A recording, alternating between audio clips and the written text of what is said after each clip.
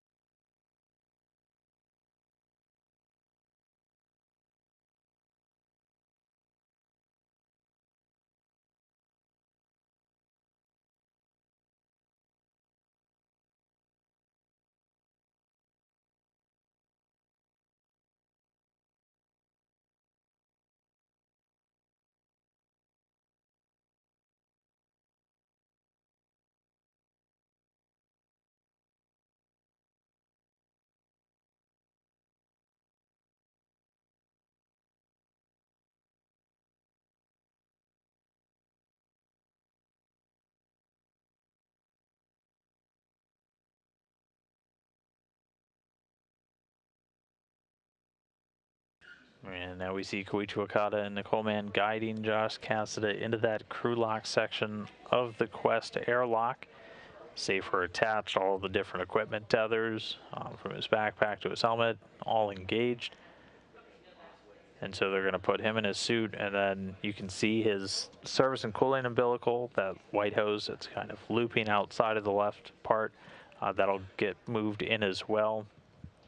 And then we'll start to hear the crew step through some of the actual depressurization of the airlock, and that's done using essentially 2 different means. We have an actual air pump that's able to extract the atmosphere and return it to essentially the station's supply of atmosphere. That's going to get engaged, and that's going to bring the pressure down to about 5 psi. And then once we get there, we're going to turn the pump off, and the crew is going to do leak checks. So they do a leak check on their spacesuit once they're at a lower pressure inside the crew airlock. So we'll hear the crew status their leak check. They'll give a yes, no on successful leak check. And then after that, we can continue with the depress. And then after that, we start to use the 2 different systems. So that depress pump can only work down to about 2 psi. After that, it's no longer really capable of extracting atmosphere from that crew lock section. And so after that, they open what's known as an MPEV valve to just take all of that remaining atmosphere, and it's used to vent it overboard. So we do lose a small amount of what we call consumables, just the breathable atmosphere, every time we do a spacewalk, just because your pump can't work below 2 psi. But it's once you're down at that low of a pressure, it's a pretty negligible amount. And so after that remaining pressure drops, all that remaining atmosphere is vented overboard. We get down to about half a psi or lower, and then the crew will get the go to actually open up the hatch. And Frank Rubio's EV1, he's going to be the one opening up, doing the external hatch operations for today. So we'll hear that. So we're going to hear the suit IV on board. So in this case, likely Koichi Wakata, we're going to hear him talking to the crew as they step through the depress up until we get to that up until we get that pressure all the way down, and then it's going to hand over to the ground IV for today, and that's going to be NASA astronaut Nick Hague. He's the one we're going to hear talking to the crew members throughout all of the different procedures today. Essentially being the voice for all the teams down here on the ground. And just a reminder, some of your key players here in the room today, you've got Nick Hague, who's going to be that suit IV, and then our flight director leading the teams is Fiona Turret. And then in the very back row, we've got Chris Mundy. He's the EVA flight controller leading all of the different flight control teams responsible for building, training, executing today's spacewalk.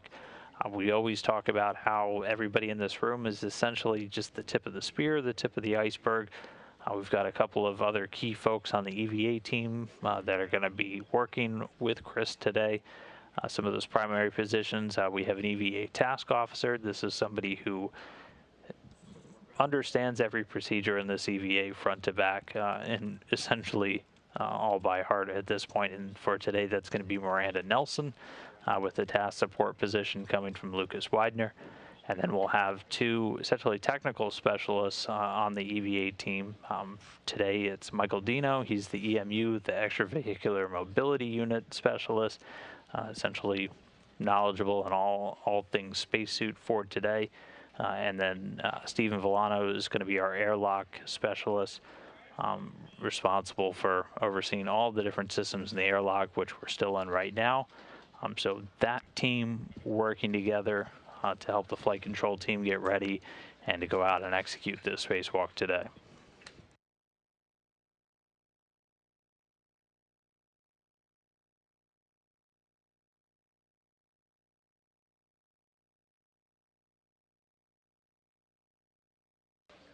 All right, and right now we can see Koichi. So he was just talking. They have a hardline connection right now between the crew in the equipment lock and the crew, both Cassida and Rubio in their spacesuits.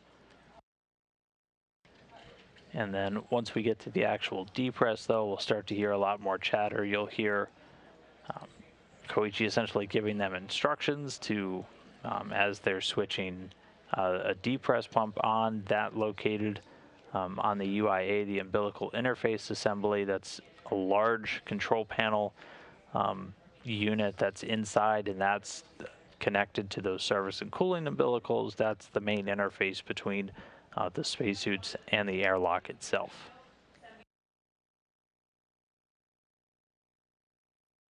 Before we get there, they're making sure they have all of their tools. We don't have any extra hardware in the crew lock itself, as again, that's about to be exposed to vacuum. So they do just a final sweep of that, and then we'll see the hatch get closed.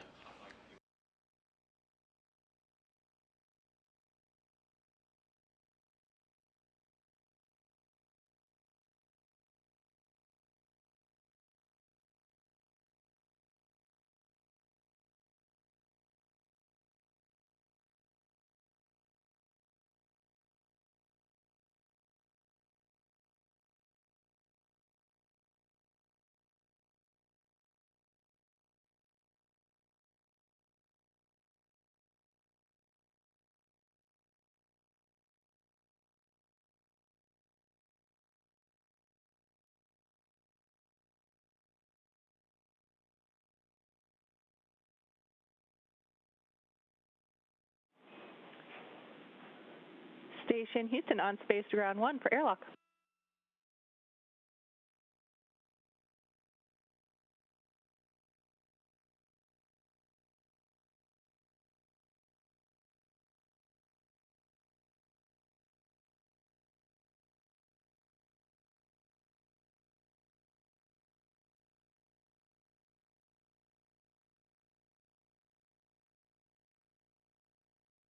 ground 1. Hey, just wanted to give you a heads up. The ground is putting step 80 in place, so the crew will be hot mic'd in the suits. Copy, crew's going hot mic.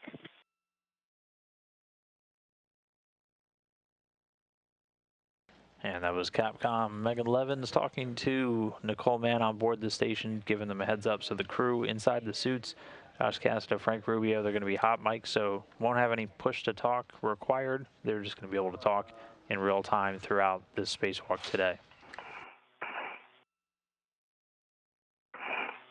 And we see Koichi Wakata working to get the hatch closed, isolating the crew lock section.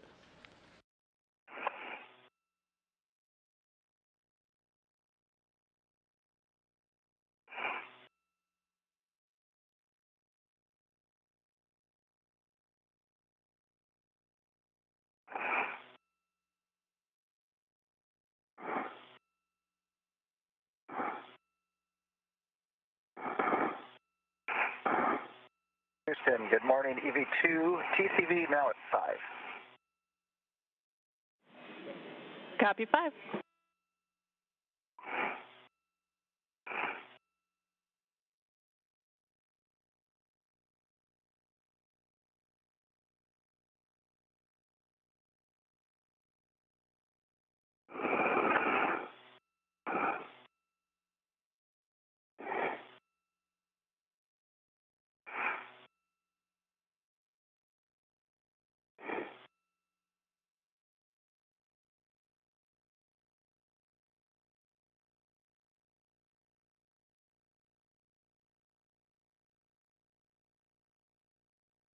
So airlock, we're in step 77, and step 76 and 77 are complete. Copy complete.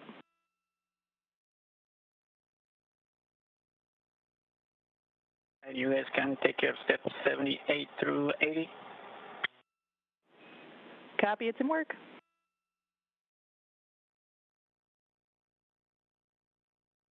And so with those call downs, Koichi Okada letting the team here in Houston know that the hatch has been closed. The emergency MPEV, so the manual pressure equalization valve, is closed. That gets closed before we step into the actual depress activities. Again, we're going to be initially using that pump to essentially pump the atmosphere out of the crew lock section of the Quest airlock. We're going to bring it down to 5 psi and then pause to allow the crew to do a quick leak check on their suits, and then we'll resume, and then we'll get that depress pump, bringing it down to about 2 psi, and then we start to also use what's known as the emergency MPEV, manual pressure equalization valve. And what that's essentially doing is taking the remaining atmosphere out of the crew lock section and dumping it out into the vacuum of space as that pump stops to work once we get down to 2 psi. So all that's coming up. Meanwhile, the teams here on the ground are just doing some final configuration work. We heard the crew go hot mic, so they're going to be talking without any push to talk, without push to talk being necessary throughout their space flight.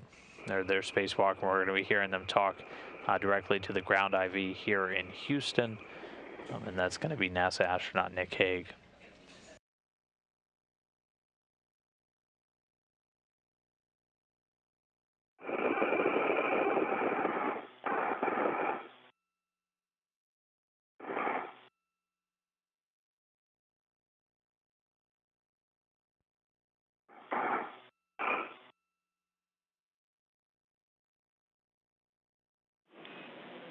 Station Houston on space to ground 1 for airlocks. Steps 78 through 80 are complete.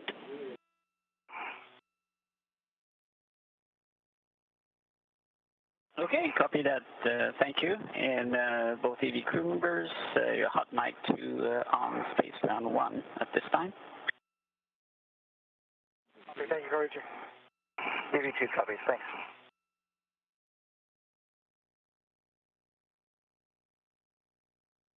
Okay, Josh, on UIA, please check depress pump power is off. Depress pump power OFF. Thank you. And then please verify depress pump enabled LED on. Depress pump power enable illuminated. Copy. Houston, we are in step 84. With your go, we will proceed with the cue card.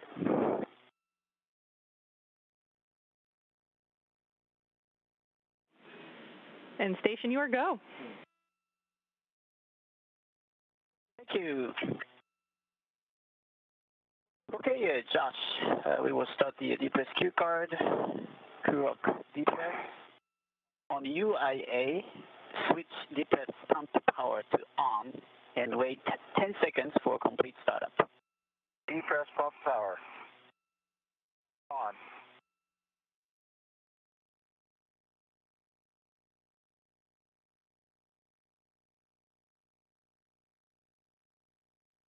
Okay, Josh, and depress pump manual ISO valve to open, and both of you guys expect alert tone. Depress pump man ISO valve coming to open and copy on the alert. Everyone copies.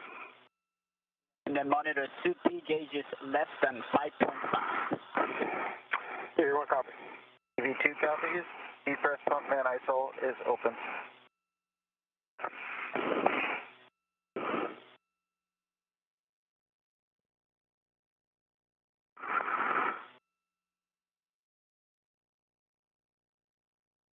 And with that, the depressurization of the crew lock section of the Quest airlock is in work. So we were just listening as Koichi Wakata was walking Josh Cassidy's EV2. He's working at the UIA, the umbilical interface assembly, essentially a control panel that they have inside of the crew lock section that allows them to access the depress pump. Their service and cooling umbilicals that are connected to their suits, providing power, hardline comm, and also fluids at this point. So still integrated into the station systems. We did get confirmation that the pressure is now dropping inside of the crew lock. So we're going to continue to just draw that atmosphere out using the depress pump until the crew lock gets to right about 5 psi, at which point the crew lock is going to get the direction to shut that pump down. They're going to close that isolation valve. And then at that point, they're then going to step into leak checks. So doing quick automated leak checks using the display and control module on their spacesuits of their EMUs. Because again, while we still have pressure inside, the EMUs are going to be at a slightly higher pressure than that 5 psi. And they're going to do a leak check and make sure we don't have any atmosphere or anything like that coming out of the suit. After we get past leak checks, we'll step back into that depress activity. They're going to open that isolation valve again. That's going to allow the depress pump to continue working. They're also going to open what's called an emergency MPEV, manual pressure equalization valve. We start using that after we're below 5 psi, essentially working in conjunction with the pump itself, and that's going to continue until the crew lock hits about 2 psi. At that point, the pump, its valve is going to get closed and it's going to get powered off as the pump stops working once we get to 2 psi and below. The emergency MPEV remains opened as we will continue to watch the pressure drop. We'll get to a little less than half of a psi, usually a lot closer to 0, at which point we're essentially in vacuum. You'll have essentially an equal pressure between the crew lock and the outside of the space station, which is at vacuum. In step 85, the removed metal canisters are serial number 20 and 22. Houston copies, good number.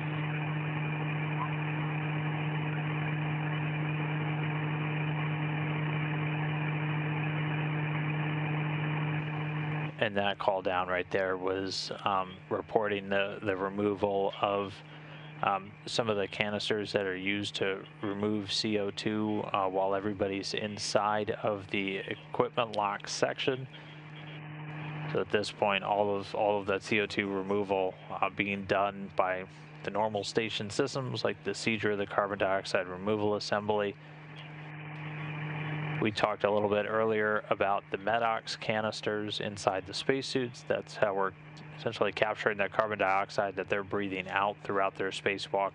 Those are regenerative, so they have essentially a saturation point at which at which point they won't be able to remove any more CO2 as they're using a chemical process, using an oxide inside. Once all that oxide is used up, we're not removing any more CO2.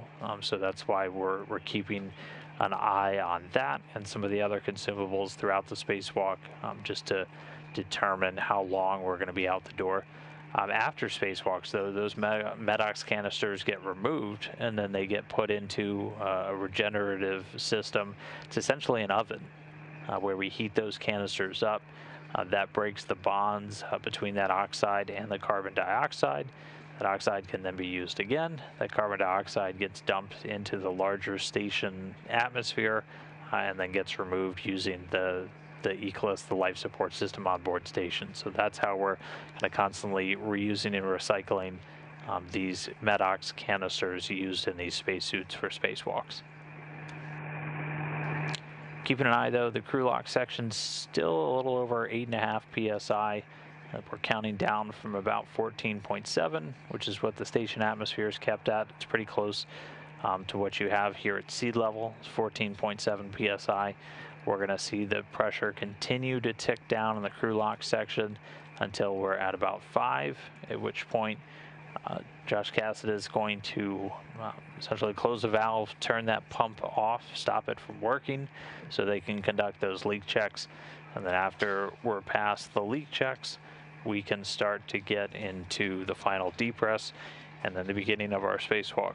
Reminder, for the U.S. spacewalks, operationally, we mark the beginning of a spacewalk is when the crew switches over to battery power. So it's after they're off those umbilicals and running solely on batteries inside the suits.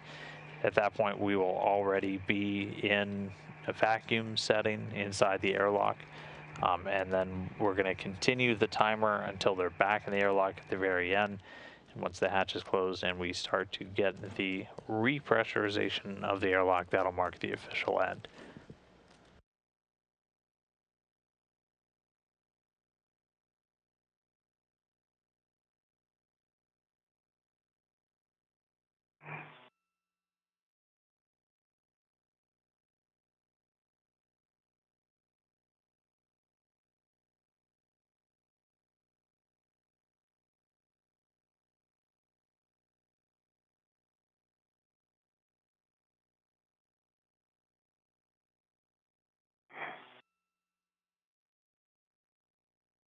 EV1 and 2, when the crew lock gets to 6.0 psi, expect alert tone.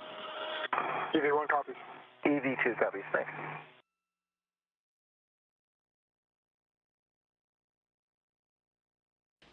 And the crew lock right now coming up on 7 psi. The crew's going to get an alert tone at 6.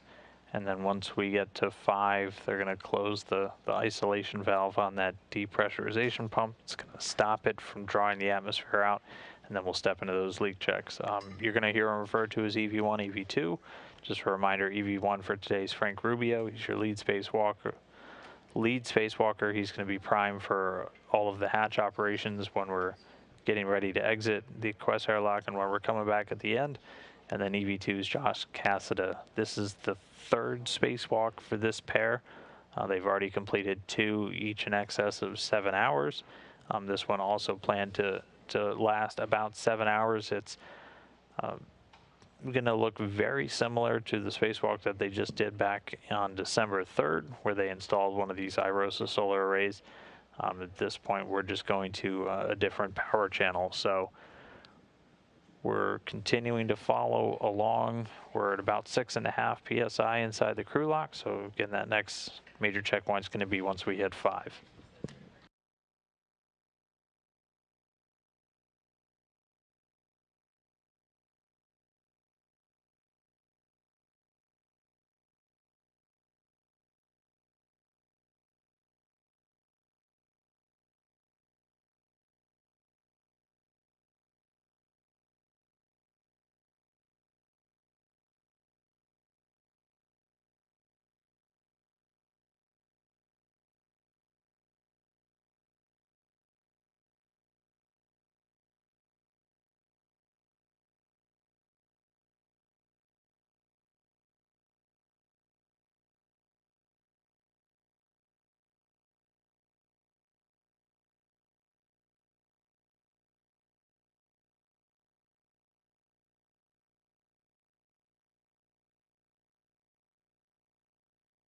And meanwhile, in the equipment lock section, we're continuing to see Nicole Man on the left, Koichi Wakata there in the middle. He's got in his hand what's known as the depress repress cue card. That's where he's reading off the procedures to get the instructions to the crew.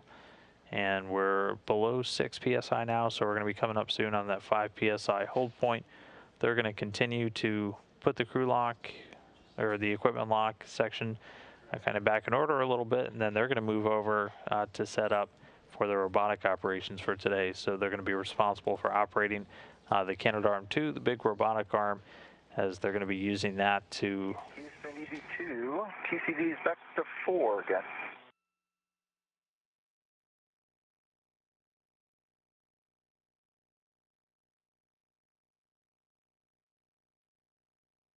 Again, they're going to be using that robotic arm. Josh Casta is going to be... Okay. Houston copies, TCV4. Thank you. Houston EV1, not sure if I ever told you my TCV, I moved it to 6. It was before we transitioned to hot mic. Copy 6.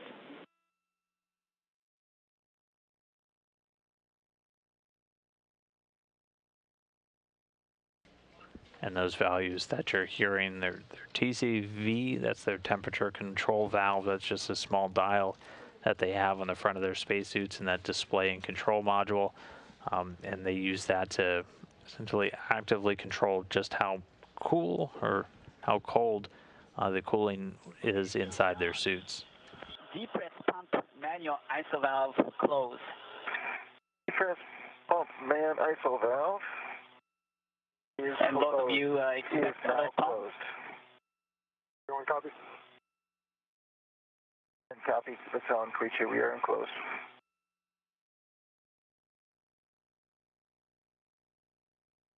Just confirm depress pump manual ISO valve is closed. Depress pump man ISO valve is closed. Thank you. EV1 and 2, we do the leak check. So switch display status until leak check question mark displayed.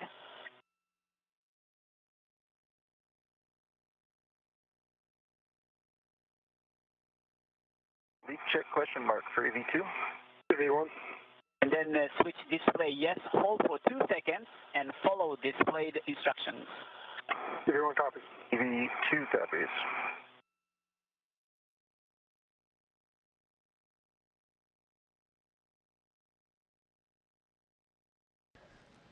All right, so right now we're holding at 5 psi inside of that crew lock section where Frank Rubio and Josh Cassidy are suited up. They're now stepping through leak checks on their spacesuits.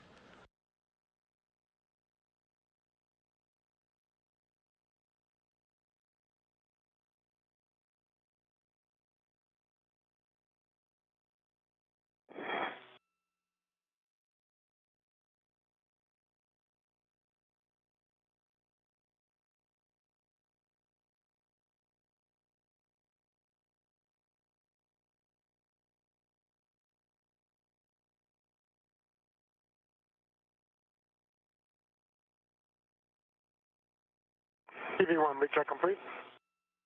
Leak check complete for EV2. The check O2 actuator in EVA. EV1 in work. In work for EV2.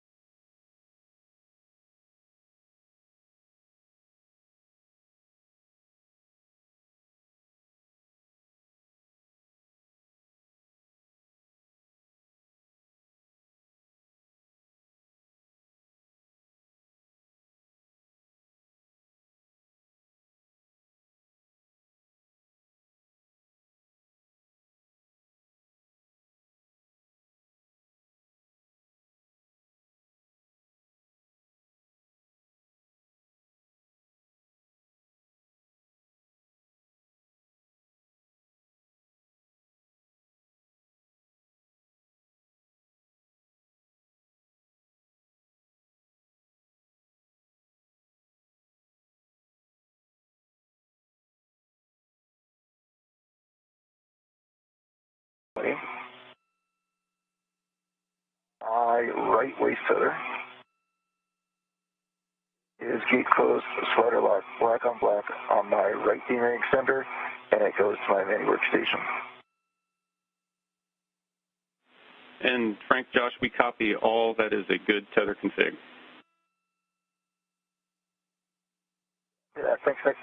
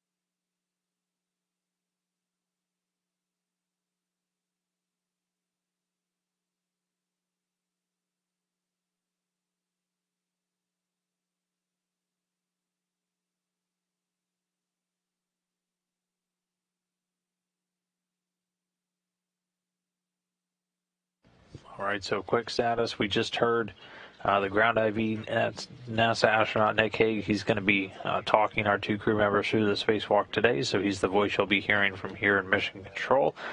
Meanwhile, Frank Rubio, EV1, Josh Cassidy, EV2 in the crew lock. They're getting closer to vacuum. There's just about 1 pound per square inch of pressure still inside. It's going to continue to leak down. Once they get to about half of a PSI, they'll get the go to open up the hatch and begin this spacewalk today. Again, the operational start time for today is after they get off of those service and cooling umbilicals and switch their suits over to battery power. Just checking in with you as we wait for the crew lock to get down to 0. One reminder, when it gets close, you can expect some alert tones. Big picture, in terms of timeline, Koichi and Duke did an awesome job. You guys were super efficient, and we're 10, 15 minutes up on the timeline. So we're just going to go nice and slow and methodical out the hatch, and let the MEDOX condition properly. And then also we're going to have a patch of some Radicom. We're going to be down KU. We should have S-band, so we'll try to maintain voice through that. So we may ask you to repeat some things if we don't hear them. Just want to give you a heads up. Okay, we copy. And thanks so much for the overview. E2 copies as well, Nick. And just a heads up, I went TCV to 5.5 just in case we find ourselves in a warm restart. Copy, Josh. 5.5 on the TCV, and I've got the cuff checklist open.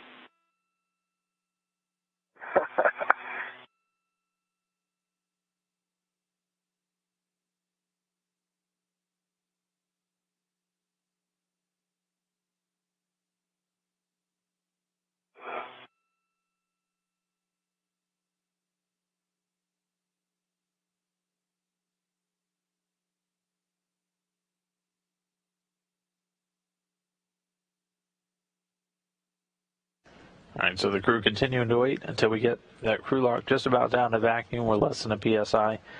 You just heard another reference to TCV. That's the thermal control valve. Anytime the crew's altering that, they're just giving a heads up to the team on the ground. It's a small dial that they have on the front of their suits. So what we're going to look for is crew lock pressure less than a half PSI, and that can be from our telemetry down here, or if you see it on the DCM or the hatch gauge. Okay, copy it. And so probably looking at a couple more minutes until we get just below half a PSI, and they'll be able to step through the hatch operations. But you'll hear those TCV values standing for a thermal control valve. It's a small dial that goes between 0 and 10 on the front of their suits, and then the higher the number, the colder that they're making it. As the astronauts are working inside of the suit, again, you're in a completely sealed environment. You're essentially in a small spacecraft yourself. You're generating heat, and so we have an active heat rejection system to help keep them cool. They wear what's known as a liquid cooling and ventilation garment, LCVG that looks a little similar to long underwear, and then it has tubing throughout the entire thing that's able to run cooled water around them. And so as they generate heat, that heat transfers into that liquid running around them that then goes into the backpack section of the spacesuit and ultimately gets to a place called the sublimator. And that's going to be using a physical process known as sublimation. So some of that water eventually turning into ice as it's exposed to vacuum, and then that ice sublimates. And by sublimating, we're going directly from a solid to a gas. That's what sublimation means. And so that ice turns into a vapor essentially as it's exposed to vacuum. And the act of sublimating draws energy from stuff around it that's drawing that heat away from the water that's passing through the sublimator, and then it's cooled down and then goes right back through that liquid cooling garment. So that's essentially the process that we're using to help keep the crew members cool while they're working inside of the spacesuit. And they can control that freely throughout their spacewalk. They either start getting into a more intensive activity or spending a lot of time in direct sunlight that can tend to heat up the suits, so they can actively turn up and turn down the cooling just however they need to throughout.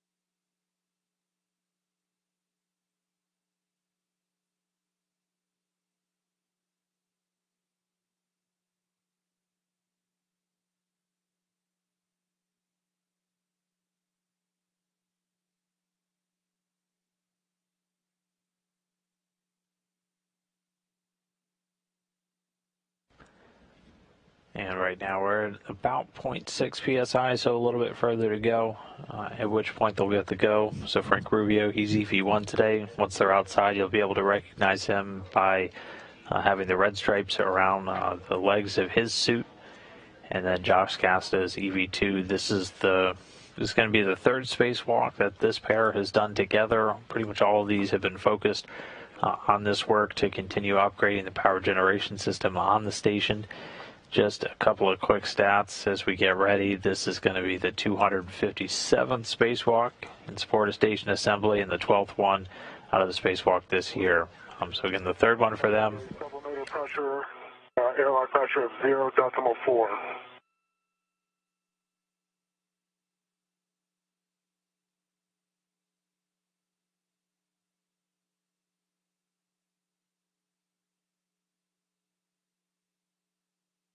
Frank, as a heads up, I've got a blank screen, but I have not navigated.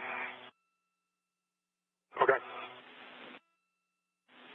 Mine went, once we hit 0.5, mine also went blank, but I can static down to sublimator P. And Frank, copy your reading on the gauge. We see a little bit higher pressure here. We're going to wait just a little bit, 10 seconds to a handover. I'll catch you on the other side. You want copy?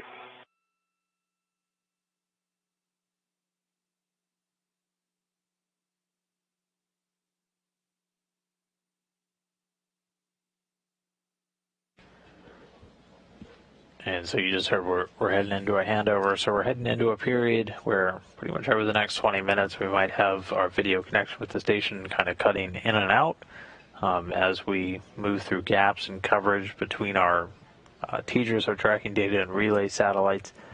The good thing about spacewalks is we'll pretty much have wall-to-wall connection with the station in terms of video coverage once we're out the door. But for the next 20 minutes, it'll be a little bit ratty, so we might be comms only.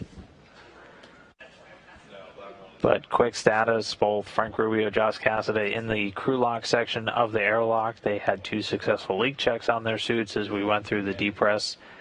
They have been moving about 10-15 minutes ahead of the timeline. Again, this is the third one this pair has done with the help of Koichi Wakata and Nicole Mann to get suited up and get into the airlock itself. We're coming up on half of a PSI. Once we get a little bit below that, they'll get the go to start moving into some of the hatch operations and then getting their suits onto battery power, which will mark the official start of today's spacewalk. In total, planned to last about 7 hours today, with the goal of installing a new IROSA, an International Space Station Rollout Solar Array, that's going to further augment the station's power generation capability. So they already went through essentially a safety tether setup, as each of these crew members is going to be tethered to the station structure at all times throughout the spacewalk. So the first thing they do is just check the location of all those tethers before they head out the door. Back with you. We see pressure less than 0.5 down here on the ground, so you're go to open and stow the EV hatch. Copy. Go to open and stow. Good work.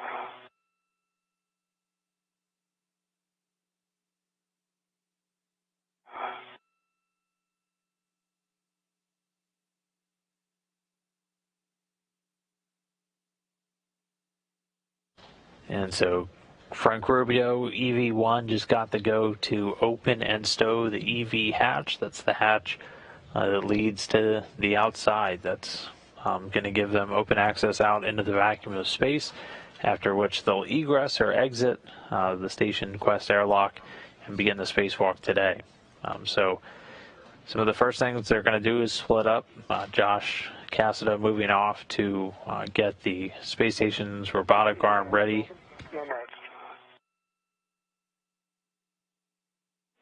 Copy, Frank.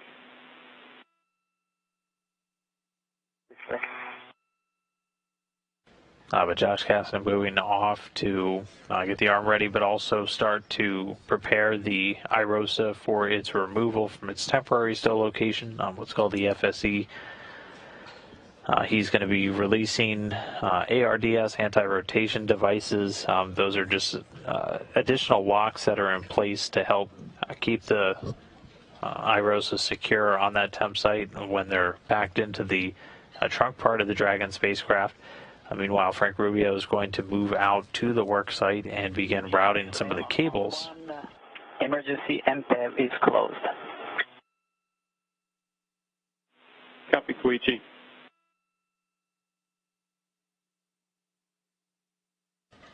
And Koichi Wakata reporting the emergency MPEV. That's the manual pressure equalization valve that we use to get rid of the last bits of atmosphere. Just want to confirm you've got the hatch stowed as well. Affirmative. Okay, so we're going to step into post-depress. So both of you, you're going to want to stagger your switch throws. Expect warning tones, but you're going to take power to bat.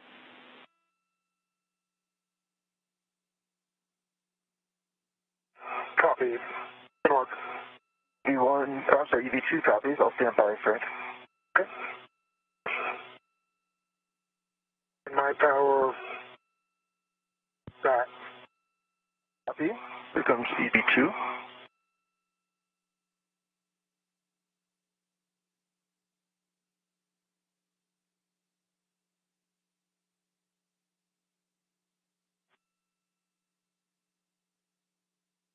E2 is in bat, and I had found the display quickly. I saw power restart with the device. Okay, copy. And Frank, if you want to display Switch Pro to verify functionality as well.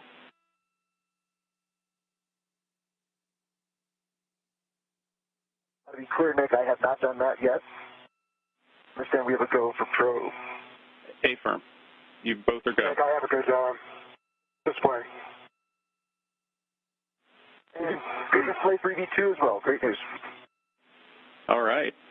So, Josh, you want to take power for EV1 and 2 to OFF and verify that all the 4 LEDs go out.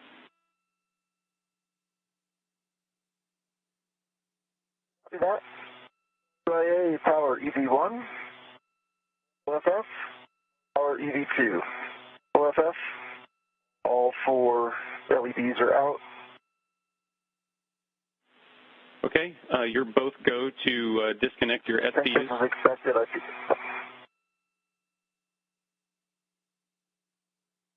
EV1 copy. I'm going to throw this message. I think this is expected to be high.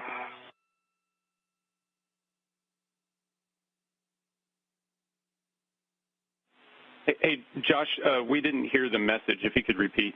SCU. Yeah, I had a suit P high, and I throwed it. Assume that was expected. And Josh, that is expected.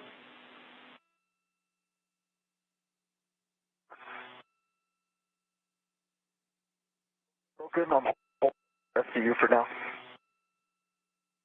Is your suit P gauge good? Yeah, I'm showing 4.6. I think we just need to breathe it down. Yep.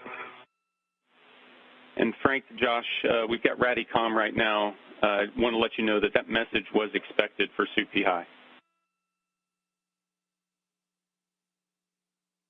Copy. We agree. I'm showing down to 4.5 now and demating the SCU.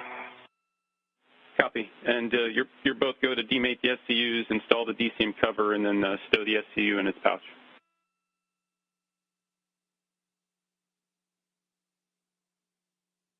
One copy. ED2 covers.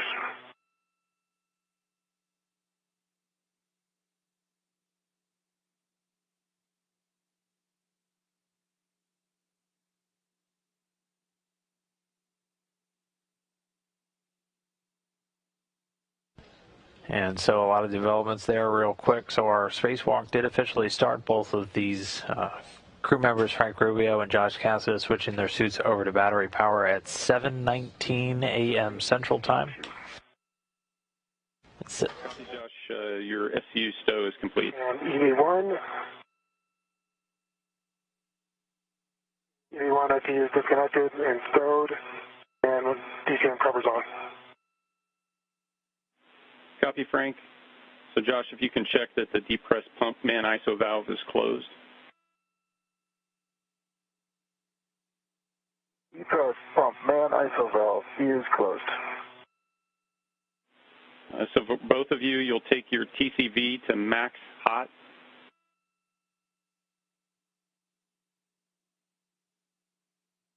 I'll do max hot. In work. V2 is in max hot. And copy, Josh.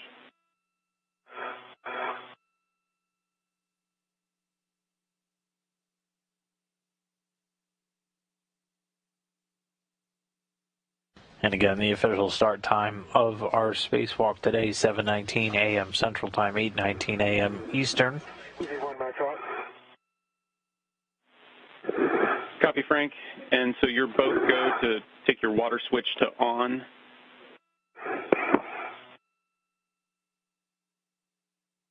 Copy. EV1 water is on. ED2 water is on. And you'll check your DCM is blank and your bite is off.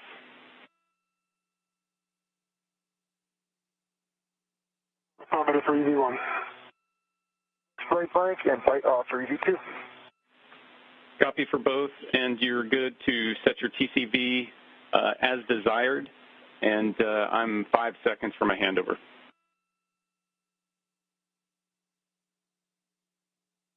EV1 copy.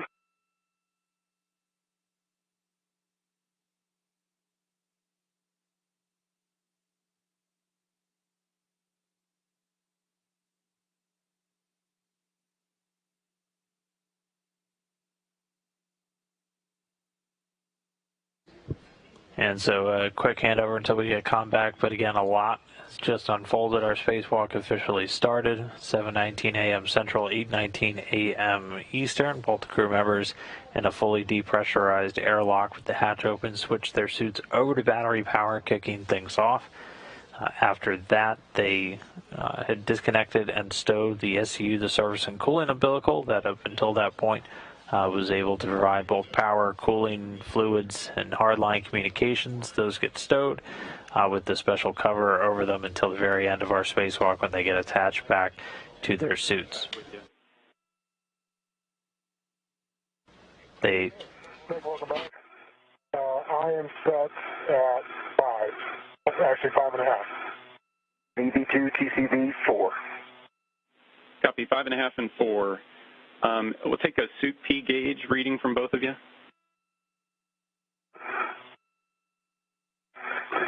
EV1, 4.3. EV2, 4.3. Okay, copy. And just to let you know, we're good suit parameters here on the ground. Your visors, you're going to be going out into daylight. And we are ready, Frank, for you to open the thermal cover. Okay, copy that. And work. And Frank, as you do that, you'll stow the hook on the stiffener tether point, cinch the strap, and then report the number of Sharpie lines. Copy.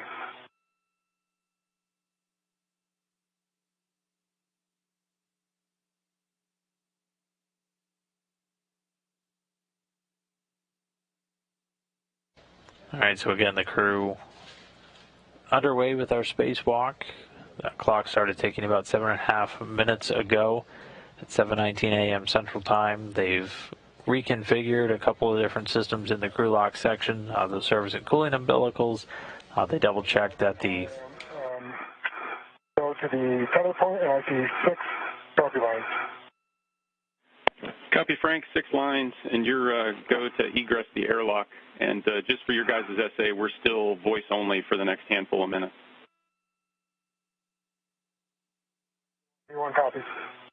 EV2 copies. All right, Josh, you ready? Ready. Hey, go.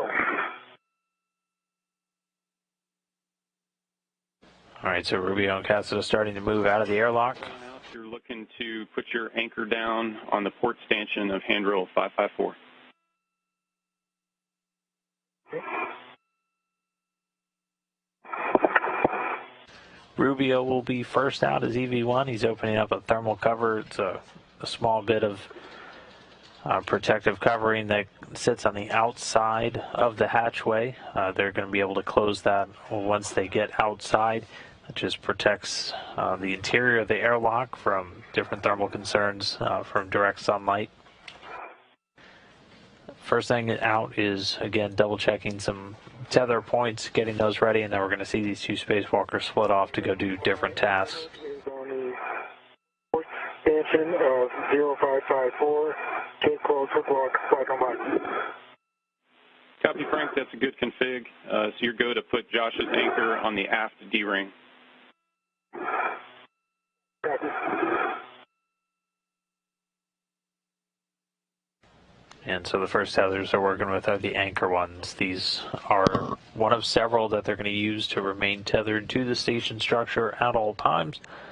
Frank's got one to a handrail right outside, and as he's first out, he'll be able to attach Josh's anchor, which is currently attached to one of his own waist tethers, to a different ring just outside of the airlock.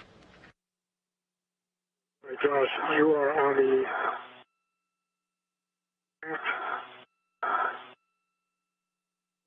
D-ring, gate close, hook lock, flag on block.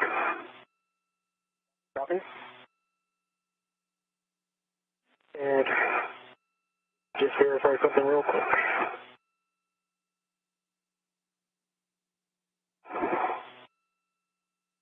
Okay, we're both on good config.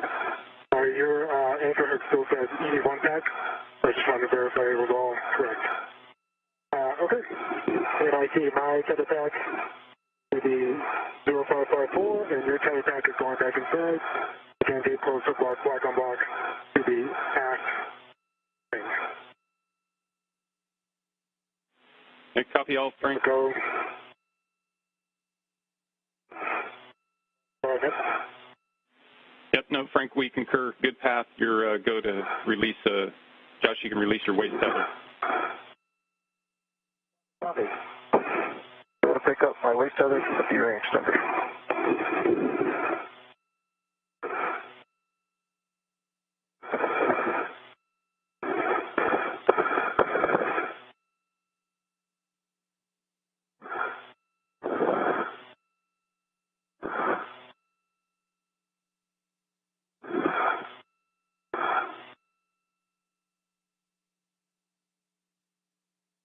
All right, so getting those initial tether points in place as both move to get out of the airlocks. We should be getting video comm back with the station in about 4 minutes. I am tethered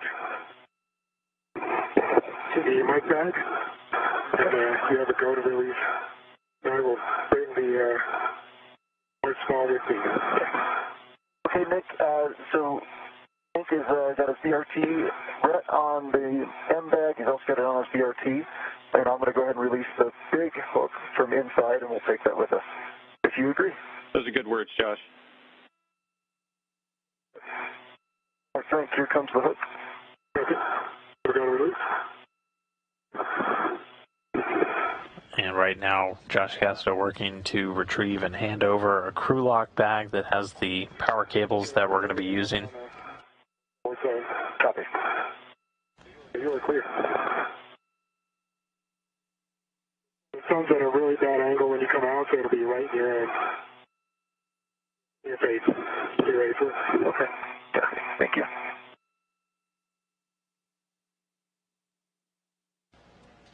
And Frank Rubio is going to take that bag. You guys are in a good config. Frank, you're going to position to the forward side of the airlock for Josh's egress. Okay, I am there.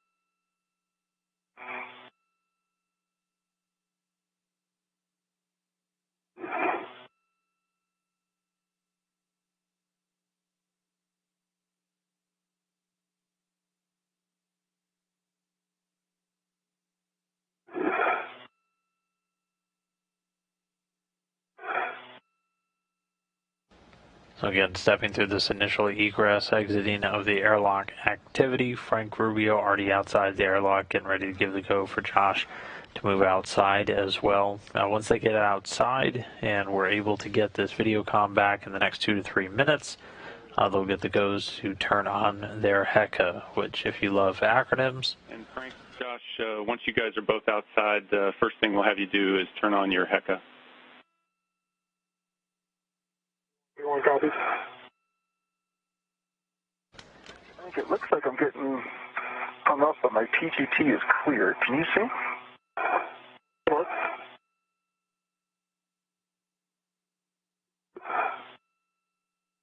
Your PGT is clear. I think. There we go. Yeah, just. Might have just been There you go. Yeah, I think it was your foot just slightly set.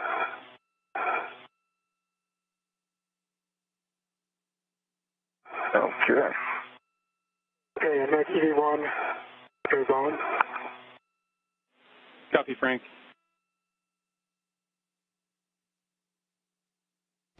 Okay, once we get video back, they'll be turning the HECAs on. We heard that call, or that go from Nick Hague down here on the ground. Now, HECA, that's HECA. That's an acronym with acronyms inside of acronyms. That HECA stands for the High Definition. Once you're in a good position, let me know. We'll start buddy check. Okay. High Definition Extravehicular Activity Mobility Unit Camera Assembly. So, Matt, or the thermal cover first, I guess, buddy check.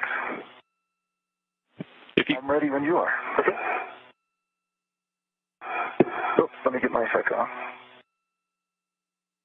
Okay.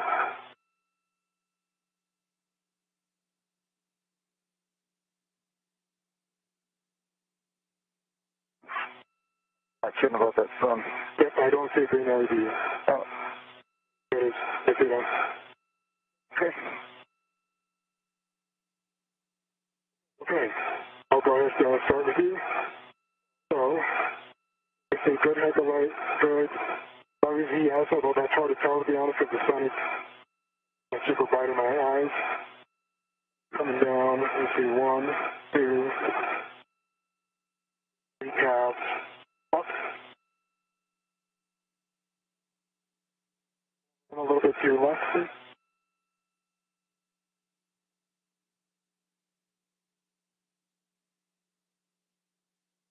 Two safety handles are down. And your tools and tethers look like they are in a good config. Okay, copy that. Got your WVS, and if you move your left hand just slightly, oh man, I don't see your HECA. Is that on? Can you see it in your mirror? Actually, I don't. Yep, it's on. Oh, I'm sorry. Yep, I've got both. Yep. And I've got 3 tabs up, and let's see, your safer handles. These visors back up. And then rotate to your left so I can see. There you go, I got both. Both safer handles are down. And finally, your tool config. The bag is hanging down at your knee, but I think that'll be fine. Okay, thank you. And your tether looks good. Okay. So I've got a dry hat, and I've got good body checks. And I also have a dry hat. So if you're with us, we have good body checks for both EV1 and EV2. Yeah, copy, Frank. Josh, we're back with you, and we're picking up KU now. We should have video here shortly.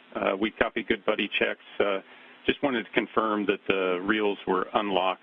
We might have missed that before, and then after that, it'll be close the thermal cover.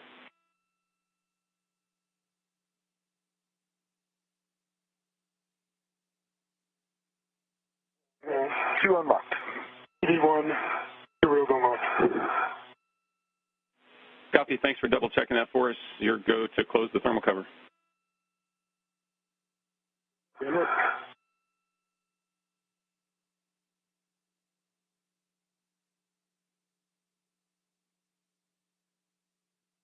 Thank you.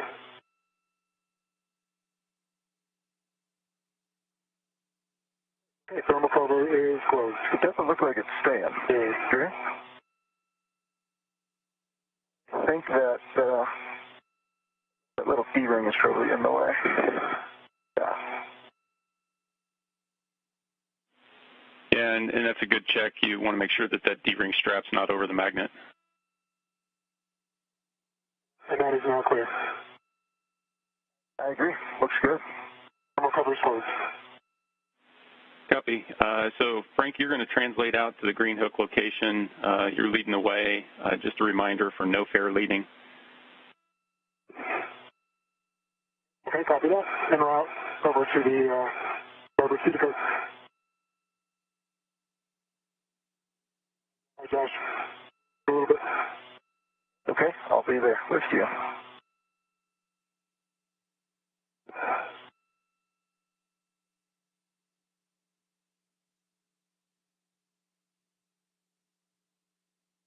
All right, well, with that, we heard Frank and Josh going through what's called buddy checks. As you can imagine, it's hard to get a good look at your own suit. There, Josh, as you're following, just a reminder for the caution to watch out for the tuck cable. Everyone copy. Thank you. Maybe 2 copies, thank you. And so the buddy checks, each of these astronauts gets a look at the other, verifying that they see lights for things like their HECA, the helmet cams, and then the various. Josh, I'm at the top of the feeder spur. Okay. Good. I'm on the feeder spur. So again, looking at things like the safer handles, making sure they're not engaged, things of that nature. And it looks like we're starting to get our first helmet camera view. So this is number 20. So this should be Frank Rubio, whose first task is going to be to head out to the actual site where we're going to be installing the iROSA today and start routing some of the cables. And so he's got, it's essentially 2 cables, but they're going to be functioning as 2 different Y connectors. So one end of the cables is split into 2 pieces. One end goes into the new iROSA once it's there, the other into a connection for the existing solar array, and then those get plugged in to the 4A power channel. And so by installing all these, once the iROSA is in place, we're essentially going to be integrating the iROSA and the existing array into the same power channel. Already out there. Yep, copy. And so, Frank, you're going to be looking for handrail 3652. That should be just nadir of the starboard CETA card. Okay, 3652.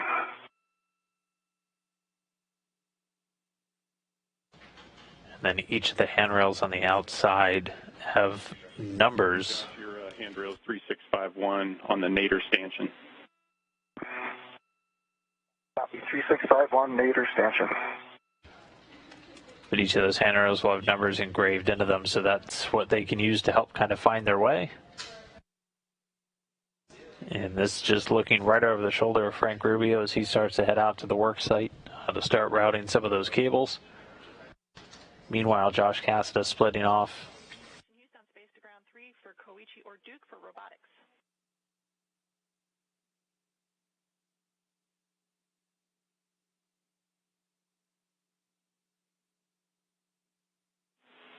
And for both... Might be starboard seated card. And copy, you're at the starboard seated card.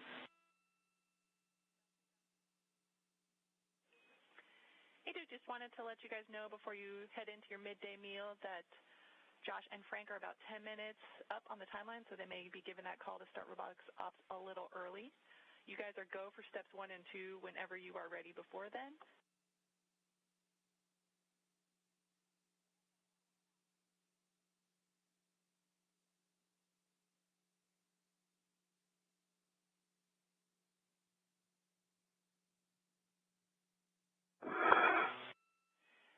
And we'll give all of our robotics calls, Duke, on Space to Ground 3.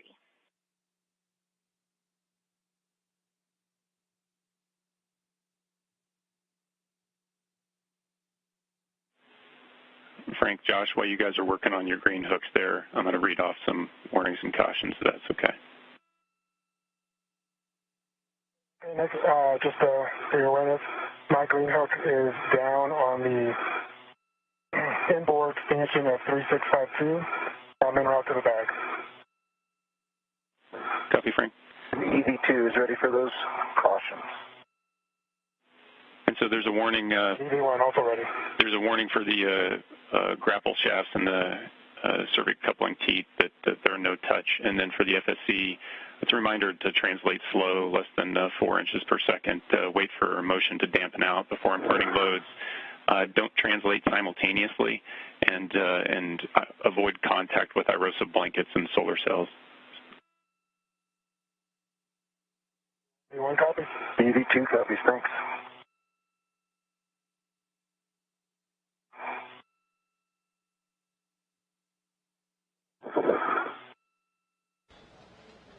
And the ground IV for today, Nick Hague reading out a couple of cautions. Anytime we do these spacewalks. So you've got a good green hook down. You're going to work on bundling the cable bag and then translating outboard. And Josh, 3651, you might have to wait for Frank and maybe able to give him a hand getting that bundle together. Yeah, I agree. I think I will have to wait. Yep.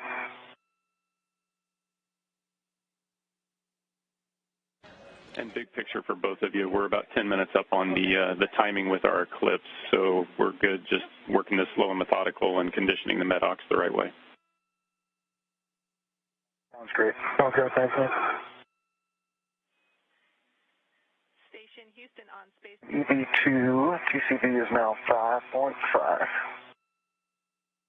Copy, Josh, 5.5.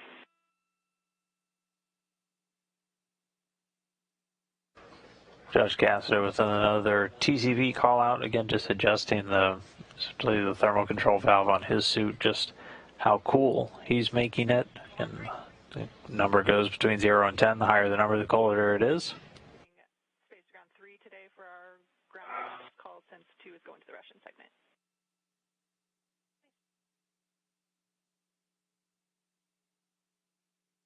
Okay. Josh? Hi. I think I will have to wait to get to that 3651 if you agree. Doesn't look like we want to do that. Have me go past you. Okay. I can certainly help here if you need it. Okay, great. Give me just 1 second to get this. Okay.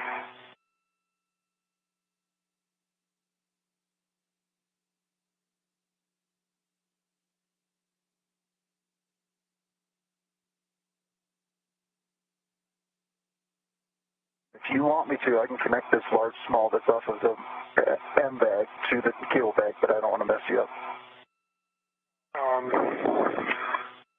do you think there's a point that we can draw tension off of? Or at least lock it out, maybe on the far side there? You want to lock it out? Yeah, just because I want the bags kind of tight together. I think so you want it retracting, correct? Correct. Yeah. Well, don't. Let it retract all the way and then lock it so it doesn't come out any further. Oh, does that make sense? Yeah. But I think if you pull on it when it's locked out like that, it'll continue to let some out, not reel back in. Okay. You might not want to do that. All right. But up to you. If you want it is connected, you let me know if you want it locked out. Thank you. Yeah, you can just leave it unlocked. Yeah.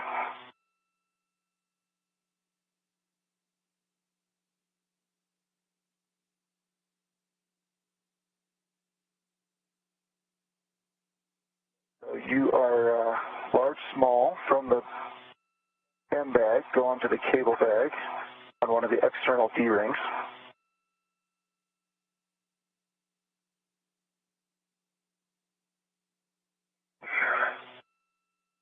Yeah, it's just not going to give it enough tension here. Is the bag still attached? Yeah. Yep, the bag. Actually, you have that. Yep. Okay, great.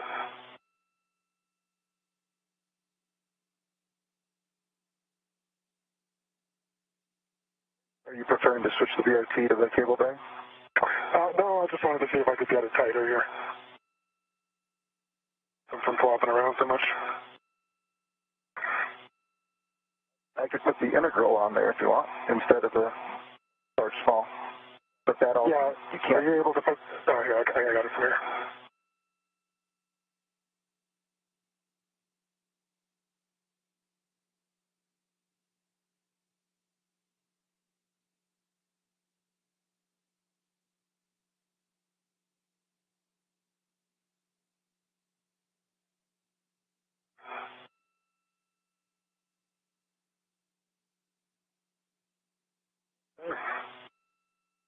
And actually, I may just undo this. Well, no, I'll keep it.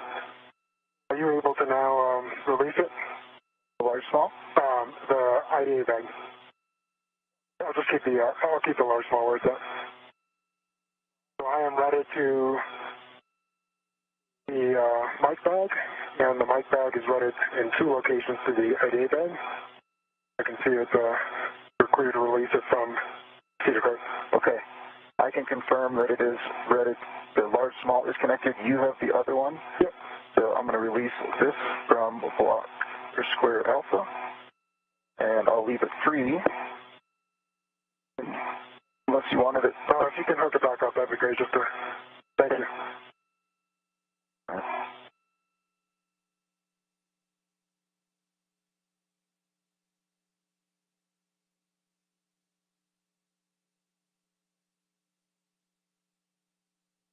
There you go. Awesome. Josh. No problem.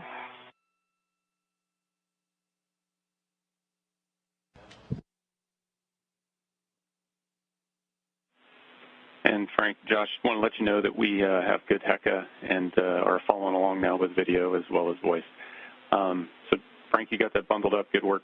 And you're going to translate out to the work side, note in here to about a fair lead zenith of the port TFR as you go out. Okay, copy that. Thanks, Nick. And yeah, thanks to Josh for helping getting that bundled. Oh, no problem. It's good.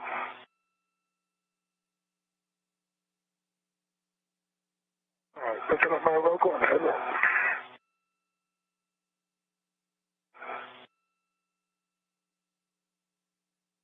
Josh, let me, do you mind if I go first here? Or you're heading native? I'm heading native. Okay.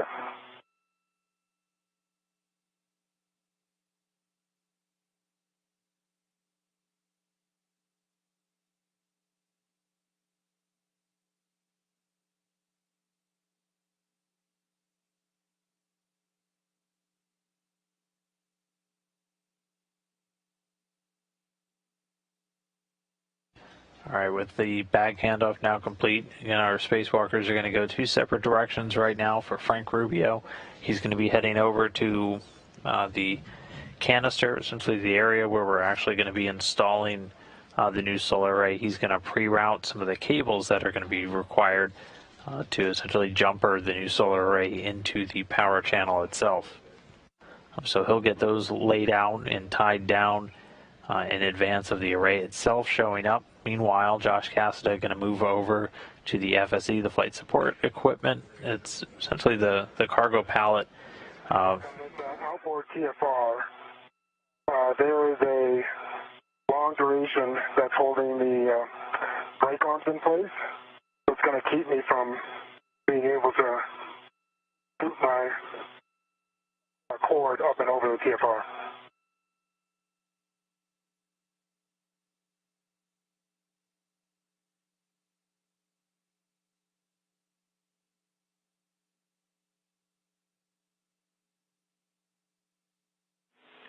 Yeah, copy, Frank.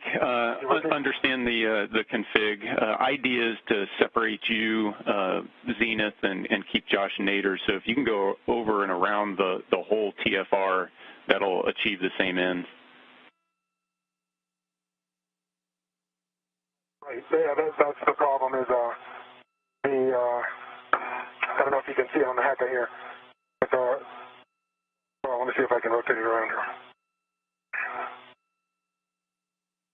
It doesn't quite have enough slats to come off the top of the TFR, so I'm not able to go up and over.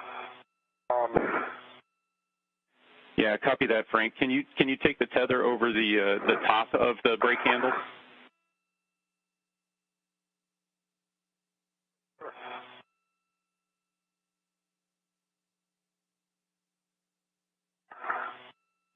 Yeah, Frank, if you can put it up there, it should help us keep that separation. Okay, I'll just put it up and over the width. It'll have a little bit better. Copy. Sounds like a good plan.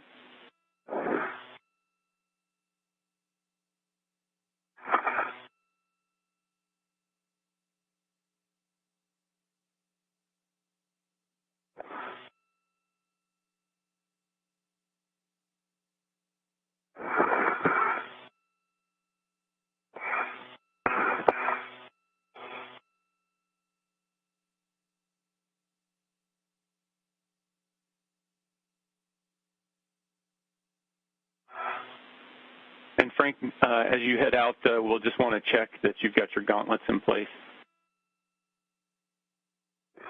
Yeah, both gauntlets are down and covering the metal portion. Copy all, thanks.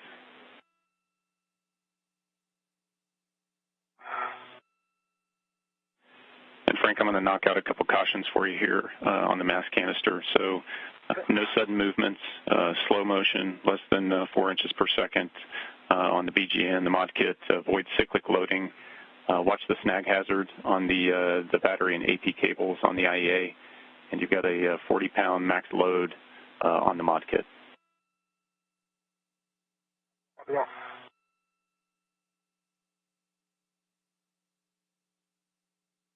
So a few quick call-outs from Ground IV Nick Hague there. We're just about 35 minutes into today's spacewalk.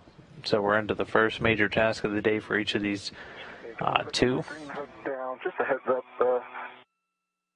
having these safety tethers, especially the 55-foot that isn't really retracting very well. It is unlocked. It's not real strong, just creating some snag hazards. So I'm just taking my time to make sure we don't create anything. Copy, thanks, Josh. We're doing that. Yeah, and copy that, Josh.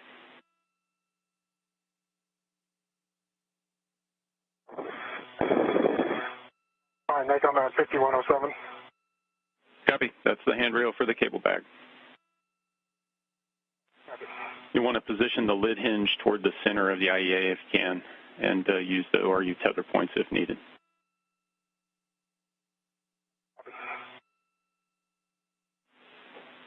And Josh, now that you've got your green hook down, it's translating up to the crew lock bag Tango, and so placing a fair lead on the port seated cart and going up and around stanchion alpha. Copy.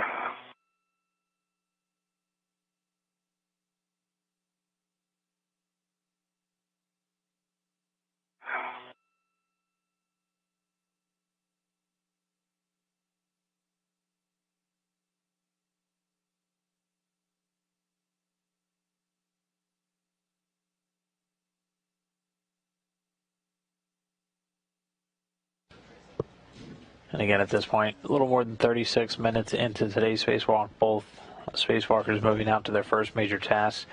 EV1 Frank Rubio heading out to the work site. He just got some cautions read from the ground IV Nick Hague, essentially just reminding him not to make any sudden movements, impart a lot of loads into what's called the mass canister, the mod kit. This is the hardware that's installed to attach the new rollout solar array to position it over the existing one. He's heading out there with a cable bag that has some cables in it, and he's going to pre-deploy some of those. This is a little bit of an issue coming out here. You sure you want me to go more zenith? With my fairlead?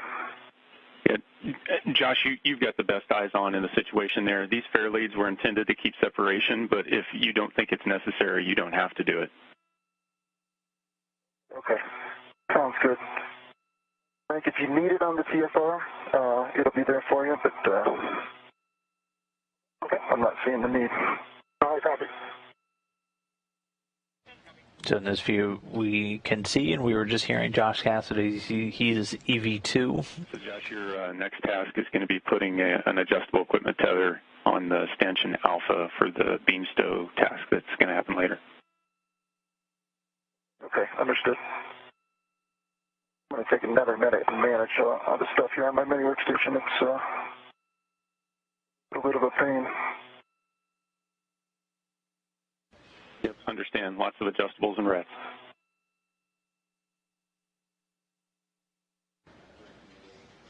And running through just a couple of things we're looking at. So you can see Josh Cassidy there in the bottom left, just above him, the large white pallet with the cross point on the very top. That's the FSE, the flight support equipment. That's the temporary stowage point right now for these IROSA solar arrays. That's what they were essentially packed on top of as they rode up in the trunk of the cargo Dragon vehicle. Those two circular pieces you can see, that is the IROSA for today, the International Space Station Rollout Solar Array. They arrive folded up.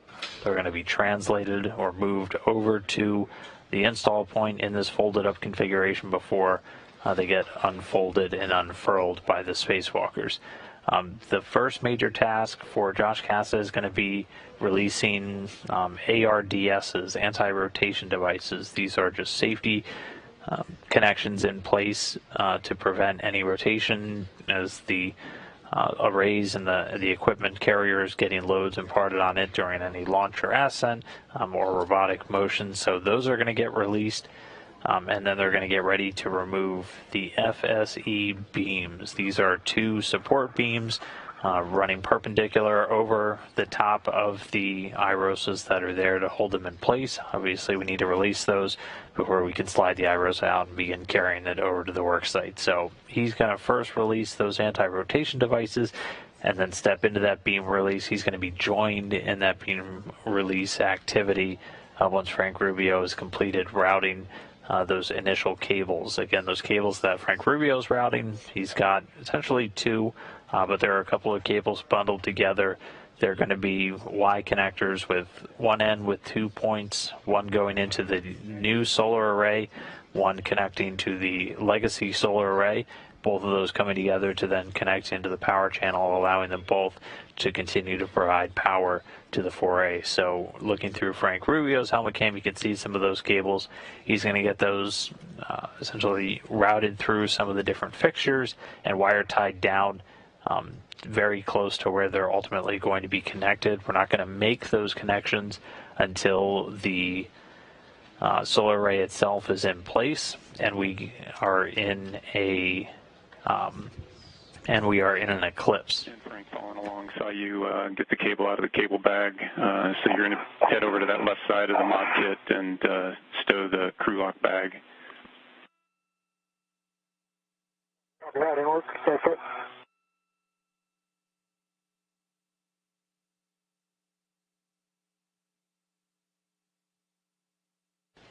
And looking at Josh Cassidy, he's moving up to the FSE.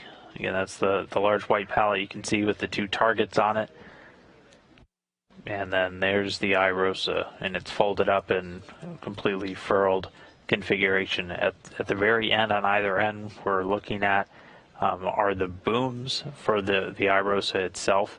And those are, after it's completely unfolded and unfurled, those are what's going to provide the actual structural support for those solar cells in the middle. He got a couple of cautions just as he got over here. Again, we're trying not to impart any major loads, so not really rocking anything as they work to attach. They're not going to be moving simultaneously once they're both on the FSC, and they don't want them touching any of the blankets where those solar cells are on iROSA. So you're going to continually hear these call outs for just different cautions and warnings. As I understand, it's handrail 12, is that correct?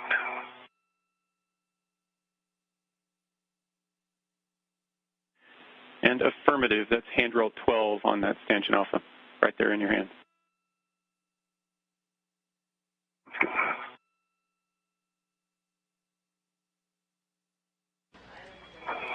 And as Cassidy gets closer to his eventual stopping point, he's going to get himself tethered in to this area. Then he's going to break out the PGT, the pistol grip tool. You can see it attached to his mini workstation. You can see the small number 3 on it. And I assume we're going to use the forward stanchion, so I'm just going to leave that hanging. You're okay with that? Yep, and copy, Josh. That looks good.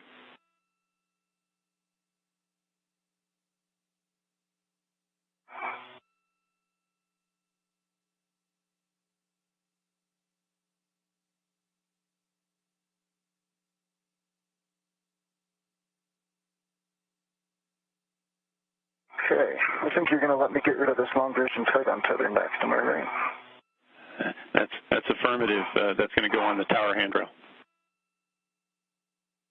Okay.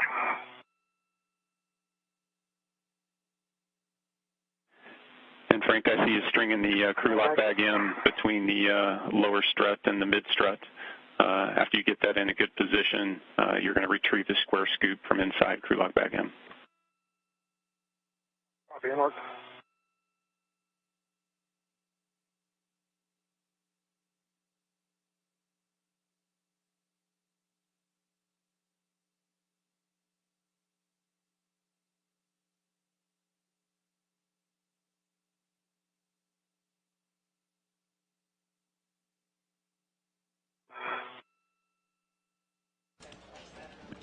And again, coming up, we're gonna see Josh Casa using the PGT, the pistol grip tool. It's more or less the electric drill that we use to interact with pretty much every bolt that you'll see. We're going to hear a number of settings called out. That pistol grip tool has the capability of dialing in exactly how much torque you want to be imparting, how quickly, how many rotations per minute it's conducting. You can limit the amount of torque that it's going to impart, and then it has a LED display readout where the crew member is able to see how many turns it's completed. And to give you an idea, we planned these spacewalks out to the point where we know how many turns that we're expecting them to have to do, and then giving them very precise instructions on just how much torque and things of that nature. Take that scoop over to the mounting bracket. You're going to install it at that 45-degree angle as it points inboard to the station. You'll want to confirm that's locked before you release the rod. Yep.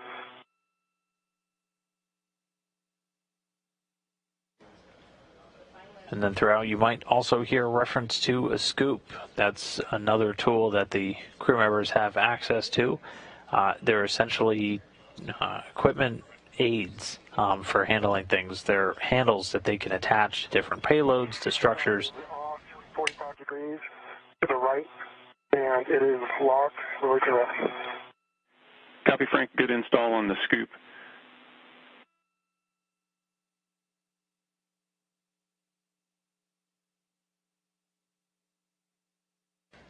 And so Frank Rubio just installed a scoop that is essentially a temporary handrail for him now. See that you've got the long duration on the tower handrail. That's a good location for it. When you finish up there, we'll want you to check your left safer handle. We think we might have seen it in video as a little bit up. Okay.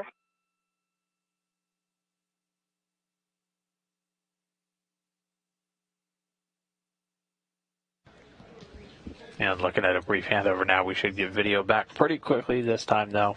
We won't have another long gap for quite a while, but we are still into the first major task for each of these spacewalkers as they continue to work through. We were about 10 to 15 minutes ahead in the timeline so far. Even if we get too far ahead, we'll have to wait at some point in the spacewalk just to make sure when we get to the cable connection part we're in an eclipse. On the tower, and... Copy, Josh, and we're back with you. Just had a shorthand over there.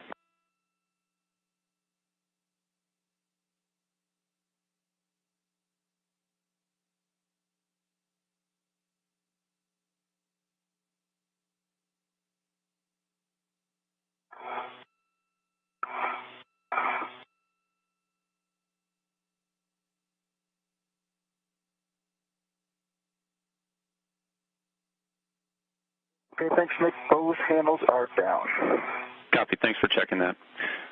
Josh, for you, the next... Thank you for catching it. Yeah, no problem. The next thing for you is going to be retrieving the socket caddy from inside the crew lock bag Tango and stowing it on the external using a ret, and then you're going to do your socket swap for the 12-inch 716. Copy.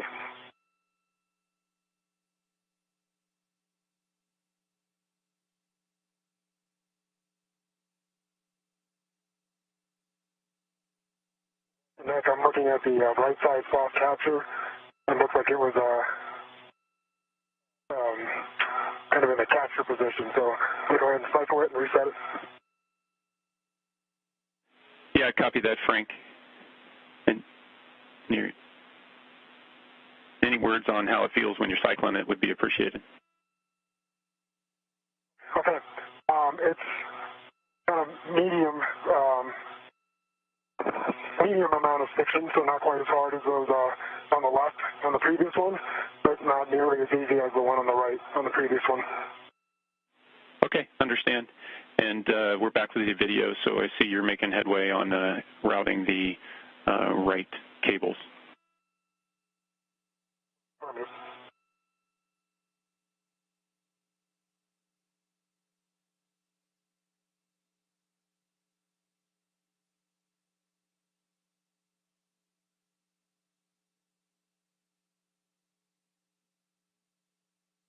And so this view from Frank Rubio's helmet camera is, again, he's working to route some of those cables. These are going to be the power connection cables that's going to integrate the newly deployed iROSA into the 4A power channel on board the station.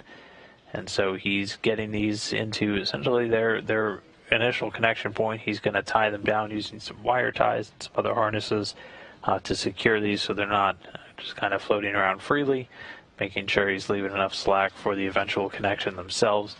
These won't get connected to the arrays themselves until we're in an eclipse, as being out of direct sunlight is the primary inhibit for making sure that the solar arrays aren't generating electricity and we're not plugging into something actively generating. So at some point we will have to wait for an eclipse. We are timed to hopefully hit that pretty much on the money as we plan out all of the other activities, as this is now the second one of these installs that this pair of crew members has done, completing their last one in just a little over 7 hours. This today a planned 7-hour spacewalk, at which point right now we are 50 minutes and 40 seconds into, still in the first major task. So socket swap is in work.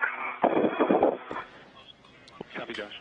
And while Frank Rubio is working on this cable routing, Josh Cassada over at the FSE getting ready to release what's known as the ARDS, the anti-rotation devices. Josh, in terms of where you're going to put that 2-inch, your trash bag or on the socket caddy, it's your call.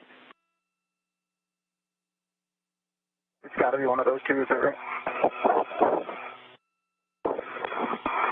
Yeah, copy. That's your two choices.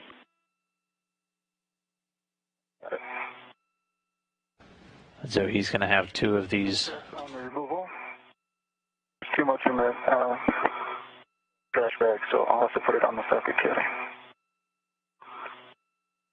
He's going to have two of these ARDs to release.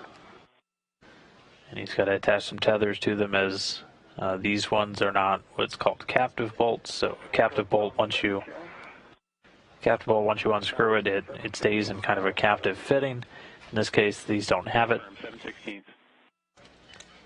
So he's going to be attaching a tether to them to make sure he captures them, and they can then bring them in his bag and not just let them float off. In the meantime, he's also breaking out that PGT, the pistol grip tool, making sure he has the right socket size on it, and then we'll hear the call out of the different settings that he's going to be using before he starts using that to drive some of these bolts and release these anti-rotation devices.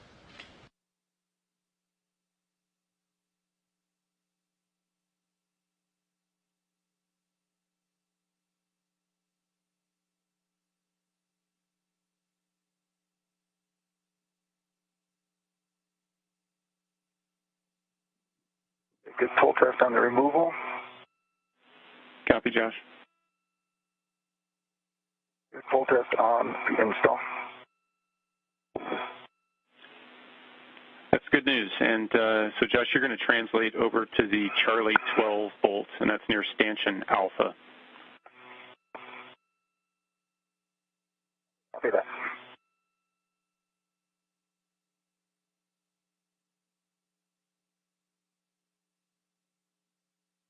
It seems like you're making pretty good time over there. Cool. I was, and then my safety tether and other plans, but I just got it messed up, so I'm probably just back to normal timeline here. Okay.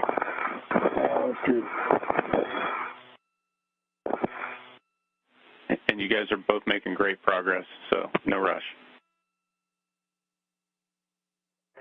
Thank you, Nick.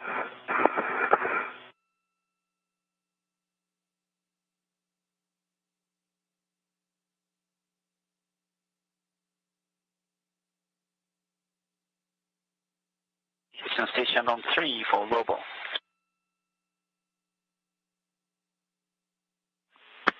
Koichi, Houston 51-3, go ahead. I'm looking at the SSC-20. This is the Heckler camera split screen views, but on the left side I see a nice Heckler view, but the right side, the split screen view shows no WDS video, and we don't see any EV camera views. Is this expected?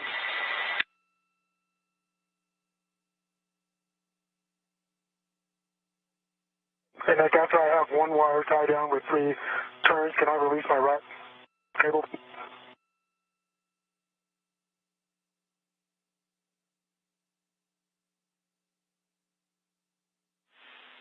And Koichi, we copy.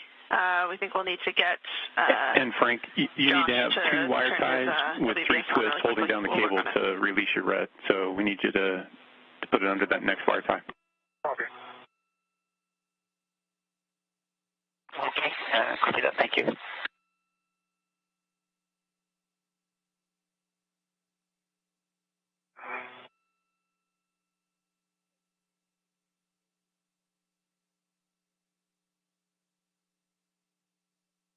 Okay, Nick, let's talk about an ARD. I see AR3 here at C12. Okay, copy that. And so you'll attach your adjustable from your trash bag to that ARD tether point, and then when you're ready, I've got PGT settings for you. That's great.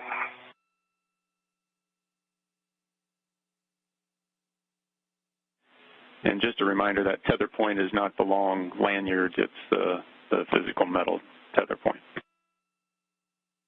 Thank you.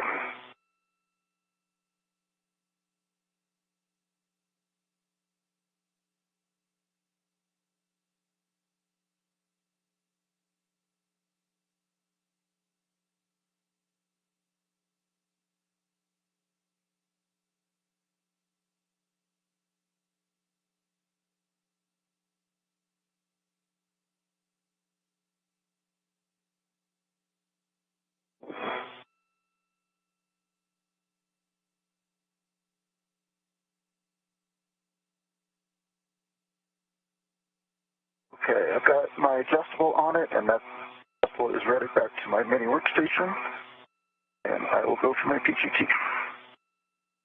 Copy, Josh. And then Nick, well, I guess we'll see. I was going to ask if that tab's going to move out of the way. I need to reach in there and persuade it, but I think it might want to go once we go counterclockwise a little bit. Yep, you're thinking the same thing that I am. There's no spring loading or anything, so when you loosen it up, if it doesn't rotate out of its way, you may have to nudge it. That's good.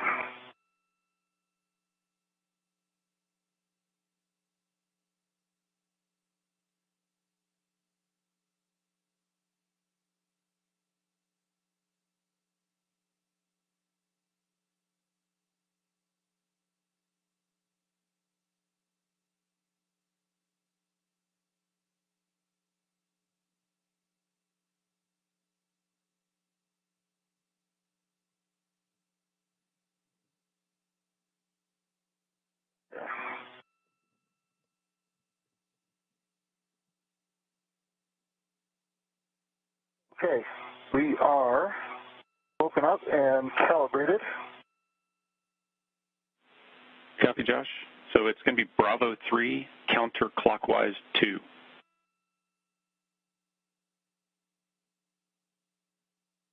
Okay, I got Bravo 3, counterclockwise 2. That's a good read back. This is the one that's 6 to 10. 6 to 10 turns. Yep.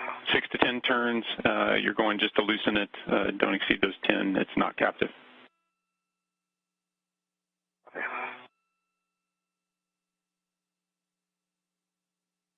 All right, Nick, those cables are in place. I had to disconnect the cables because just to kind of undo the rat's nest that it formed. Do you want me to connect them back? They both look like they're in a good configure. And that's a negative, Frank. We were expecting them to be disconnected anyway, so it's in a good config. Got it. All right, great. I counted 10.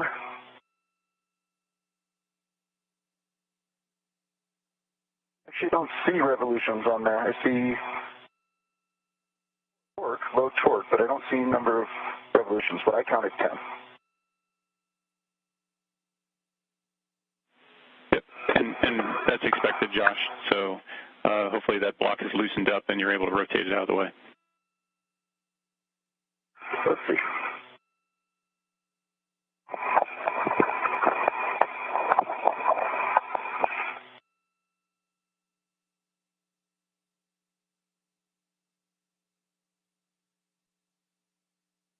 Nick, on the left soft capture features, the centermost one is engaged and in the proper config, and kind of medium stiction. And the left one is in the capture, or correction, in the engaged position. So I'm going to go ahead and cycle that one, and also set it in the right position. Copy all, Frank. Thanks. And all three soft captures are in the proper config. Copy, Frank. Nick for ARD.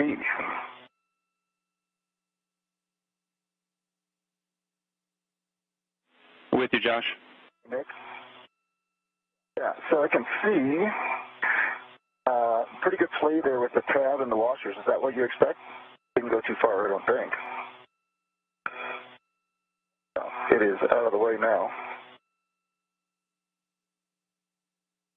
Yep, if it's loosened, you should be able to pull that, if you can reach that lanyard that's there to assist you in the reach. I understand that. I was seeing pretty good length on there with some washers that are free, but I mean, they're contained. They're just sliding up and down, but we got it. ARD is removed. And I'm going to get set up for driving it back in. And we can see it just floating there in the center. That was one of those two ARD's anti-rotation devices that Josh Cassidy is working on removing. Meanwhile, Frank Rubio still over at the work site preparing for the arrival of the IROSA, routing those cables. He also cycled through the three soft capture devices. There's three they'll look very similar to handles when you see them on your screen that are, once the IROSA is slid into place, those handles will engage and will have a soft capture. So that just helps to maintain an alignment and then allows these crew members to drive the 8 mounting brackets that will securely fasten the IROSA onto that mounting station.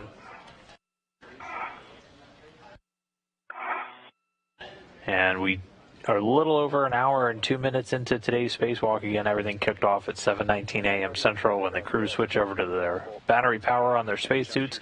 Still in the first primary task. Right now, one of 2 anti-rotation devices over holding the IROSAs in place has been removed. Josh Casto working on removing number 2. Meanwhile, Frank Rubio working on securing those power cables that are going to get connected after the IROSA is secured in place. Also making sure that the soft capture system is ready for its arrival. After he's complete, he's going to start translating back over to where Josh Casto is working at the IROSA itself on that temporary stove site, that flight support equipment area where we can see Casto working right here. Then the 2 are going to work to release a pair of beams. There are beams laying perpendicular across the IROSA itself. Those have been in place to help hold them throughout all of the launch and arrival. And those are going to get removed. And then after that, we'll be able to start actually relocating this IROSA over to its ultimate install site. In order to do that, Josh Casto is going to get into a foot restraint on the robotic arm. Copy, Josh. That's a good bolt. So we're going to translate over to C11, which is stanchion delta. Okay.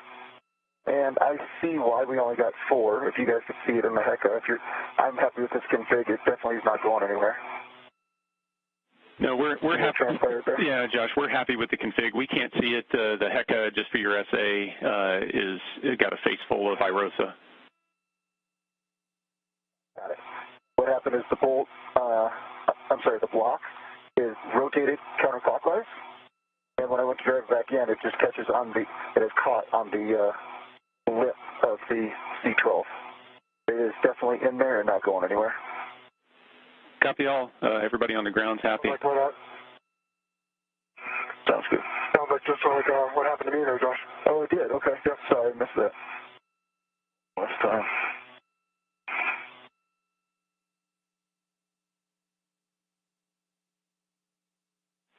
And Frank, I see you making headway with the left wire harness.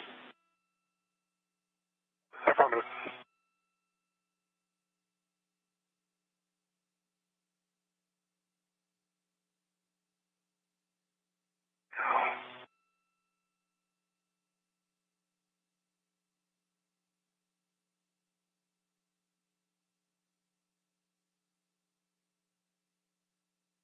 And so in this split screen view, we're looking over the shoulder of Frank Rubio on the left there, EV1 for today's spacewalk. On the right, that's Josh Cassidy, EV2. Again, they're at separate locations right now, going through these first major tasks of getting this new rollout solar array installed. Frank Rubio now working to secure one of the wire bundles using a number of wire ties. He's going to be attaching these to different handrails. And this is just to keep those cables secure. He's going to make sure he has enough slack built into that for the ultimate connections that these are going to make to the mounting bracket area, and then ultimately down. Struggle with the lanyards, and explains why Frank decided to break his last time. It definitely crossed my mind.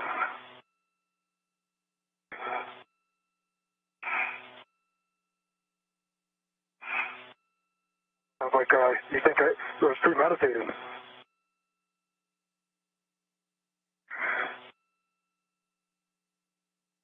Just so long, this ARD tether. Yeah.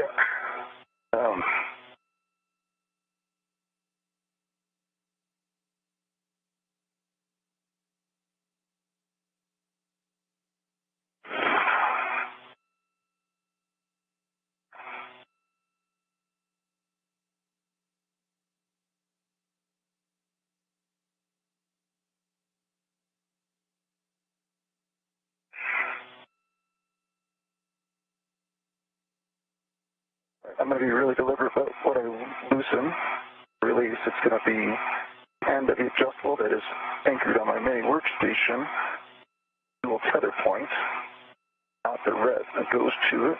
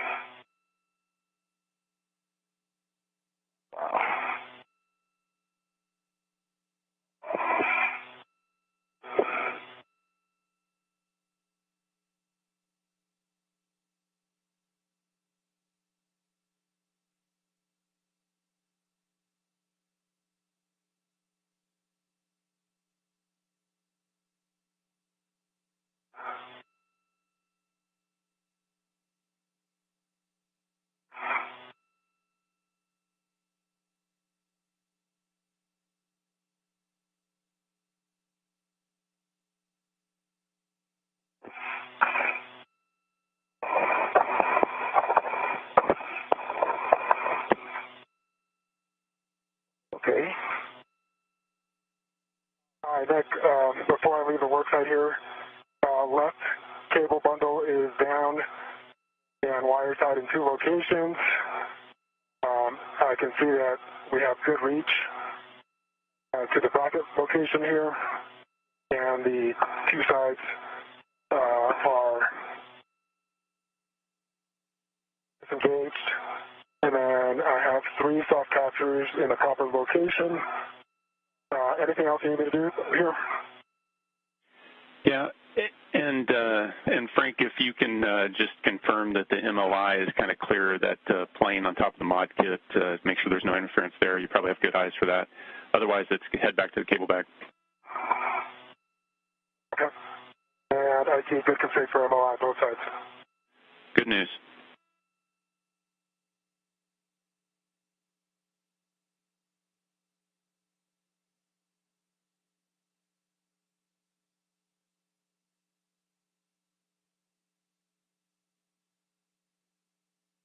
All right, well, coming up on 1 hour, 10 minutes into today's spacewalk, just heard some good reports out from Frank Rubio, EV1 for today. Right now he's over at the ultimate install point for the iROSA, securing 2 different cables that we have. Each of these is essentially going to be a wide jumper connecting the newly installed iROSA and the legacy solar array down into the power channel itself. So as part of the preparation work, he's been securing those cables. The cable bag is closed, and then you're going to translate inboard to the port-seated cart and link back up with Josh for the FSC. Okay. Can we just leave it open because we're going to be putting the mod kit back in here later.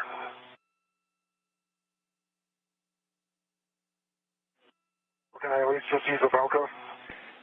Just Velcro. You don't have to use straps to keep it closed, but we'd like to have the top on it. Copy that.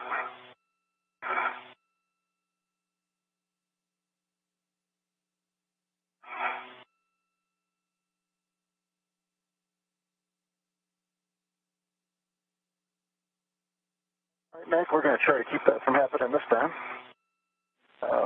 Sounds like. I understand we're doing Bravo 3 counterclockwise 2. Those are good settings. 6 to 10 turns.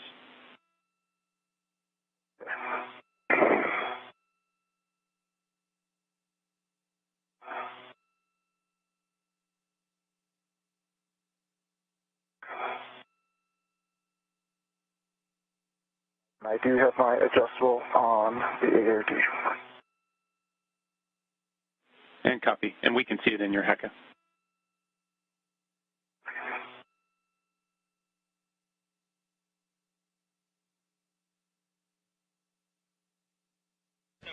And right now, Frank Rubio making his way over to join Josh Cassada at this FSE where the solar array is currently stowed. Cassada working to remove that second anti-rotation device, and then once that's out, he'll be done with that task. He'll swap out one of the sockets on his pistol grip tool before they get ready to remove the support beams. Copy 10 turns, Josh.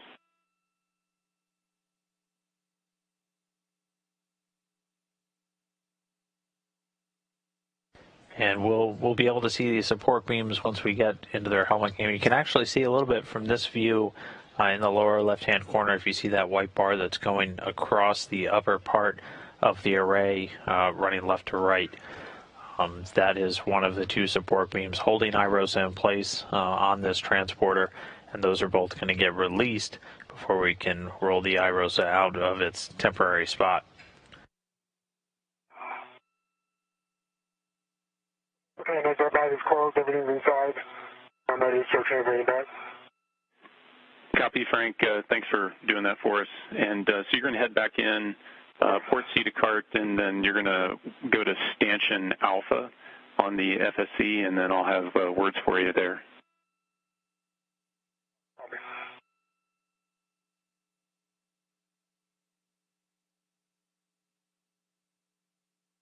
And Josh, got a good video of both ARDs released. I'll try to keep them out of the way. I don't see a way of anchoring them now. I'm not going to get them tangled up again. Yep, understand. We're going to offload those as soon as we can. And then with that view and those words, both of the ARDs, the anti-rotation devices holding... 90 degrees, you okay with me just driving it in that orientation?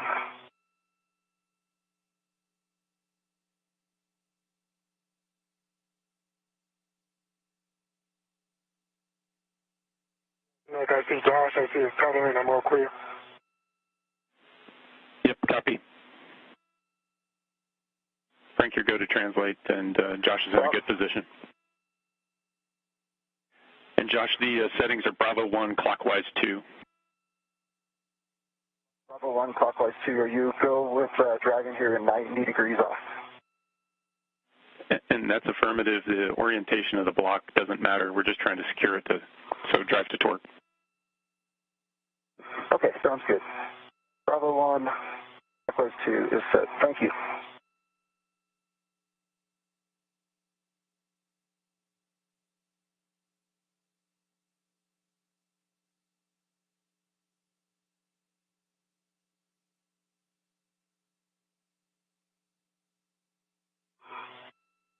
All right, I got 4 turns on that. I got a low torque. Let's get it. 4 turns. I could get a headlight here for low torque, so we'll put it again. A firm, hit it again.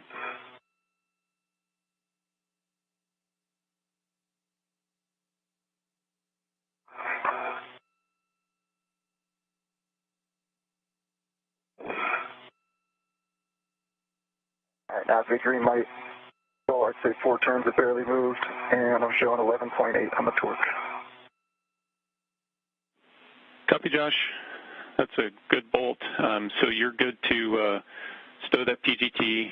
And actually, if you don't have to stow it, you're going to translate over to crew lock bag T. You're going to get rid of the ARDs into crew lock bag T and then do a socket swap. Okay, understood.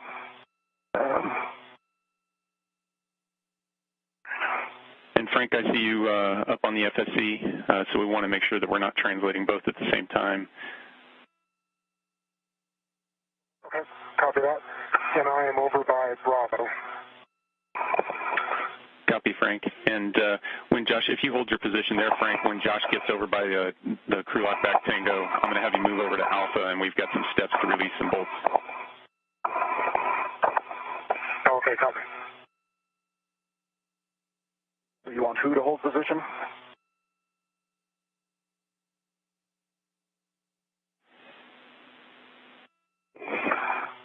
Yep, Frank, you hold position. Josh is picking up his BRT and translating. Once he's in a position, then I'll get you over to Alpha, and we'll get you settings for the PGT.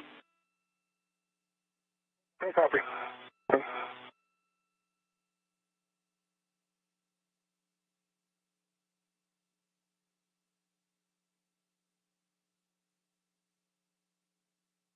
Frank, I'm moving.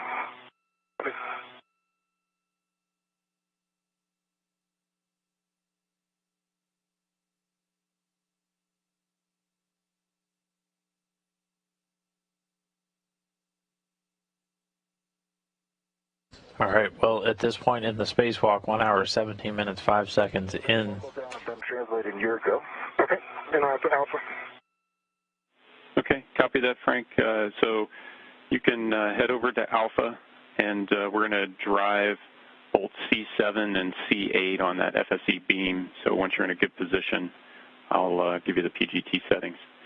And Josh, you're looking to get rid of those ARDs with the adjustable and the red, and then also you're going to swap back to that 2-inch rigid. Understood. All right, and I'm at Alpha. Good, local down.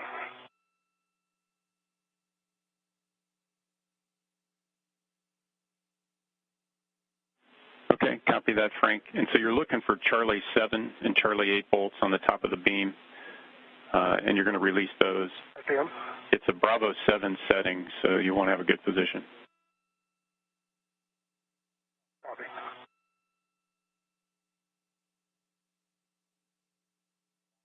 Got another set of ARDs here to deal with.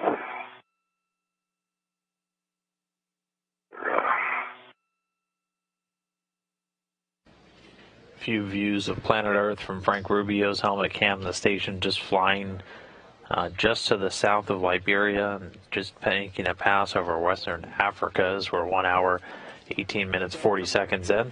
The ret went to an adjustable, and that adjustable went to the previous set of ARDs, but I'm just seeing them go to an adjustable that goes to a wrench and the ARDs. I'm just looking for my anchor point for the for my deposit here. Yep, understand. And you're go to use any tether point that you can find.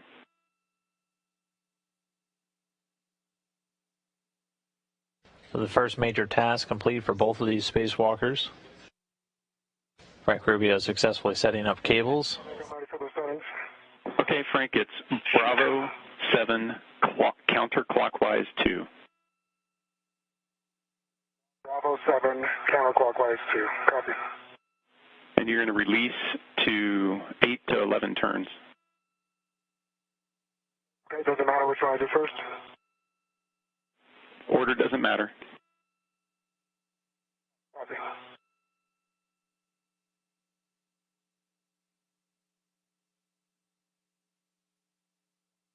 Okay. Looks like my ARD other is connected to a different adjustable that's in there, but it's not the one that had the ARDs on it before.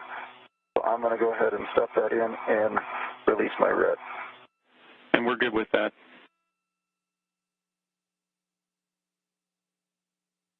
And like Charlie 8 is released, 9 turns. Copy, 9 turns, good release on Charlie 8.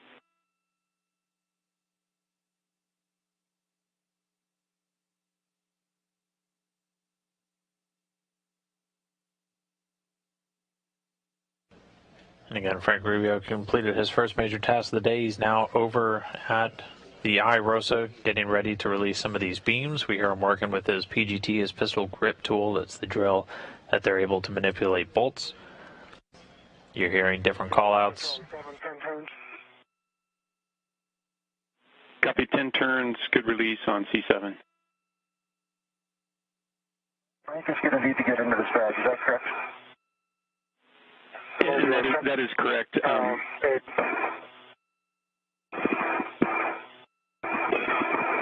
And Josh, you don't have to worry about the lanyards themselves. The white cables can hang out of the bag.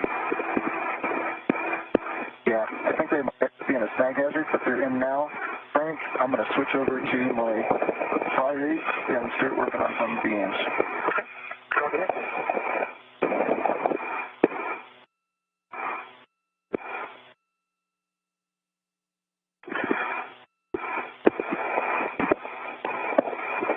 All right, Nick, am I hitting the alpha from here? Correct.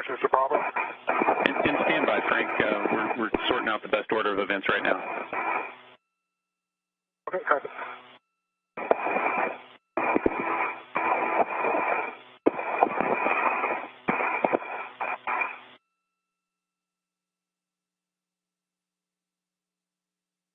Full test on the 12-inch. Moving over to the sample caddy with it. And copy, Josh.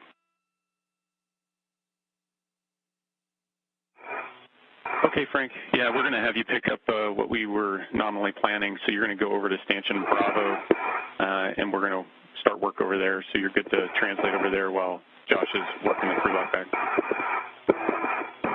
Okay, copy. Good work. Full test of the 12-inch on the circuit caddy. And copy, Josh. I didn't copy a full test on that. You did not? All right, good full test on the 2-inch and moving over to the PGT.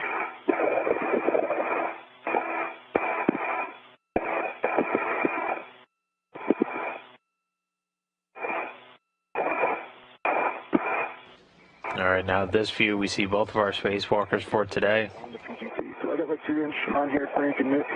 Okay, copy.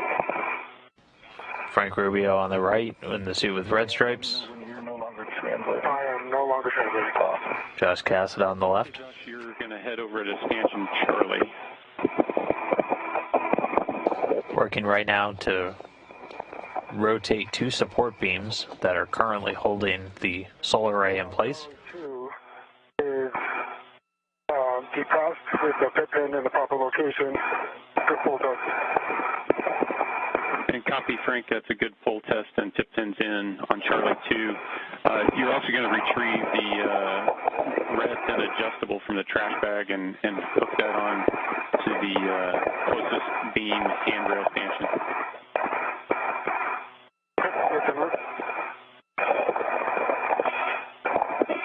And so they're going to be working in tandem. They're going to go to 4 different spots. Each spot has 2 bolts that are holding these beams in place. Using their pistol grip tools, they're going to release these bolts, eventually rotating these beams about 90 degrees and then putting them back in place so they can get IROSA out of the FSE, this flight support equipment holder. You're going to hear them get different settings called up on that pistol grip tool. It has, you'll hear a letter and a number, in this case Bravo 7. We have A1 through 7 and B1 through 7 that just tells you how much torque you're using. A1 the least torque, Bravo 7 the most torque. That is on the support beam. And you'll also hear a direction clockwise or counterclockwise. Counterclockwise, just like down here on Earth, we're loosening. Your next action at the top of Stanchion Charlie is going to be putting that tip pin in Charlie 1. Understood. Thanks.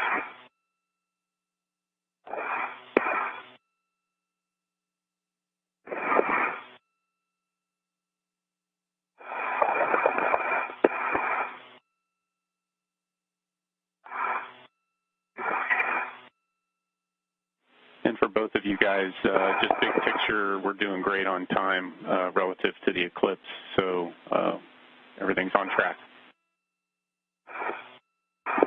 All right, good to know. Thanks.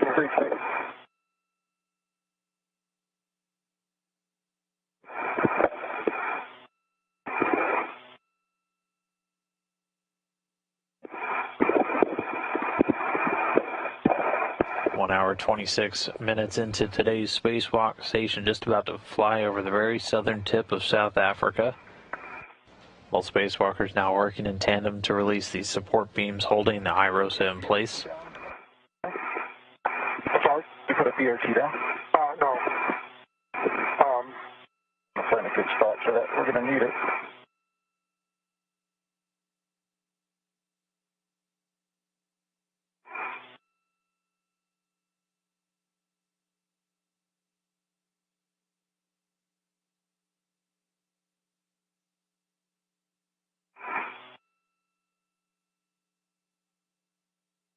Okay, put everything. On C1. Yep, and good work with that fifth pin, Josh. So you want to get into a good position to drive Charlie 3 and Charlie 4 right in front of you. It's going to be a Bravo 7 setting. Yeah. All right. Frank, I think I'm going to use this handrail close to the solar array, but I think it's our only way of knocking ourselves down. What do you think? Is that for releasing the top bolts? Yeah. I was able to do it down there without, initially it's a lot of torque, but then it quickly decreases, so,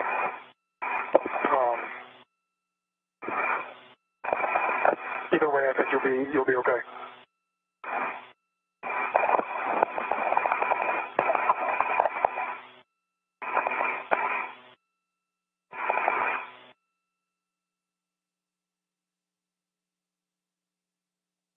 Looking now through Josh Cassidy's helmet cam.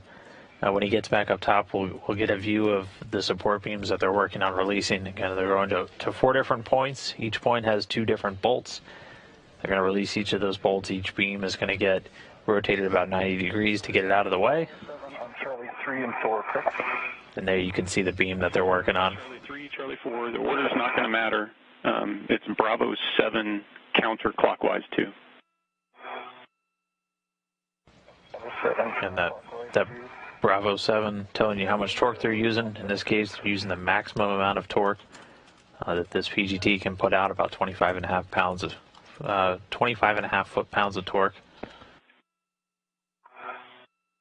Moving it counterclockwise, and it can also control the rotational speed. 9 on one and 10 on the other.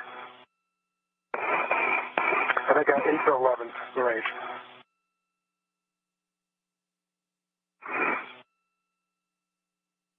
You are ready, that's 2. I am. And mine are still installed. Both my bolts. And Frank, you must have heard us talking about you because you're good to drive your bolts as well. Okay, copy that. 10 turns, C3 is popped out. Copy 10 turns on C3, good release.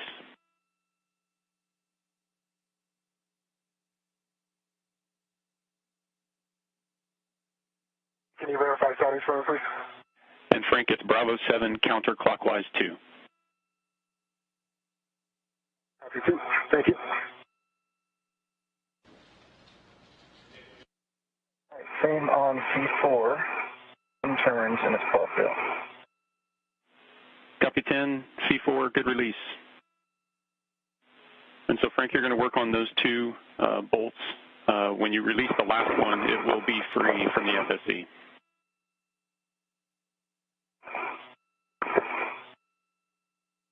Okay, copy that. Charlie 5 is released. 9 turns. Copy 9 turns, good release on Charlie 5. And Josh, once you've got your PGT stowed, you're going to translate over to stanchion Alpha, Charlie to Delta to Alpha.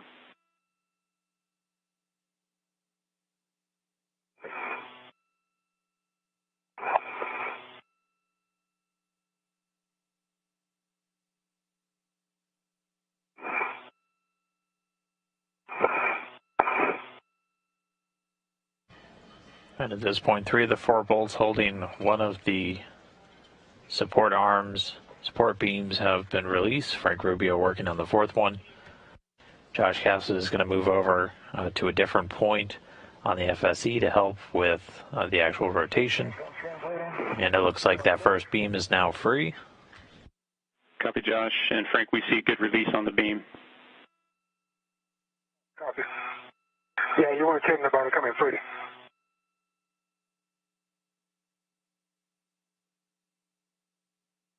There we go, this helmet cam looking from Frank Rubio. You can see he's just rotated that beam just initially.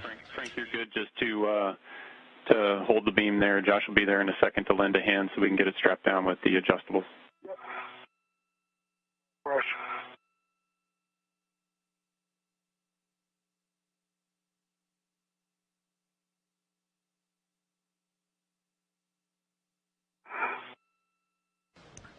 So one of the 2 support beams removed. Frank Rubio is just going to hold it in place here until Josh Cassidy gets into position and they can start to essentially lock it back down.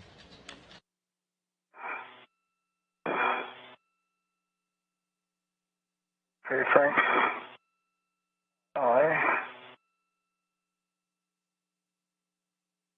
Here, I'm not VRT'd. You need me to, hustle. Nice, thanks.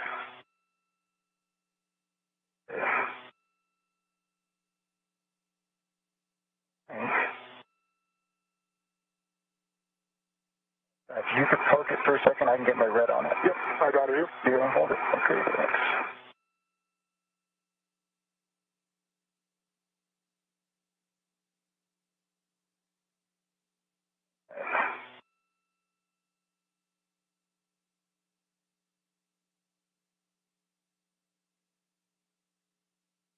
Bye.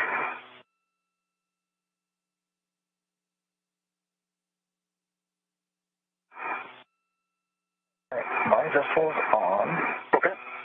And Josh, you want to leave yours a little slack so that we can release the beam that it's butted against. There you go. Perfect. I can see that. So are you okay with me cinching it down here? Because that'll keep it clear, I think. And it'll already cinch down.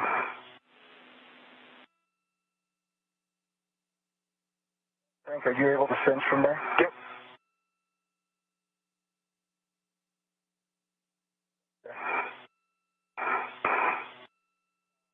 Let me check something on the back here. I just want to make sure. Okay. All right, Nick, understand I'm going for C7 and C8. Is that correct?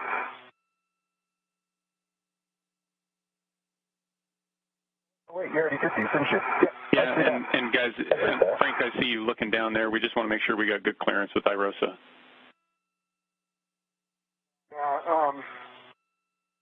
Want me to loosen it and go over the top of the proa? No, well, is that okay? Can we put it over the top of the proa? I don't guarantee that it's loose, but that it's not interfering.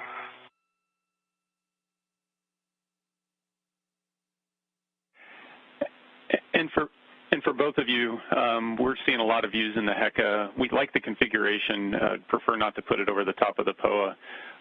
Once we release the other beam and get it cinched down, we'll do a double check to make sure we got good clearances. Yeah, I mean it's outside of the edge of the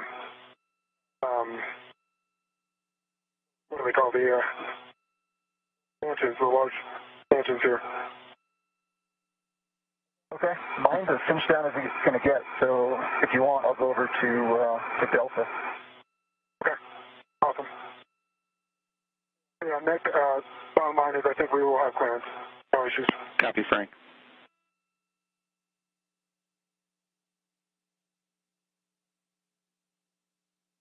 And Nick, you concur? I'm headed over to Delta now. Affirm. Those are the last two bolts holding down that beam.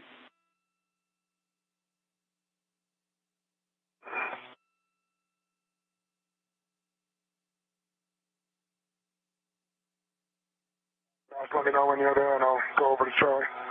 Okay, stand by.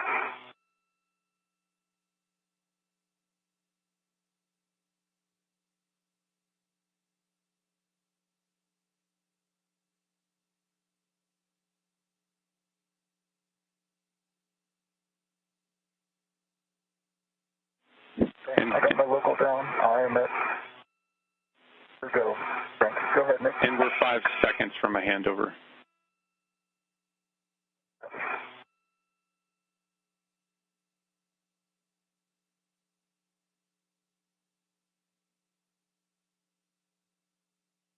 All right, 1 hour, 36 minutes into today's spacewalk, continuing to check through. We're pretty much right on the timeline so far. Frank Rubio, Josh Cassidy working to finish removing these two support beams that have been... That is a heck of a video. I'm not going to want to play back. Yeah, wow. And we're back with you guys, voice. Job on getting through it. Copy. So Frank has just repositioned over to Charlie. I'm at Delta. I've got my workstation ret on the handrail that's closest to C9. Copy all. That's good config. Let me know when you're ready for PGT settings.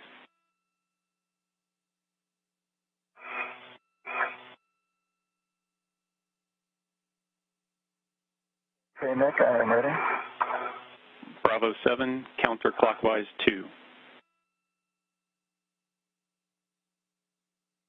Bravo 7, counterclockwise 2. We'll do C10 and C9. Again, I'm ready to it. Guess with what you said, Frank, I'm going to expect it to kind of pop off. Yeah, it just floats right away. So I guess I'll just let my PGT float. That's what I had to do. Okay. Yep.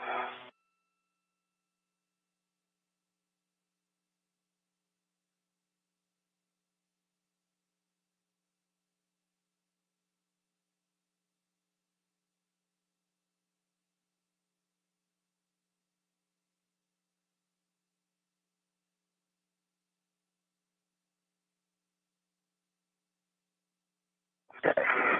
And it's out. Don't really have a handrail to grab. Is that what you found too? Because there's on the interior? I think the support structure here is available for me. I don't know. Yeah, there you go. I mean, on the beam itself. The handrails are interior. Yep, no, I just kind of grabbed those tabs.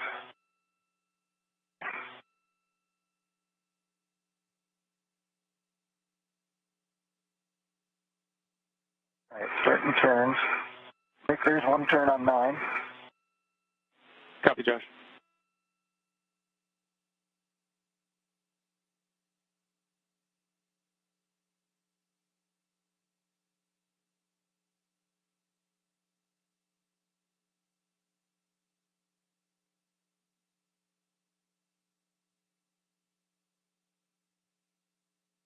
All right. Let's go to my PGT.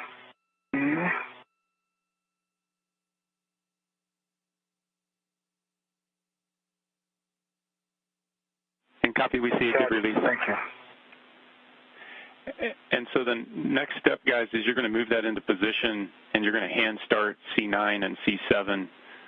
Recommend that one of you secure it in place and the other one hand start, so do it sequentially.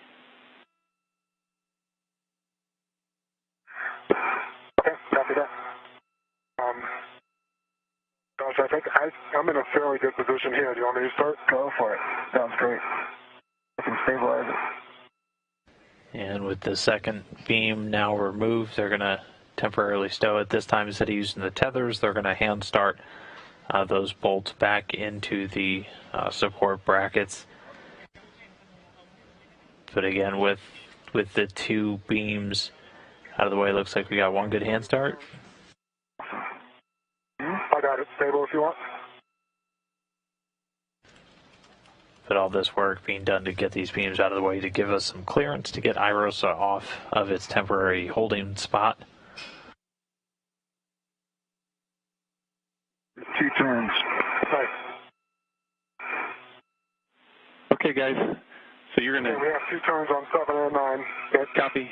So for both of you, PGT settings are going to be alpha 6, clockwise 2.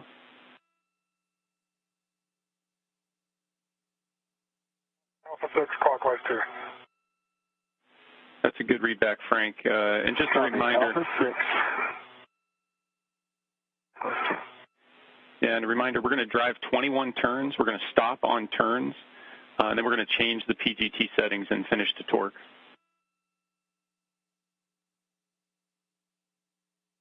Copy. All right, 21 turns exactly. And we both go for those 21?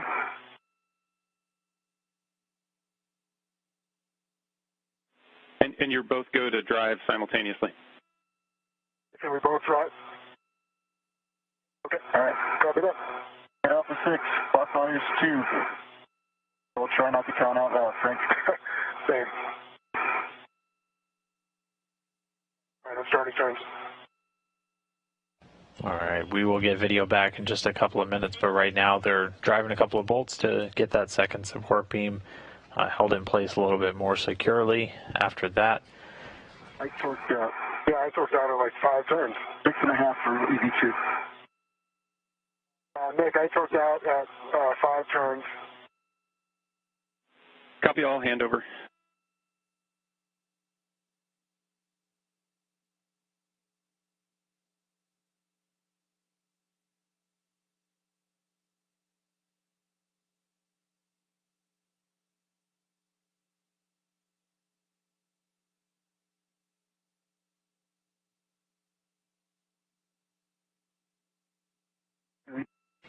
And so just there we heard them getting a little bit fewer turns than we were expecting. We were expecting about 21 turns, so they got just about 5. So the team's now going to what's called a crib sheet, basically your backup procedures. And Frank, Josh, back with you after the handover. We've got voice only. Copy, Nick. We both torqued out. I was at 5 turns. Josh was at 6 turns. 6.5 for EV2. Okay, copy that, guys. So we're in crib sheet page here. So we're going to up the torque setting. So new settings are going to be Bravo 7, clockwise 2. Bravo 7, clockwise 2. Copy. Yep, and that's Bravo 7, counterclockwise 2. Counterclockwise 2. Verify counterclockwise. Guys, it's Bravo 7, clockwise 2. Josh, you're going to do 15.5 turns. Frank, you're going to do 17 turns. We're trying to get a total of 22 turns.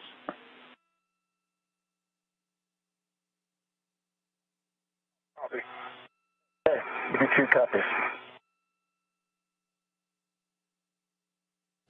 All right, so you heard additional settings called up. Again, both crew members using their PGT, the pistol grip tool. Clockwise 2. And going for 17 turns. Those are good words, Frank. And again, those first values So far. at Bravo 7 just referring to how much torque we're using now. And we're back with you on HECA. A1 through 7 and Bravo 1 through 7. A1 the lowest, Bravo 7 the highest. And so we've essentially put the drill up to its max torque, more than 25 foot-pounds of torque, up from about the 8 that they were initially using. So this just, if we didn't get the turns we wanted, we upped the torque. Now the team's working the crew members through. I got 14.7 turns and it torqued out. An actual 23.7. Copy, Josh. Let us talk about it. First we counted 15. I counted 15 and the PGT says 14.68.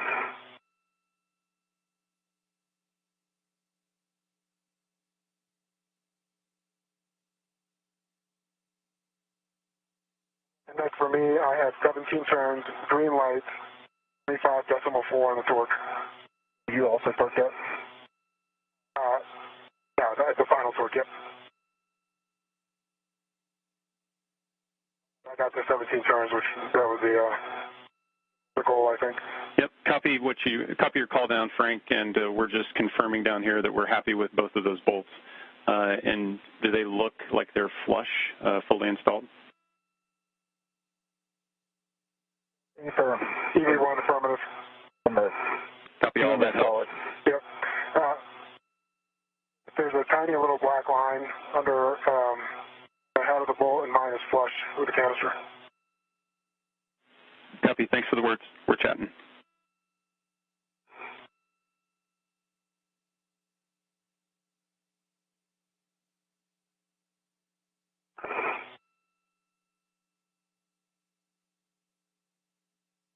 Hey guys, if you're able, while we're sitting here waiting, if you wanted to do a glove and half check. Copy.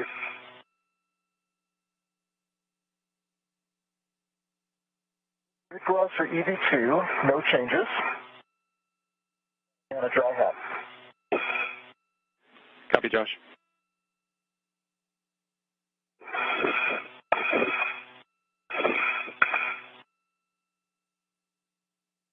And EV1, good gloves, dry hat, no changes on my gloves.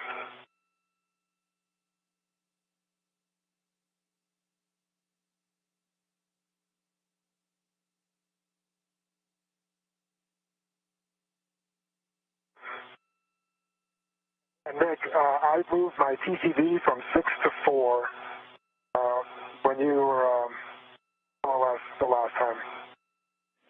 Copy the change. Thanks, Frank.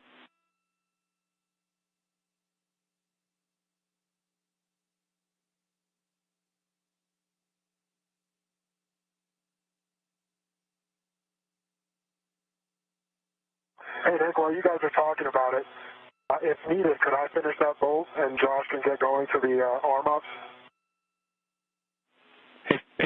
Hey, Frank, we've got words for you guys. So what we want to do is finish on a lower torque. So we're going to have you go Bravo 7 counterclockwise 2 and release the bolts 1 turn, and then we're going to reseat them with a lower torque setting. Yes, copy. And Nick, did you copy that about, am I able to do both sides just so we can get going on the arm-ups? Are we doing okay on time? We're doing great on time, Frank, so it's okay to just continue to work this together. Okay, copy that. Okay, I copy Bravo 7, counterclockwise 2 for 1 turn. Those are good words. Bravo 7, counterclockwise 2, 1 turn.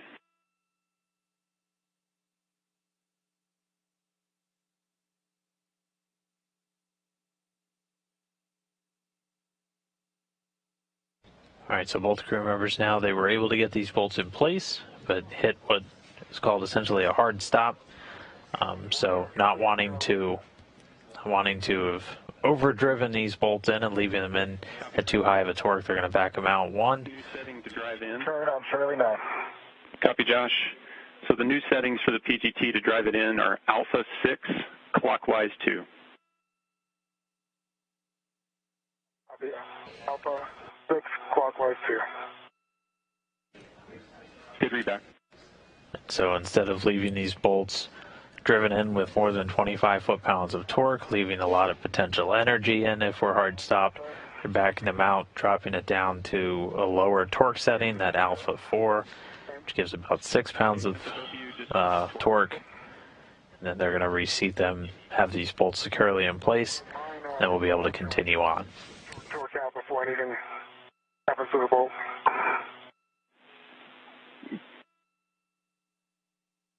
Copy, Frank. Did you get a good green light?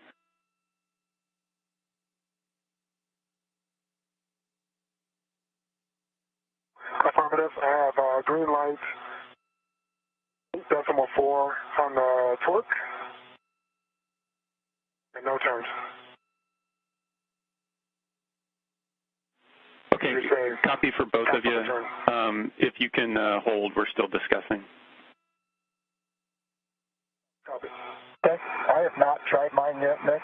My IPGT powered down right as I was about to start. You want me to give it a shot at Alpha 6?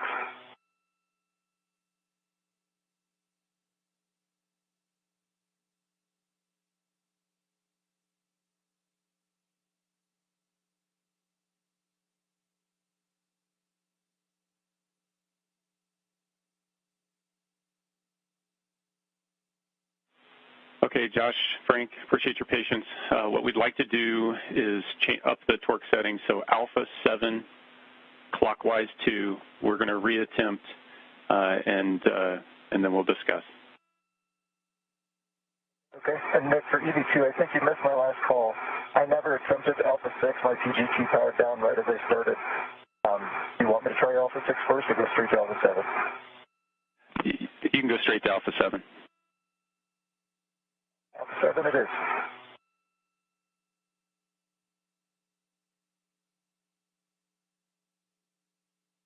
I have the same results. Green light, 9.8 on the torque. 0.16 turns. Copy, Frank. And same for EV2, it's at 0.14.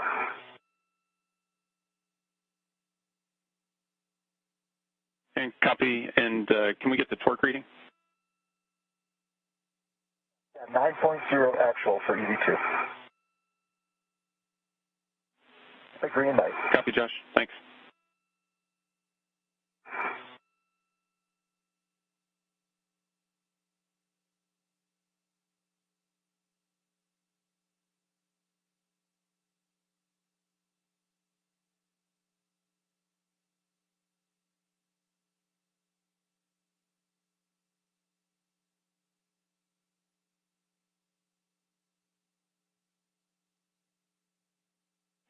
And Josh, Frank, just to let you know, we're discussing down here. Appreciate your patience. No problem.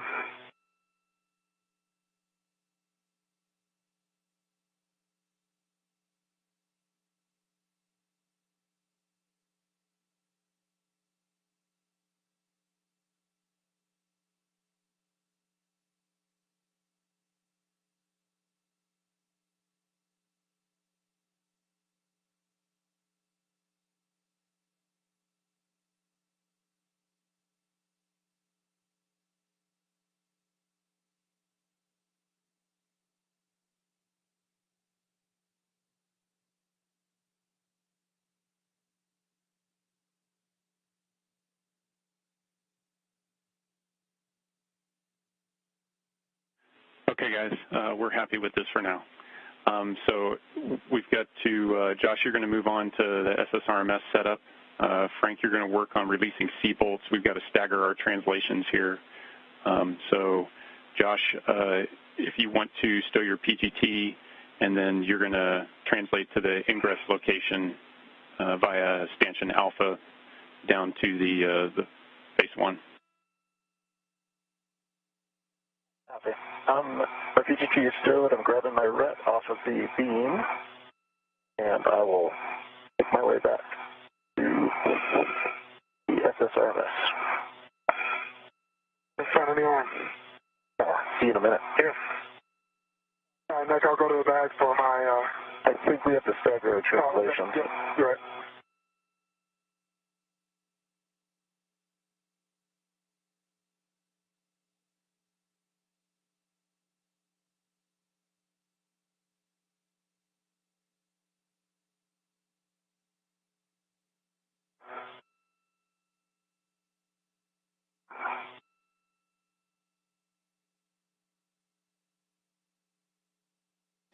One hour, 54 minutes, 30 seconds into today's spacewalk, the second major activity of the day complete.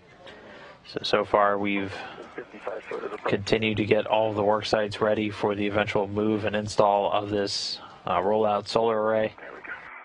Frank Rubio started by routing the power cables that we're going to be connecting a little bit later on in the spacewalk, while Josh Cassida got the various support equipment ready for removal so we can release IROSA from its current staging point.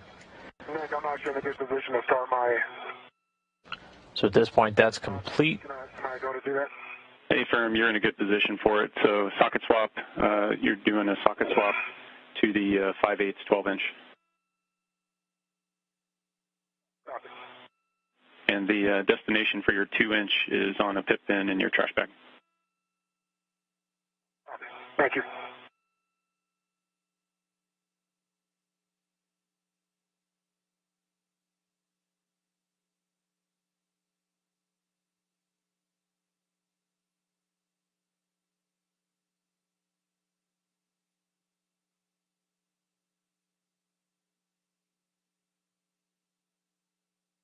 Frank, were you okay with my safety tether? Did it cause any trouble for you? No, no issues at all. Thanks.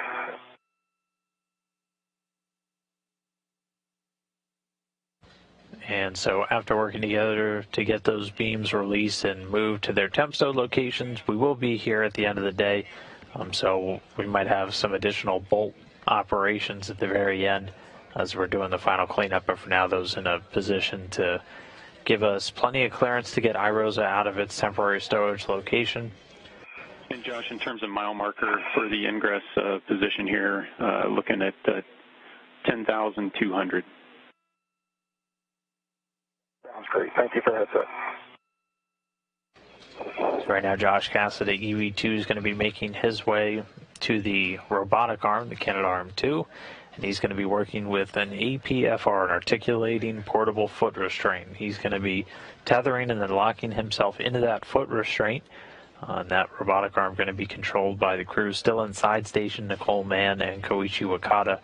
And he's going to be using that method to remove the IROSA from its flight support equipment location and then get flown over with IROSA, which weighs about 750 pounds, over to the install location. Now, while he's getting into the robotic arm, Frank Rubio, EV1 for today, still has a couple more bolt operations to get IROSA ready to come off. He's going to go and release what's known as C bolts. There's 2 of these, and these are essentially the last thing that are holding IROSA in place to the FSE. So after these are removed, they'll be ready to get IROSA off and on its way to the install location. Nick, I have a good pocket prop, good full test. And copy that, Frank. So you're going to translate this stanchion alpha. We're looking for to work on Charlie 12. Okay. Can I break in here real quick, Nick?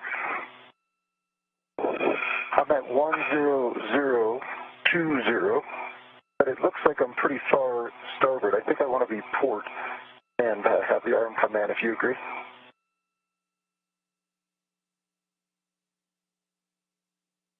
And the roll yeah, pedal's going to be on that side as well. You bet, and checking.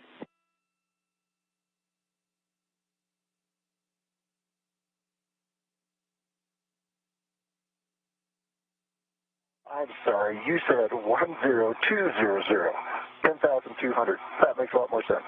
Yep, now we're on the same sheet. So 10200.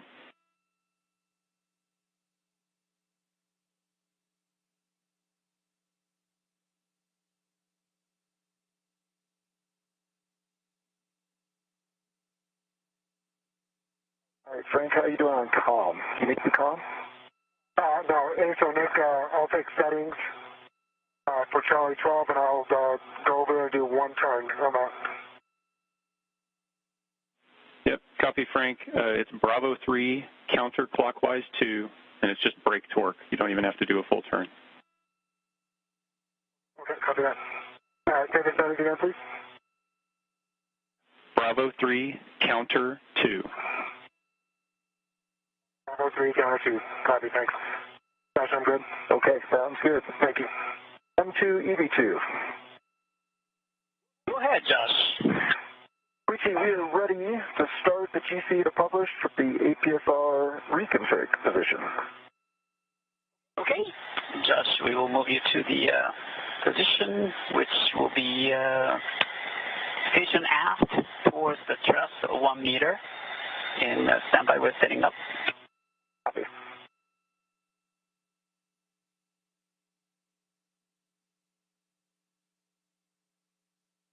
And hearing Koichi Wakata calling in now from the inside of the station, he and Nicole Mann at the robotics workstation. They're going to be moving the robotic arm into position for Josh Cassada to start getting into that foot restraint. You'll hear them use the acronym GCA quite a bit. GCA stands for Ground Controlled Assist. That's essentially the term we're using. So this is station aft towards the truss, 1 meter. Are you ready? Ready for motion. Here comes the motion. 3, 2, 1.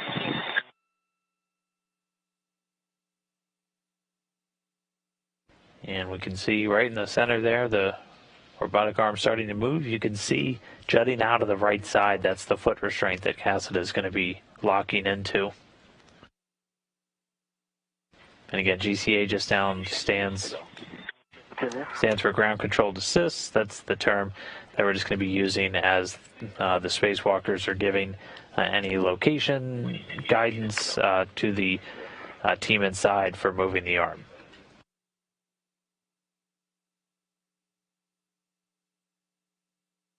Anything else?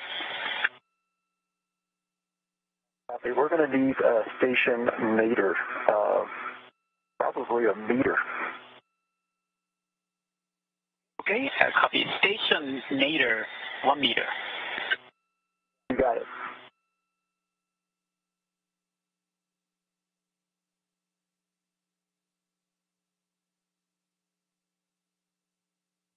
Okay, here comes the motion. Station nadir, 1 meter. Ready for motion.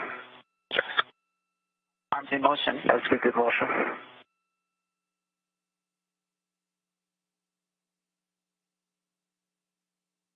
Continue. Copy.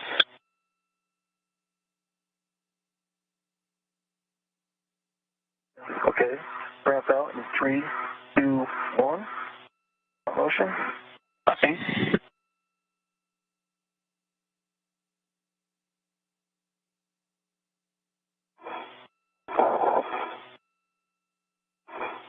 Okay, I'm going to need station aft 30 centimeters, 30 centimeters. Okay, station aft 30 centimeters. I have the boot plate and a ingress aid for clamps. Here comes the motion.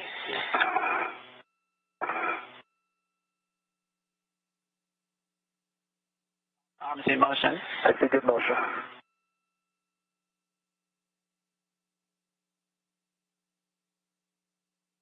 Continue.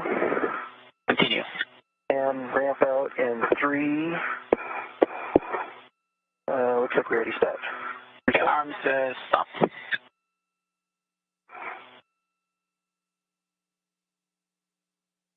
Can you continue aft another 10 centimeters? Okay, aft another 10 centimeters. Here comes the motion. I see good motion. Continue. And ramp out in 3, 2. Okay. Let's go ahead and we're going to call that good. You can go brakes on. GCA complete. Copy.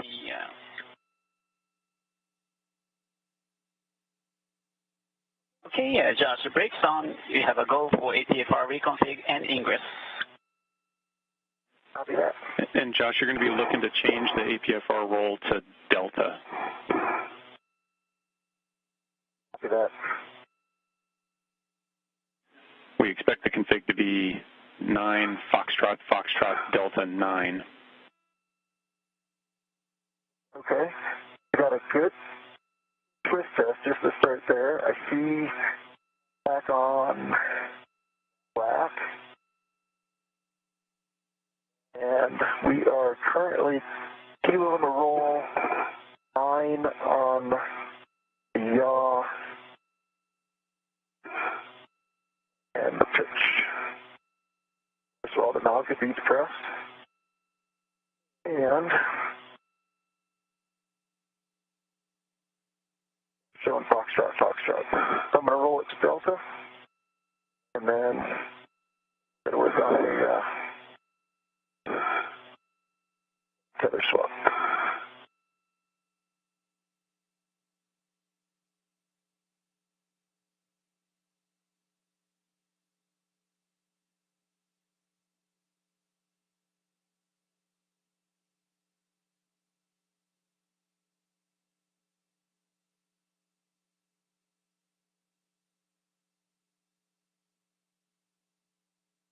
Okay.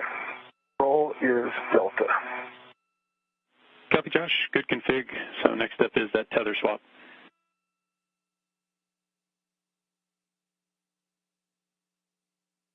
Okay, the roll came loose. Give me a second. All right, we're Delta again.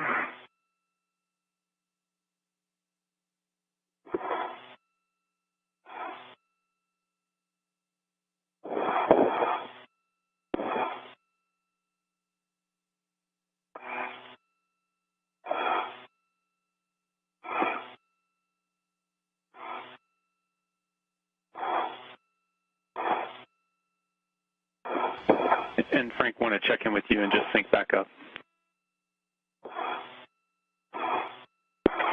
I have good torque. I think on Charlie 12, got about a quarter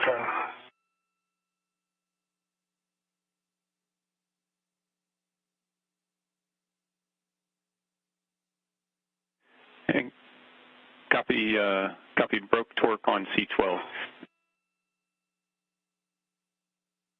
I'll head over to E11, correct, for 27 turns?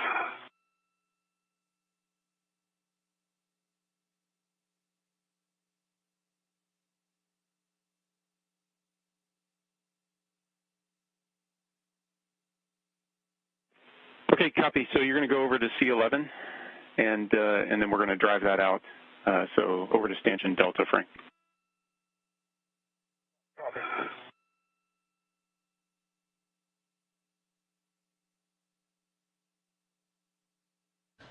All right, so in this view, And Frank, your choice whether you want to go the long way or the short way around the FSE. I guess it's up to go. We can see Frank Rubio on the bottom left. He's working to break torque and then release 2 bolts that are still holding Irosa in place. A long way just to keep my safety tether. Yep, that works. The better configured. Now the right side, Josh Cassidy working to reconfigure the APFR. They're articulating portable foot restraint. We heard a couple of values being called out to him, numbers, Foxtrot, Delta. Those are just telling him which settings to set the yaw, pitch, and roll of the foot restraint. These are determined in advance just to put him in the correct orientation for where he's going to need to be to work. Handrail, keep close, slider lock, black on black. Reel itself is unlocked.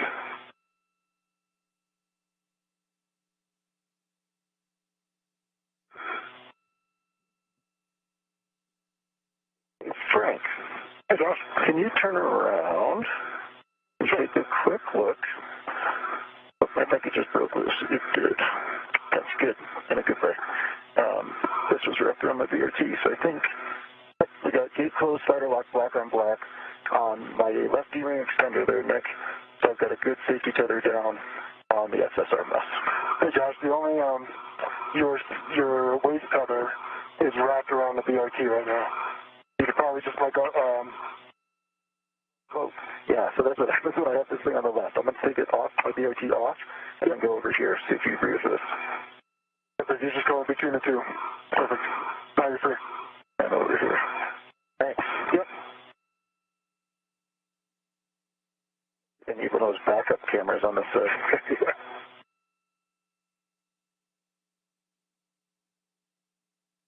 And copy, Josh. I see you getting into a good config, and we concur with a good load path.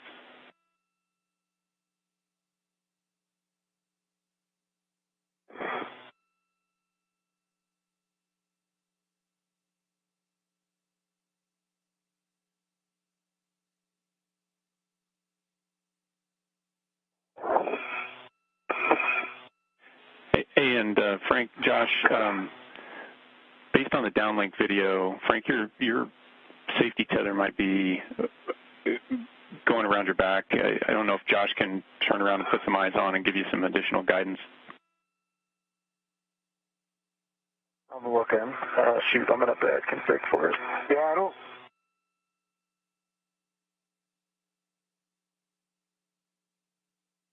believe it is. Nick, it's let me check. Hold on for a sec. I can see it coming off your right side. Yep. It does appear to be going between the plinth and the safer at the bottom. Oh, really? Okay. Well, that's good to know. Yeah, it is. Keep your tether on your... My right side. Yeah, so it is... So your reel is on your left. And the tether itself is going right between the plinth and the safer, you know, at the bottom. In a small of your back.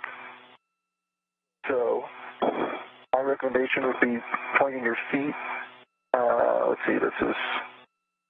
Yeah, pointing your feet back that way. And then feet rotating to your left.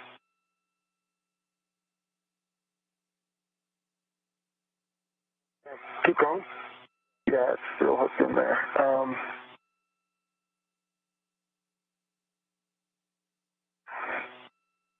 Essentially, you need to go 360 degrees back where you are now. Yeah, just tell me if it's getting better. Feels like it's pulling on me. There, yeah. The thing is, it's caught in that crease.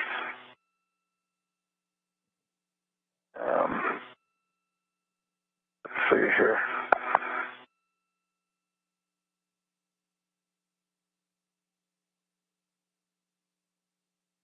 I'm trying to talk you through this.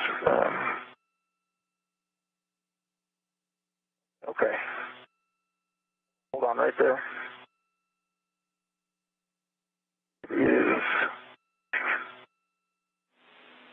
And guys, we're okay if you guys want to try to translate to close the gap between each other. If you wanted to go over towards Stanchion Alpha, Frank and Josh, if you wanted to move over towards the TFR on the seated cart just to close the gap and be able to help put some hands on for assistance. Yep. Understood. Well, keep doing that. Flip your feet up towards the tower. Keep going towards the tower. Now you got it. Now look over to your left. You should see they face each other. Oh, you got to be kidding. There it is. It's got a Velcro. All right. Thanks, man. You got it. Nicely done.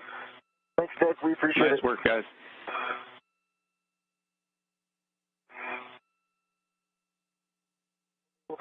We'll be undoing tether snarls all day. Okay, so we're good on the 55-foot, Nick. I'll go back to the station and drop off my red hook, if you agree. Yep, we concur. You've got a good 55-foot. Just let us know where you drop your red hook on the station.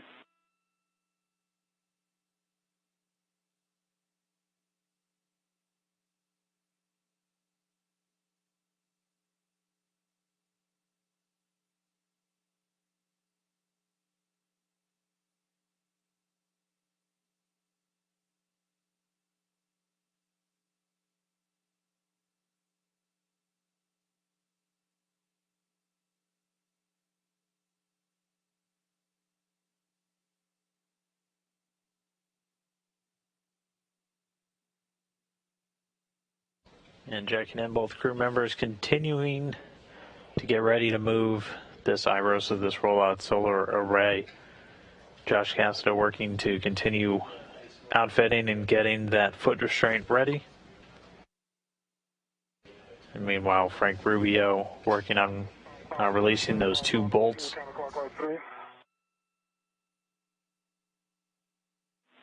Yeah, for C11, it's going to be Bravo 3, counterclockwise 2. Copy. All right, red reel is now locked. I'm going to grab my red hook and release it from my right D-ring extender. Copy, Josh. And for Rubio, he's working on two different bolts, C11, C12. These are the last two bolts that are going to be holding IROSA in place. And reel is unlocked. Copy, Josh.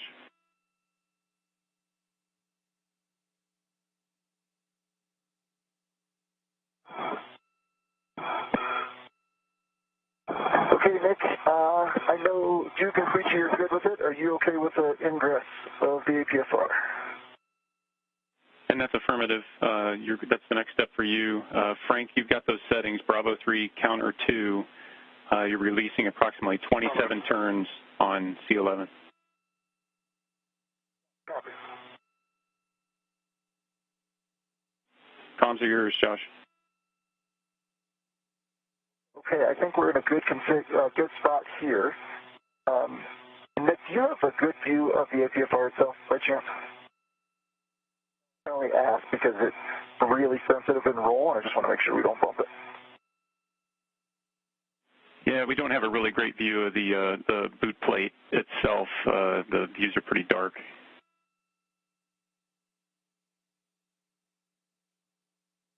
Copy.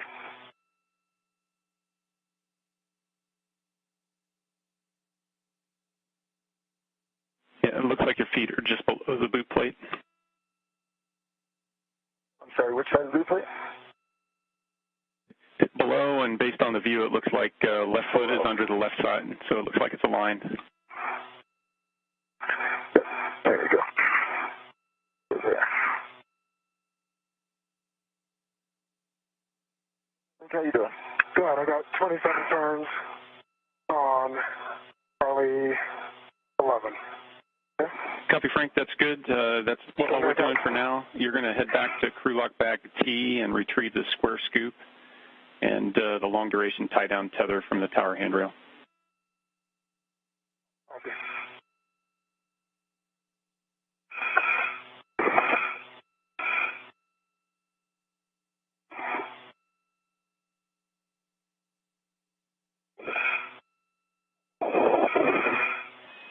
station. He's Frank, on what's space your to ground view like 3 of the for ATSR? robotics. Your go for the showcast without correcting the additional GCA. Okay, copy that. Thank you very much. Yeah, what do you need? Just confirmation that these fields where I think they are. Okay, pull up. My right doesn't feel quite right. My left feels good. Yeah, your left is good. Your right is on top. Okay, pull up. Nope, still. I think you might just be too deep on your toe. Okay, you're in, pull up. Okay, I think we got it. Awesome, thanks. Yep. Okay, let me make sure I got all my tethers off the station.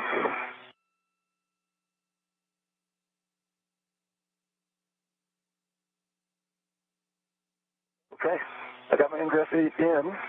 You need the comm? I'm good. Yeah, I'll grab the scoop and the long duration and head over to Charlie 12. Okay, I'm not sure if they're going to need a GCA or if they can maneuver. Yep, to the maneuver. Okay. Wasn't sure if you could start from this position, but if you can, Koichi, I am go for the maneuver to the Truss back-off position.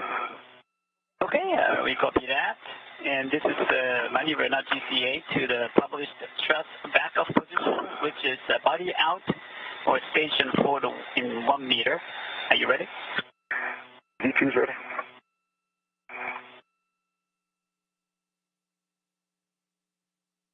We're setting at the manual now. Okay.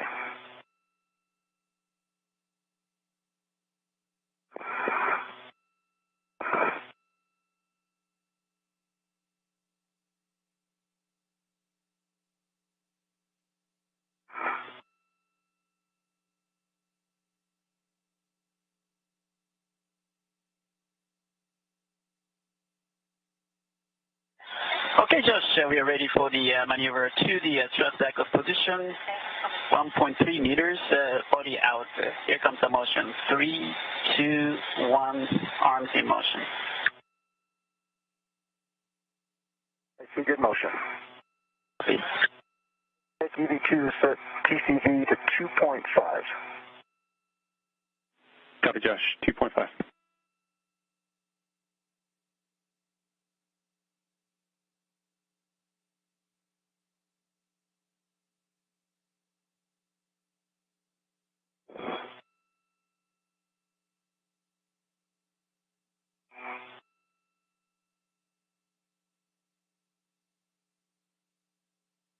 Thirty centimeters to go. Copy.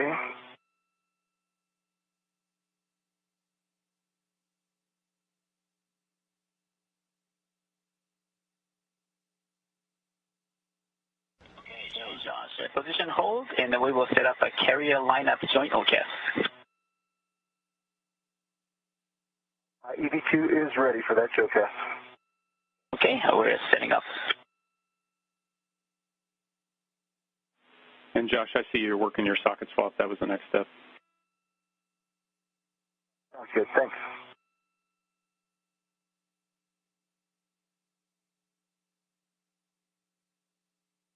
Two hours, 20 minutes into today's spacewalk, getting a view. We see Josh Cassada up there in the upper right. He is locked in and tethered now to the foot restraint on the robotic arm, being driven around now by the crew inside the station, Nicole Mann and Koichi Wakata. Meanwhile, Frank Rubio in the suit with the red stripes, he's EV1 today, working on getting the final bolts holding the iRosa in place released. He's going to wait until Josh Cassada is in place and ready to receive before he releases that final bolt holding iRosa into the FSE, that temporary stowage location. Now, after they're able to get these bolts undone and iRosa out, they're going to maneuver it over to the worksite. They're going to do that by hand, essentially. Good focus on the 5/8. Copy, Josh.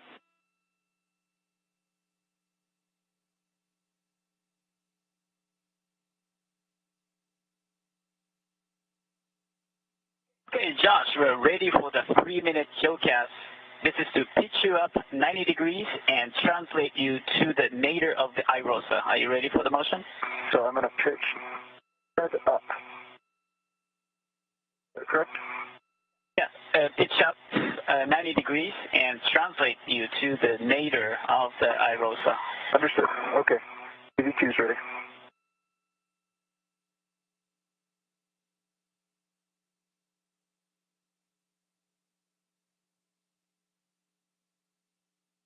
Okay, here comes the motion in 3, 2, 1, arms in motion.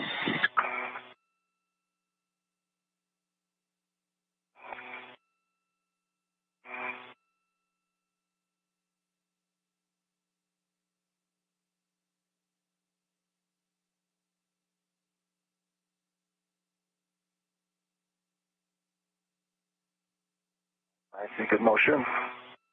Copy. And Josh, I had a good pull test on both sockets and the install. copy all, Josh. Good socket swap. If you can cycle your WVS for us, we're trying to get that to lock back up to help Koichi with some camera views.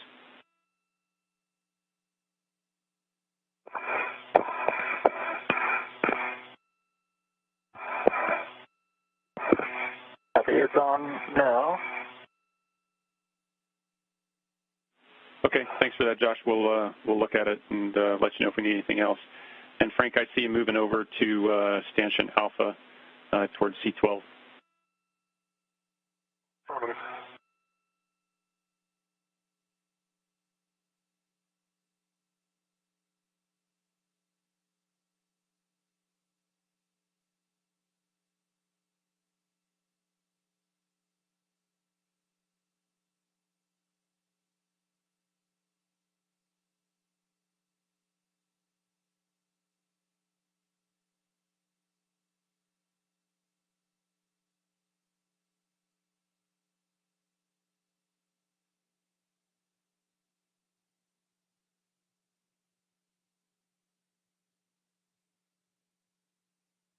So a short handover, we'll get that video back momentarily. Meanwhile, Josh Cassidy affixed to the top of the space station's robotic arm. He's getting maneuvered into place.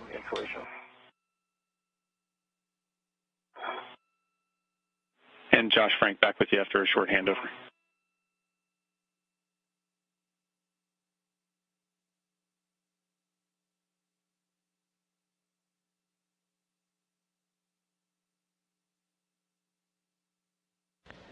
And Josh, Frank, Just heads up, I'm right behind you, Frank. we're back with you now after a handover. We've got voice. Copy that. Nick, I was just curious, do you expect the translation over to P4 to be insulation or eclipse mostly?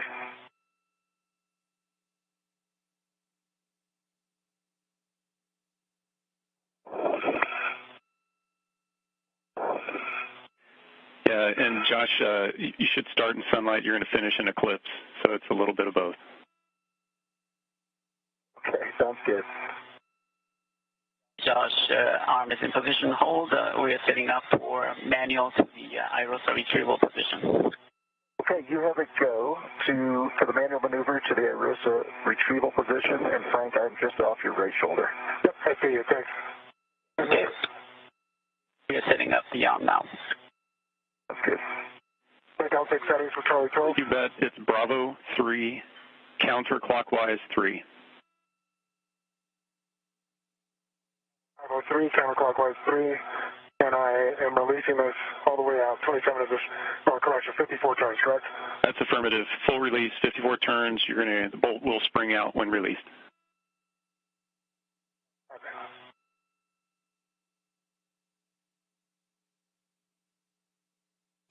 So our lead spacewalker for the day, Frank Rubio, still at it, releasing those final two bolts. They're C11 and C12. He took C11 about halfway out, now taking C12 all the way out. We won't take C11 all the way out and thus release IROSA until Josh Cassidy is in place and ready to manually receive it. He's then going to be flown with IROSA over to the work site on the P4 Truss area.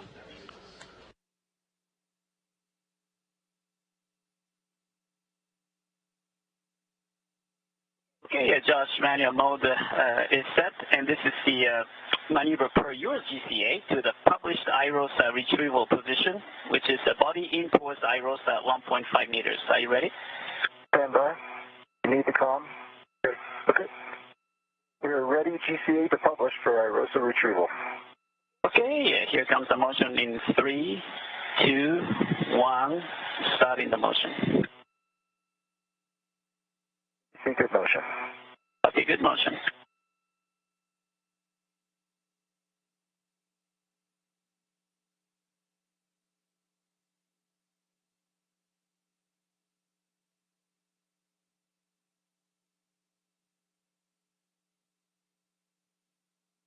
Another meter to go.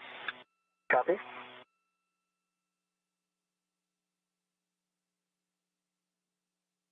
So looking over the shoulder of Josh Cassidy as he moves in, IROSA right in the center of his view. Frank Rubio appearing upside down in the top right, getting that final bolt. Copy. Or rather that C12 bolt all the way out. He's then going to move over to get C11 after Josh is fully in position and ready to grapple with IROSA. 10 meters to go. Copy.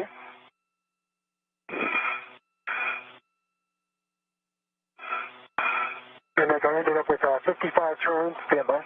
Oh, correct. Sorry about that. Continue. Continue. Continue another 10 centimeters. Another 10 centimeters. Ramp out in 3. I think we ramped out. Ramp out. Okay, yes. That's it. GCA. GCA complete. This position will work great.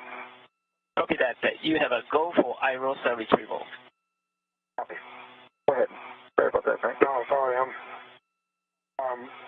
Nick, I had 55 turns on Charlie 12 and is released.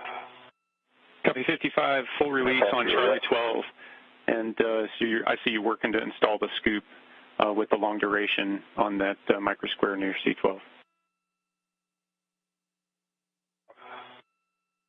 So let's put it on the long duration, I think. Okay. Yeah, that'd be great. Don't mind. I think that was the plan, right, Nick? Right to the long duration itself? Do this one? I'm sorry, I should have. Ready? Awesome.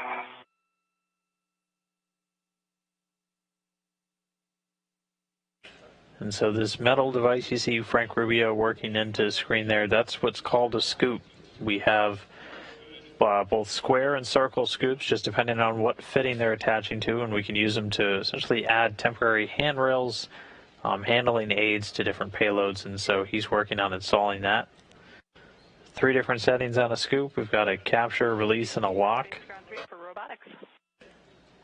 So you can see him moving that small. Hey, just wanted to give you guys a heads up. The video routing, due to the way we have it done in the system for Step 8, is a little unique. So we will take care of routing those monitors for you once you get to Step 8, and then you can take back over with hands until it says you desire. I guess where that microconical was. Copy that. Where that square was, microsquare. Okay. Are you good, though? I'm gonna move in another 10. I'm gonna get a GCA. Okay, got it. Can I steal the comm? Yep. Hey, Nick, I'm going to translate over to Charlie 11. I'll grab scoop and route. Yep, no, that works, Frank. Head over to Charlie 11, and we see the configuration on the scoop. All good. Josh, comms are yours. Thank you. M2, EV2. Go ahead, Josh. Sorry about that. I couldn't see where the scoop was going to go, and I guessed wrong. So I'm going to need another 15 centimeters body in. So you guys are ready for a GCA? Yeah, Josh, we need to change the command frame, so stand by. We'll set it up. Thank you. And Frank, as you pass the crew lock bag Tango, you'll need to make sure you pick up the square scoop you're going to install.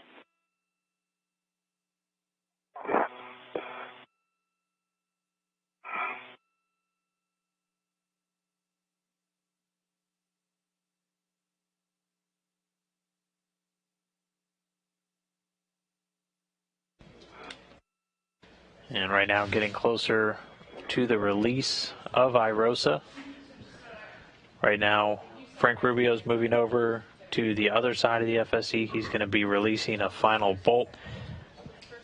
And once that's free, they'll be able to essentially slide iROSA out of that temporary stowage location and begin flying it over. And 2, are we ready for GCA? Ready, GCA. And again, 15 centimeters body in, and I'll call you off. Okay, 50 centimeters body in 3. Hold on. Left.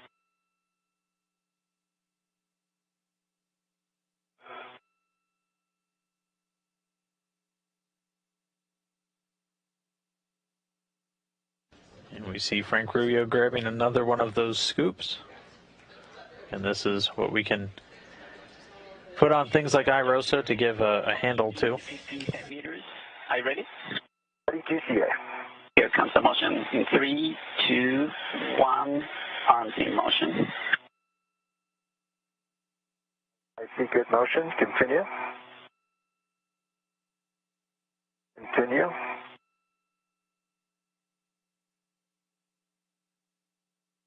That's 50 centimeters. Continue. And ramp out. Ramping up. GCA complete. Thank you very much. I really appreciate it.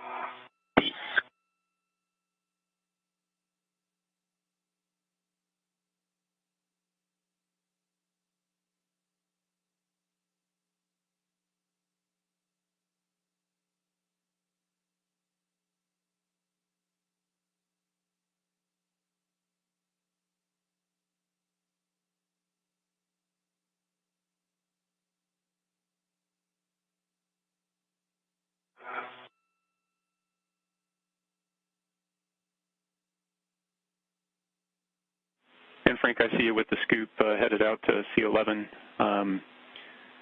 Big picture, we're right on the timeline, so everything's marching along towards our target eclipse.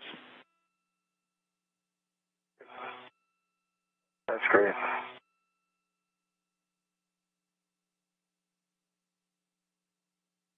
Okay, while you're moving into position, a warning, this one might be obvious. Don't release C11 until you've got our go, because that'll fully release iROSA from the FSE. Copy.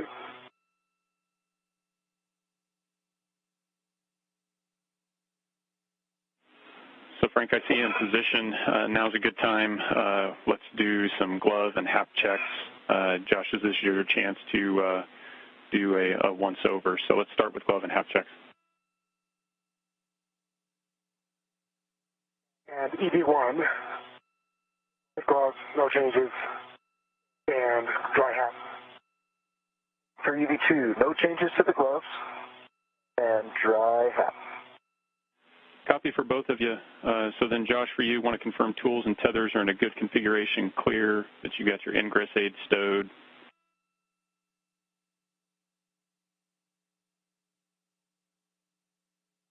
Tools are in a good config. Ingress aid is stowed.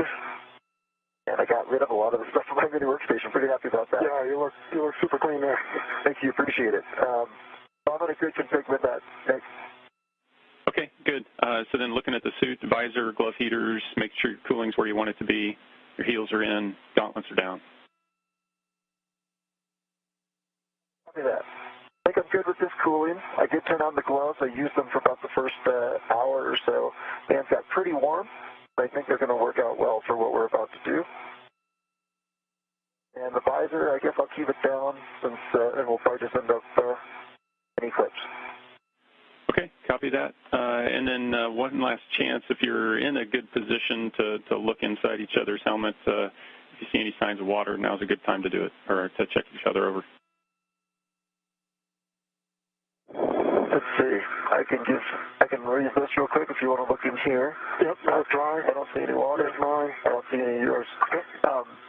This rep for the scoop that's going to go on, can I put this somewhere convenient? Like on the stanchion or something? Yeah, hold on. Or I can just let it float.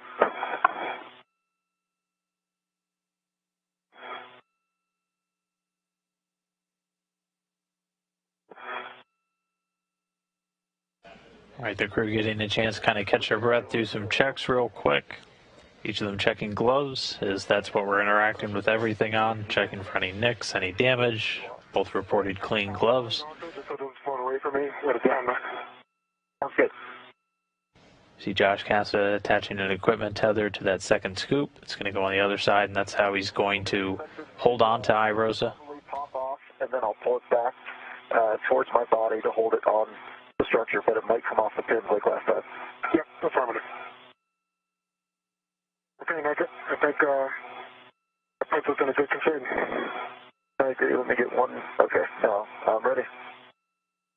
Okay, copy, guys. Do we need to go from them? Hey, guys, you are go for the release. Copy, go. All right, big moment coming up, releasing that last bolt. Bravo 3 counterclockwise 2 should be 26 turns. And once this bolt is released, iRosa will be free of the FSC and ready to be on the move. Next maneuver, can we just do THC left, 2.4 meters only? Copy. Press. And we concur with that. Koichi, that sounds like a good plan. Heads up, Frank, it's a return to go. Copy.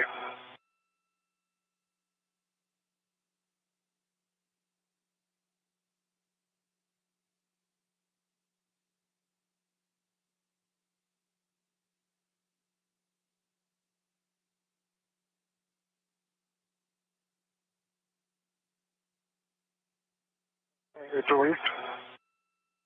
It's pulling me forward. And copy, good release. And we see the bolt is now released. Nothing holding iRosa in place now to the flight support equipment. We can already see it starting to lift up.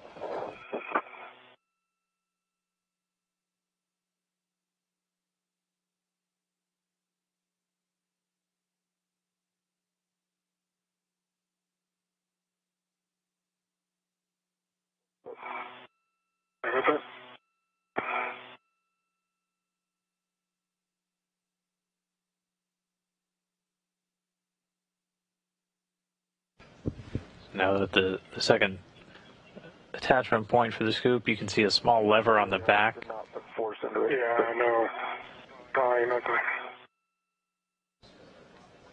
And the lever's in the middle, the scoop's in kind of its capture mode. You can flip it to the left, that's in its lock mode.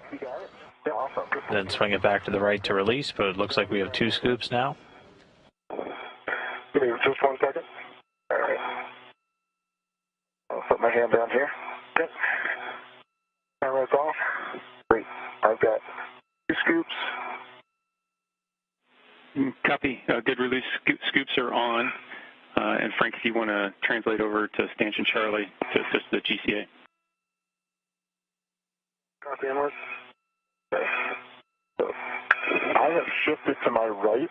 I think you're bumping me just a little bit as a heads up. Yep, sorry about that. That's okay. We expect you to be centered up on these 4 bolts that I'm staring at, right? I think we've just shifted a little bit. Station, let's see. Yeah, Josh, we based on what we can see here, you should be pretty close to centered right now. There's not much room to go laterally. We do see it kind of pitching down from you away from the base plate. Okay. Frank, if you could pull it when you get there. Yep.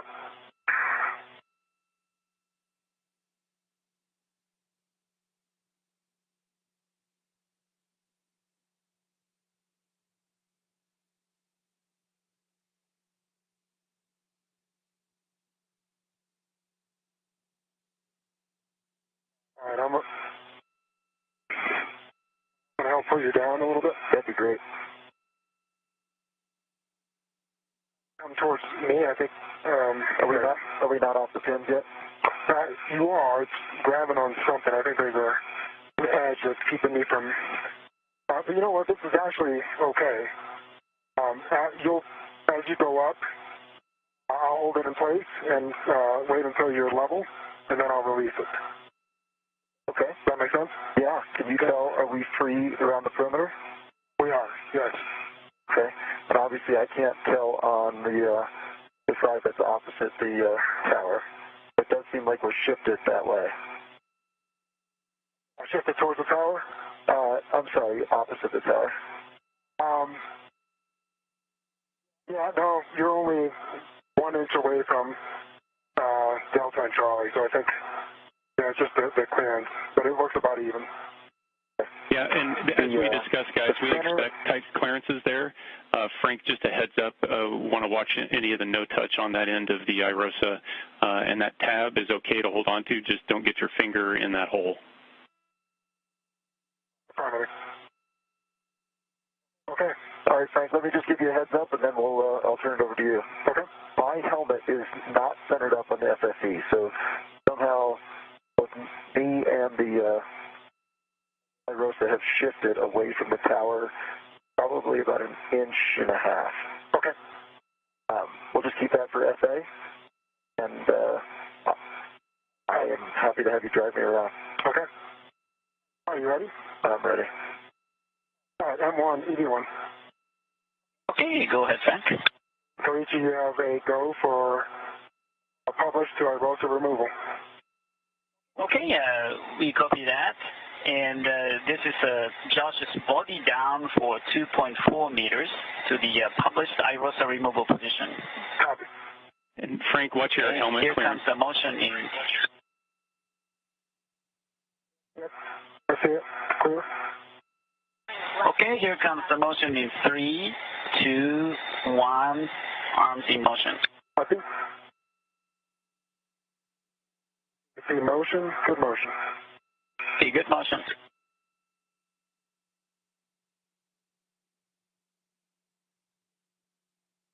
So I'm keeping you I can see it.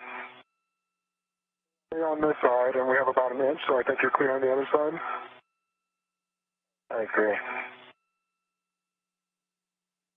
Looks like we're clear all around. Continue.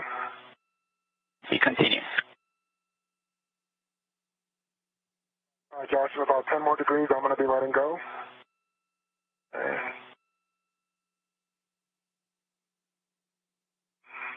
Still clear all around.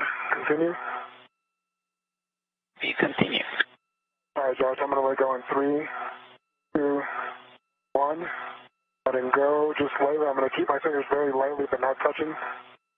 I feet away from the tower by about 1 inch. You're clear of all the stanchions. Continue, Koichi. Continuing. You're good there. Hold that current course. Copy. And Josh, you're clear to cheat away from the tower a little bit more since you have clearance on that side. You're clear of the FOA. You're about a quarter of the way clear of the grapple fixture. Halfway clear of the grapple fixture. Copy.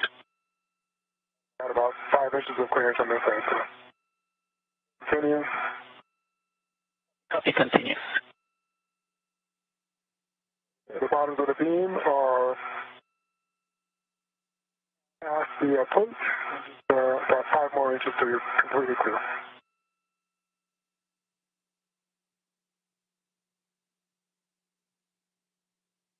Josh, you're completely clear of the tower and the grapple fixture.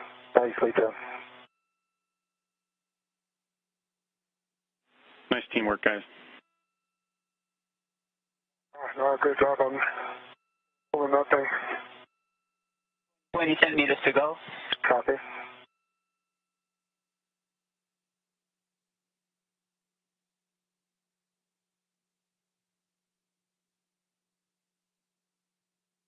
Can I go ahead and start my socket swap? That's a firm, Frank. We're going to socket swap. Okay, Josh, position hold, and we're going to set up a JOCAS for outboard JOCAS. Copy.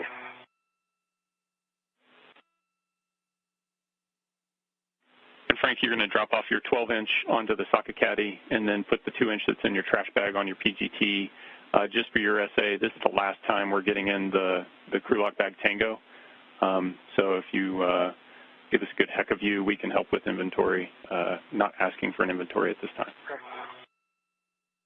Copy.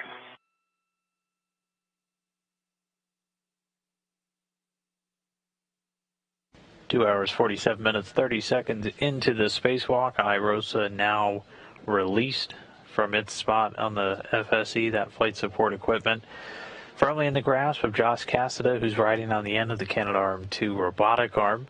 He's got it by two scoops, essentially temporary handles that they installed onto the array. They're also tethered to him, so he's got that in his grasp. Meanwhile, he's going to now get flown on top of the robotic arm from his current location out to the work site. Understand. You take care of this video routing and step 8. And he's getting the flight maneuver courtesy of Nicole Mann and Koichi Okada at the robotics workstation inside the station. Meanwhile, Frank Rubio is going to make his way by hand over to the same work site, at which point we're going to start moving into some of the installation procedures. First thing after we get it over there is going to be to get IROSA initially onto its mounting bracket. Once we get some soft capture points in, we'll be able to unfold it. So you can see it kind of doubled up in its configuration right now. It's going to be unfolded. And so it's just one continuous array long ways. After that, they can get the final attachment points in place, get all of the hard capture bolts engaged, then start to do the cable routing. So again, at the very beginning of this spacewalk, Frank Rubio's first task was to go over and start routing and tying down a couple of cables. Those are power connections. That's going to integrate this new array in with the legacy one to the 4A power channel to let them all get engaged. Good socket swap and good pull test. Affirmative. Now that cable routing activity is one that has some special considerations with it. We have to be in eclipse for those power connections to be made. That's just the primary way we can make sure that no electrical energy is being generated by those solar rays. So they will wait until we're on the dark side of planet Earth before they do that cable connection. If you can pull a body down a little bit, it'll get fully in the heck of view, and we should be able to see inside.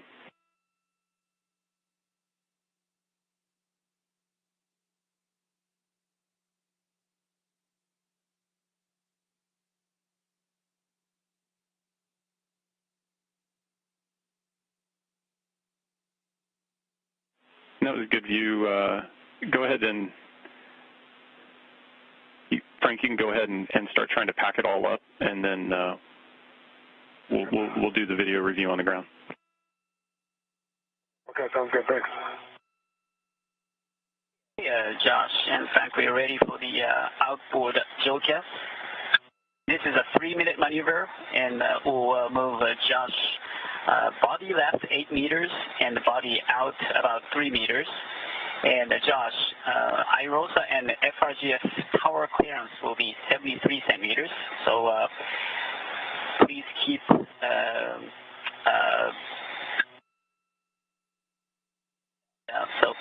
keep the clearance from the tower. And if you're ready, we will start the maneuver. I think we're already clear of the tower. I don't have view of it. Understand going body left and towards my back as well. I am ready for the maneuver. Yep, and I have a good visual on the tower, and you are clear.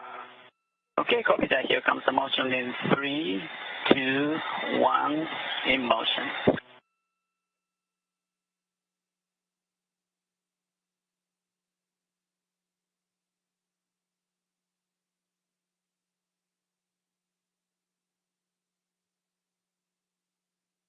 Good motion. All right, so the relocation of IROSA now in work. We can see the FSE pallet in the bottom right where Frank Rubio is doing some final bag inventory. He had to swap out the socket on his pistol grip tool one final time, as that's going to get used to drive a number of bolts on IROSA itself to secure it. But in the meantime, the robotic arm is in motion. Josh Cassada at the very top with IROSA in his grip on his way out to the work site. Frank Houston concurs.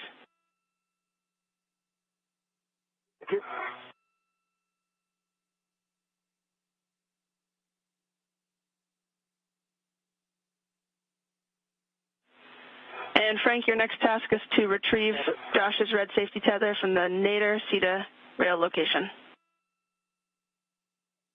Thank you. I thank the owner.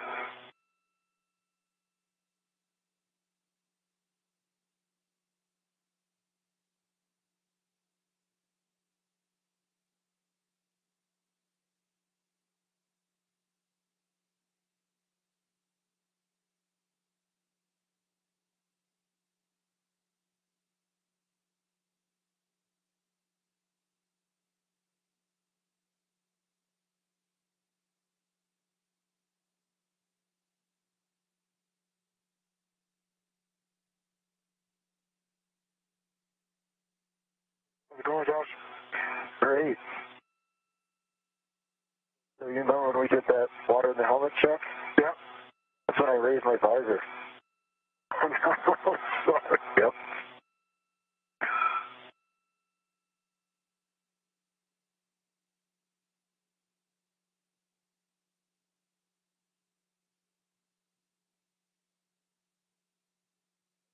Just ramping out now. Copy. Okay, hold on. That was pretty abrupt. Okay, we got it.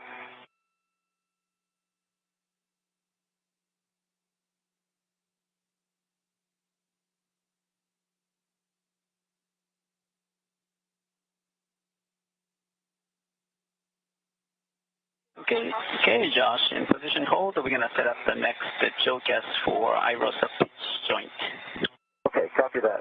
Just a heads up, Richie, that one stopped a little quickly on me. If you see it ramping out on the next one, if you could give me a heads up, that'd be awesome. Okay, we'll do.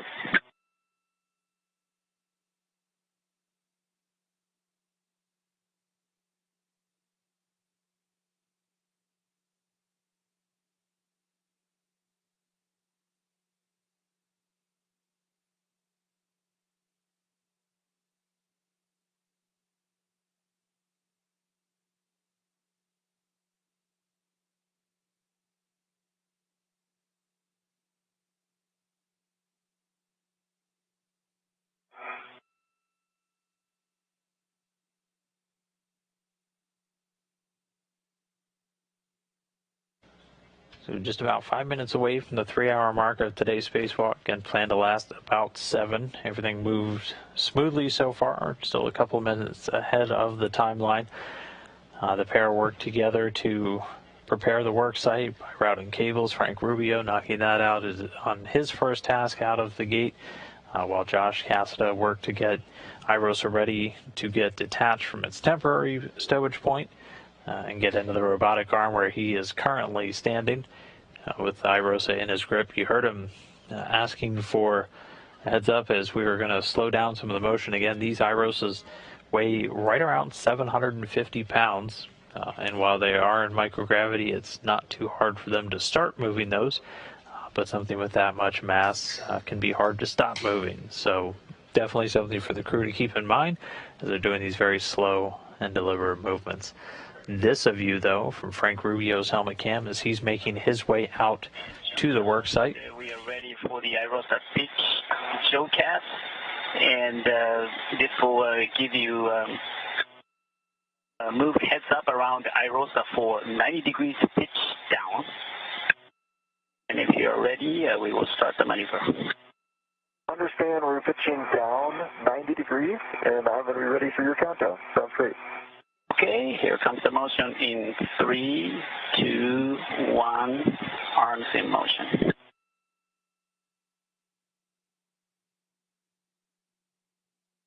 See good motion?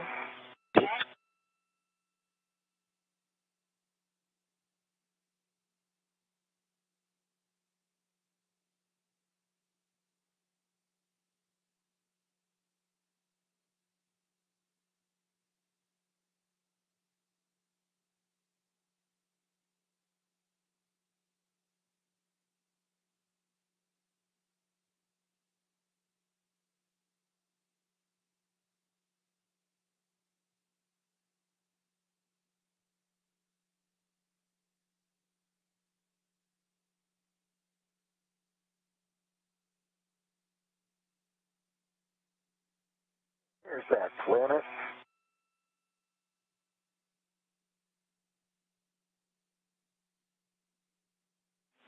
And Frank, I see you picked up the red hook there. You'll want to check your gauntlets are in place. They are, both left and right.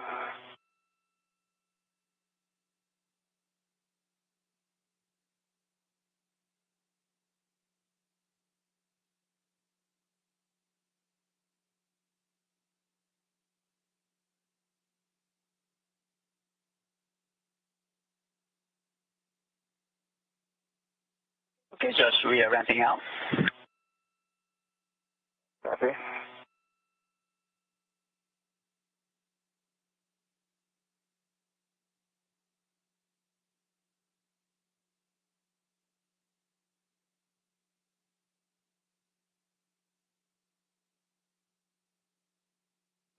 And so, Frank, the handrail you're looking for is 5124. On the opposite side, correct? That's affirm. Okay, Josh, arm is in position hold, and we're going to set up for IEA lineup. Sounds great. Thank you so much for your help on that one. So that's up. And Frank, if you can put a fair lead in Josh's safety tether at 5114 there at the corner. Well, thanks, mate.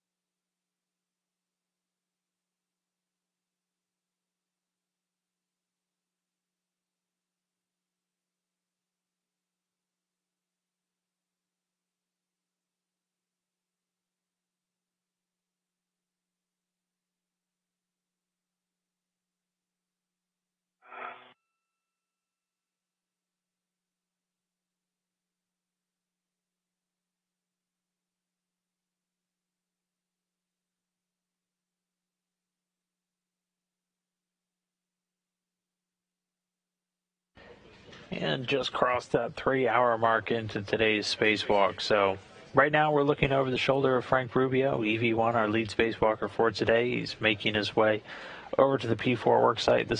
He was there already once as he laid down some of the cables that are going to be used to integrate the new solar array into the power channel along with the legacy array.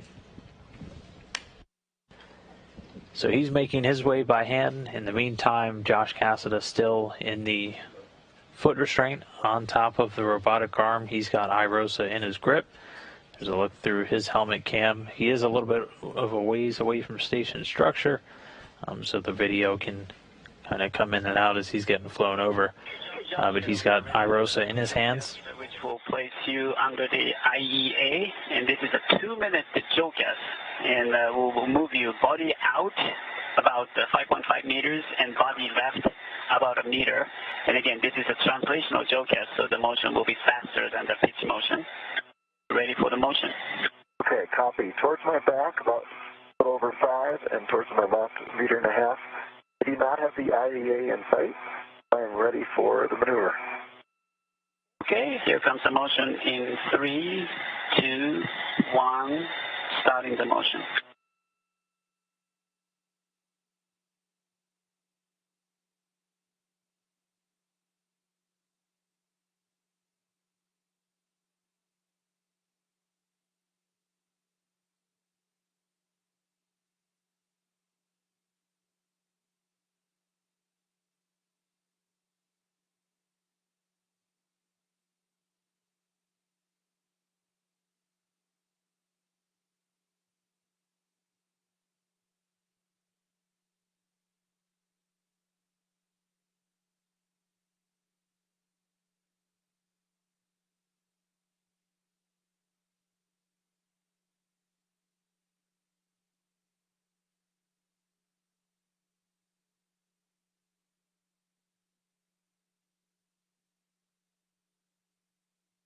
Okay, Josh, we are ramping out.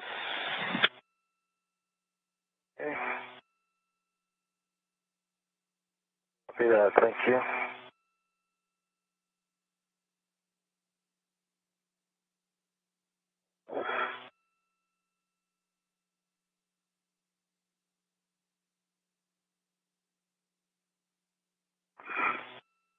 Hey, Josh. Hi, Frank.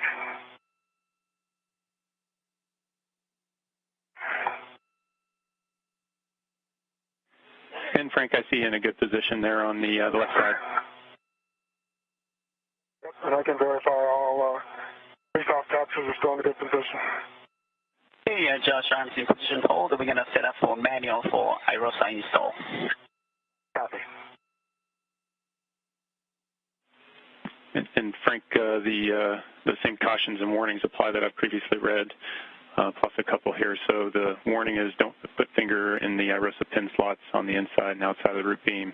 And then when on the aft side of the mod kit, avoid contacting the legacy blanket boxes and trunnions. Okay, copy all. Thank you. Yep, and then you've got the cautions about mod kit. Don't simultaneously impart loads, translate slow, and a max load of 30 pounds. Copy.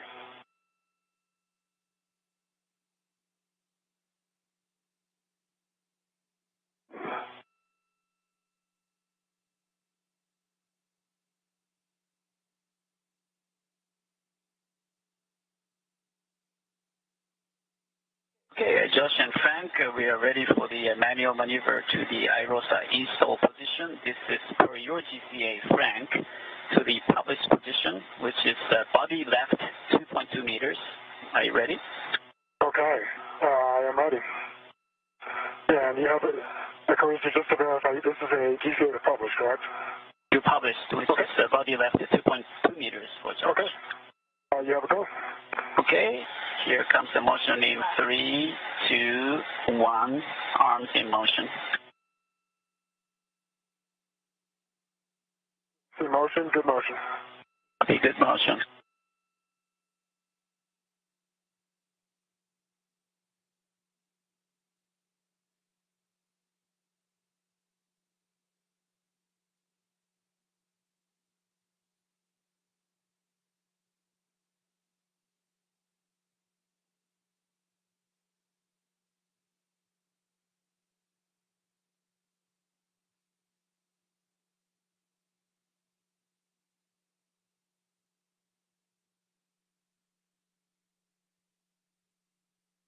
Another 1.5 meters to go.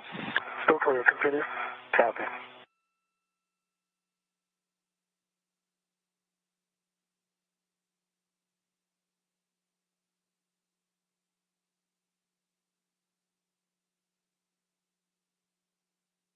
And with Josh and IROSA arriving now at the worksite, we're maneuvering it into the install position. So there's going to be two soft capture. 1 meter to go. Copy, still clear, continue. Two soft capture devices that are going to lock in on this first part of IROSA.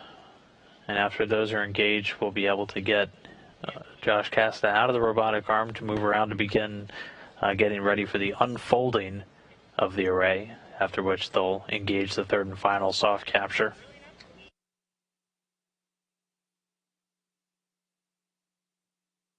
$50 meters to go. Copy, continue. Continue.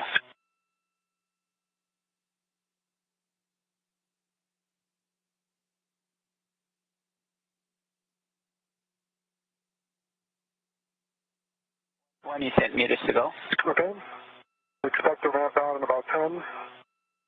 Copy. Okay, ramp out in. Continue. Continue. 3, 2, 1. About? Okay, ramped out. So this is close to the published position. Yep, and this is a great location here. 10 seconds to hand over. Even closer. Can you get your hand on it? Have my hand on it.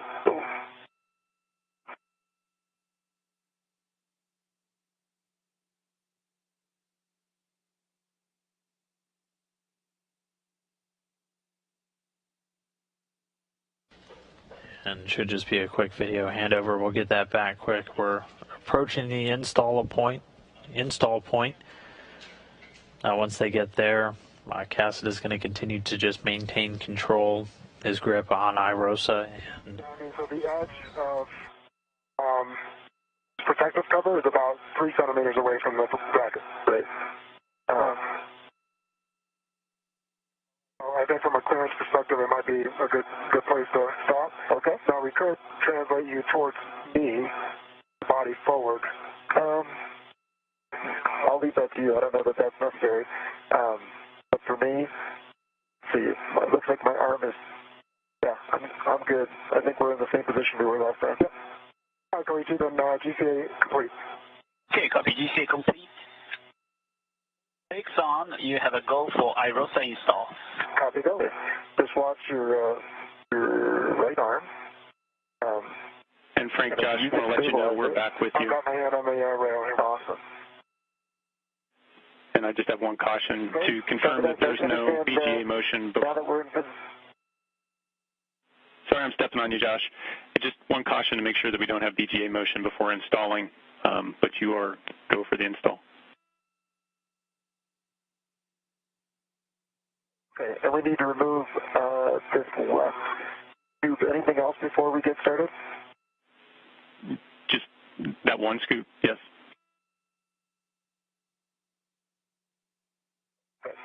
Frank, you got it with your right hand? Give me 1 second. I do. Okay. I'm going to keep, if we can keep from moving it towards the planet. Let's see, I'm going to take my hand off. All right.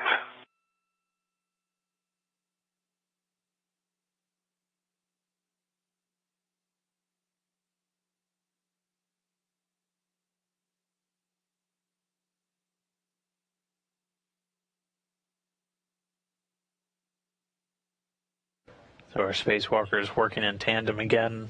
Right now, Josh Castro working to remove that scoop. That was just that temporary handling aid that he had on IROSA. I'm trying.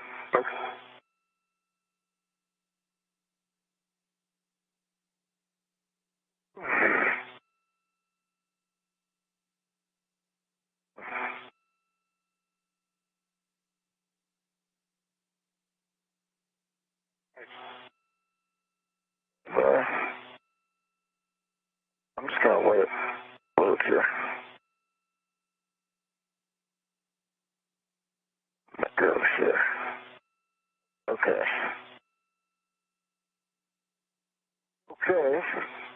Okay, let's translate it towards me when you're ready.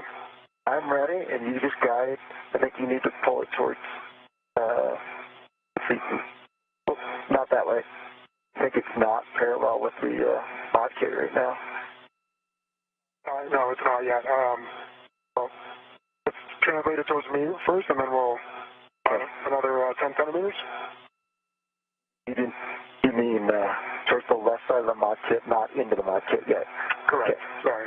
Yeah. And it's at a pretty good angle right now, so you're going to have to pull your hand towards you. There you go. Okay. All right, so now we're going to roll my end towards the IEA, about 10 degrees. Okay, you're going to have to pull a little bit towards you. Okay. Or pull towards the IEA.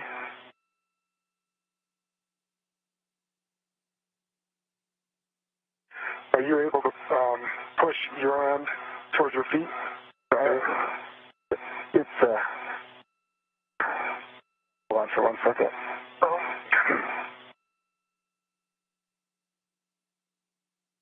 Okay. For some reason, your end is not going.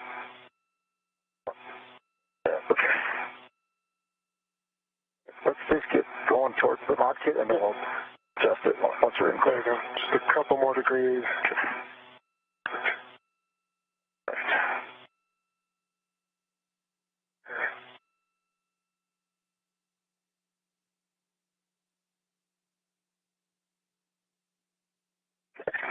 Sundays will slide a little bit towards the left side of the mod kit. It looks like to line up on that air bar move. Okay. Yeah, too far maybe. What do you think? Looks about right from my end. Perfect. Okay. Okay, and now we can just go towards the tabs. helmet's trying to pitch up a little bit. Oh, watch the roll, watch the roll. Yep. Hold on, give me a second.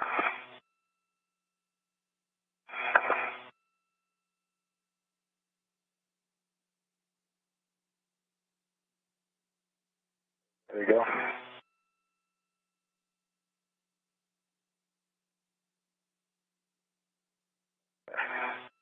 Hold there, stabilize it, okay. I'm going to start bringing this in.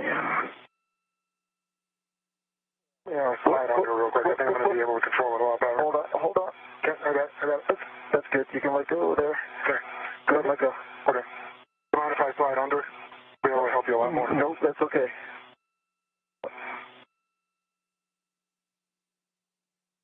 Just watch your helmet on the... Yep, thank you. Okay, ready? Through the soft.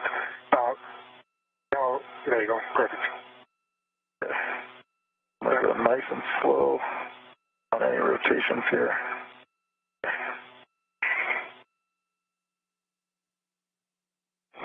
The top left, you can see some of the bolts sticking out. Those are going to be the hard capture. Those two handles you see are going to be our soft capture mechanism. So crew just working on aligning iRosa, getting it in place.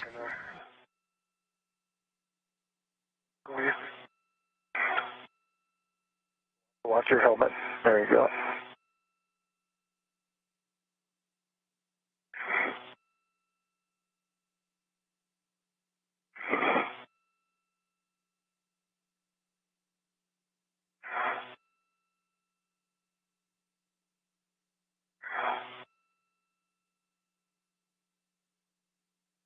That one went down. Yeah.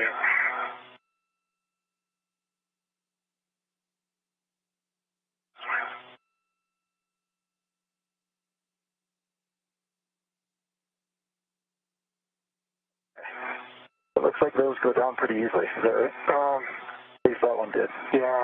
Okay. Your helmet is pushing on the iRosa, just so you know. Okay. Copy. It looks like we're lined up here. Laterally. Yep. Okay. If you're ready to go back towards PGA, a minute. Okay, let's do that. Ready? 3. Okay. 1, 2. Oops. Oh.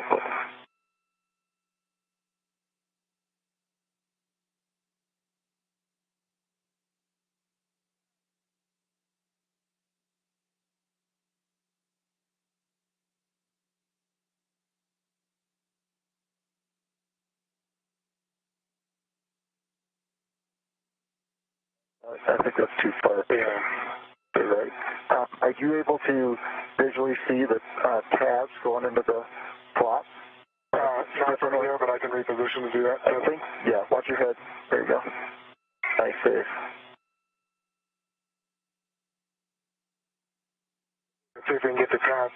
Are you able to take your, the far side away from the IA so we can pitch it down? You want to pitch like this? Yep. Yeah, pitch nose down towards the runway. I got it. Yep. Push towards me. You mean laterally? Laterally up towards the PGA. Okay, so down the runway. Here it comes. There we go. Oh, not this one.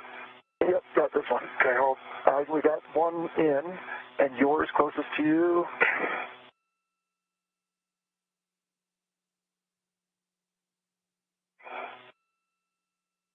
Come on, try to hold it without moving it 1 inch. Watch your helmet again, sorry.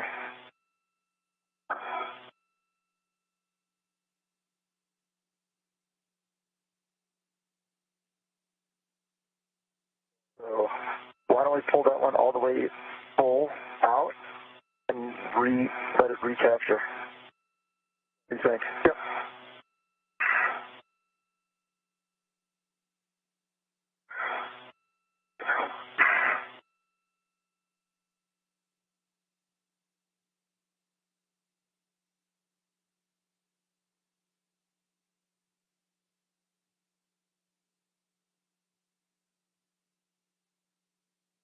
That one's good. Yeah. I understand. This looks aligned. It looks Watch your helmet. Oh, there we go. Nice. It's in. Is it in? Yep. Well, Nick, I think we got two. We were all watching. Verified that it's Nice up work. here from all angles there. Whew. Really nicely done, Frank. That was mostly just forced into thing. But they got in. Yeah, Nick, I'm not really sure what the issue was on that one, to be honest. We were lined up, it looked parallel. Yeah, but it just felt like it wasn't able to release in a full engaged position, and then somehow it just clicked. So, sorry, I don't have better data for you there. Yeah, no worries. I appreciate the words, Frank, Right. and we've got the background copying it all down. You are good to release or attach the long duration tie down to the scoop, and then you'll release that scoop from the root beam.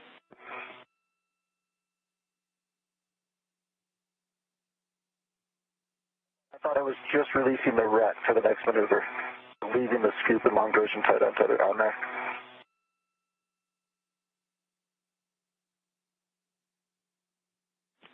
And Josh, that sounds like a good plan.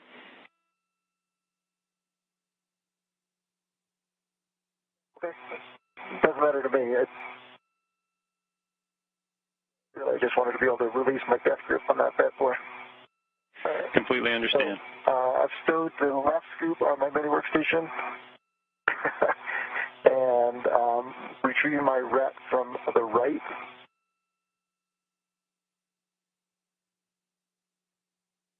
That leaves the right scoop and the long duration tie down tether. Okay. If you agree, Nick, I'm going to go ahead and have Duke get started on the next maneuver. And Josh, that sounds like a plan.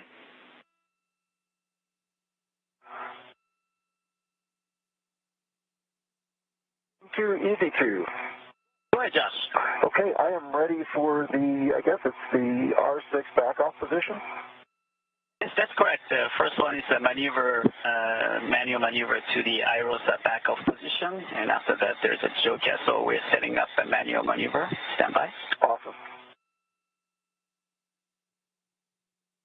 Duke, nicely done getting us in here tight so we can get that thing in.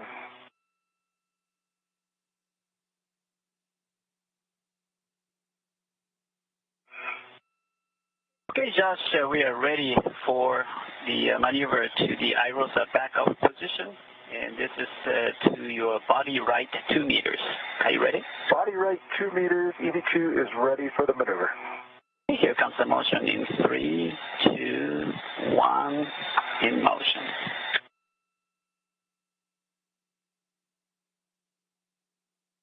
Okay, I see good motion.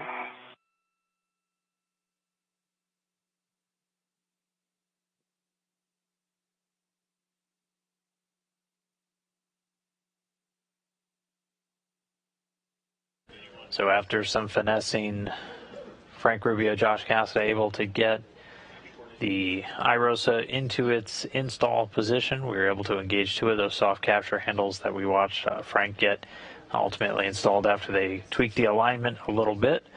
Next up, we're going to be moving the arm back, so Koichi Wakata and Nicole Mann inside the station backing Josh Cassidy away, and he's going to then start to get out pretty soon of that APFR. Before that, he's going to have to release a hinge restraint.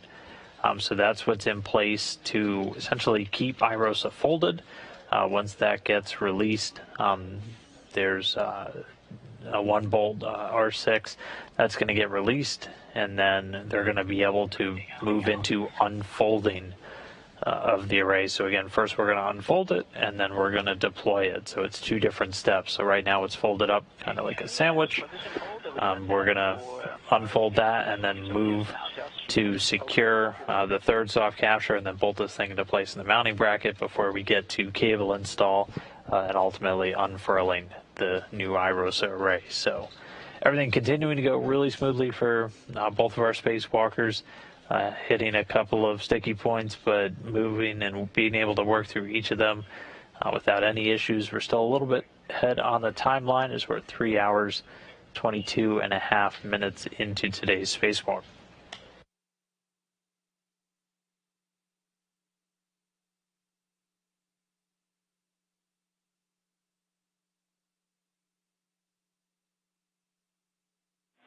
And Frank, Josh, just want to give you a heads up on timeline, big picture. We're doing good. You're seeing the sunset.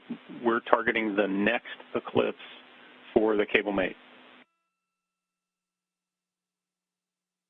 Copy, Nick. Thanks so much.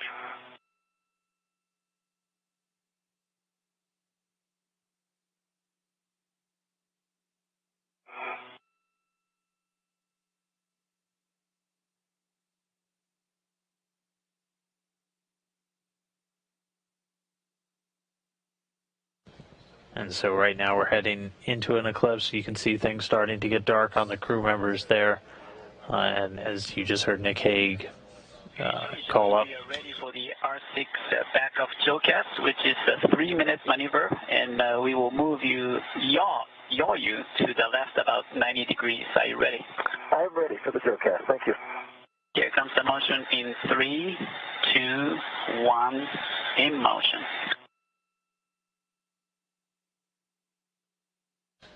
And that call right there, so Koichi Wakata and Nicole Mann executing another maneuver with the space station's robotic arm. You heard JOCAS, it stands for Joint Operated Command Auto Sequence.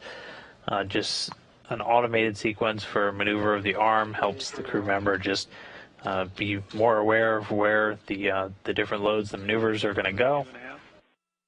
They're maneuvering Josh Casta right now into position to release what's known as R6.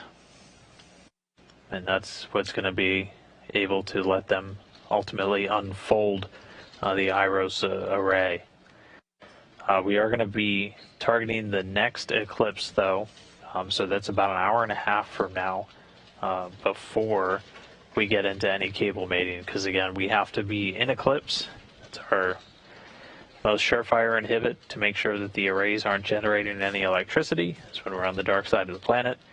And so we'll have to wait for that before we can do any of the actual cable connections, start integrating these arrays together into the same power channel. Meanwhile, the crew waiting for this maneuver to take place. They've got cameras there with thermal covers over them, able to take pictures of both hardware and other things during their spacewalk. Again, we're just shy of 3.5 hours. We're at 3 hours, 25 minutes. So we are just about halfway through the planned timeline for today. Everything going great so far with Josh Casta and Frank Rubio. That we've got IROSA in its initial capture.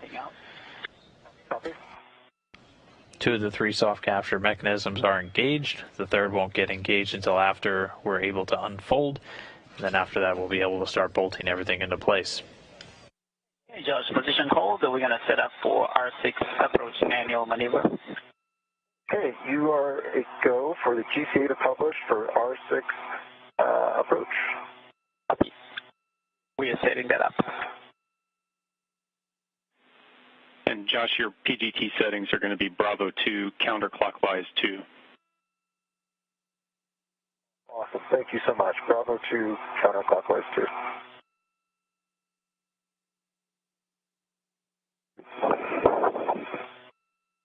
And Josh, we are ready for the maneuver for your GCA to the published R6 approach position, which is body in 1 meter. Okay, start GCA to published. And Josh, because at night we don't have good the view on the cameras, if you could monitor the clearance of the ingress aid to the structure. I've got ingress aid and boot plate 2 structure.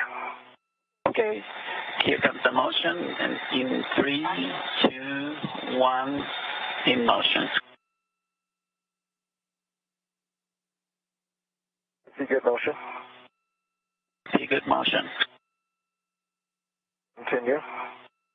See continue.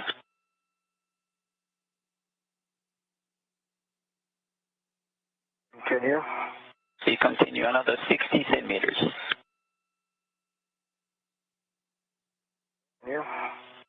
See continue.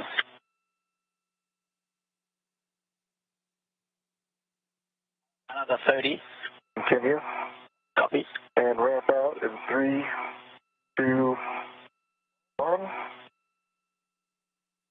Ramping out. Okay. It's going to work fine. GCA complete. GCA complete. You have a go for unbolting. And Josh, before you start doing turns there, we need to clean up the scoops. Okay. So big picture, you're going to daisy chain the scoop that's on you and the scoop that's got the long duration in front of you that's still attached to IROSA. And when those are daisy chained together on that long duration, you're going to hand that to Frank so he can send it over to crew lock bag M.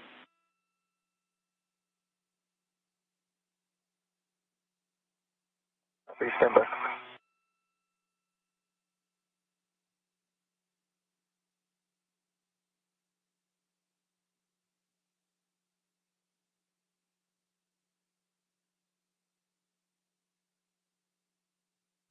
So Josh Cassidy is still on the end of the robotic arm, now in place. Before he can remove this final hinge restraint, he's going to remove the scoop. It's on the left side of your screen. That's the temporary handle that was put on IROSA to assist with him holding onto it as they flew over to this work site. End of the long duration, not the end that is attached to the scoop.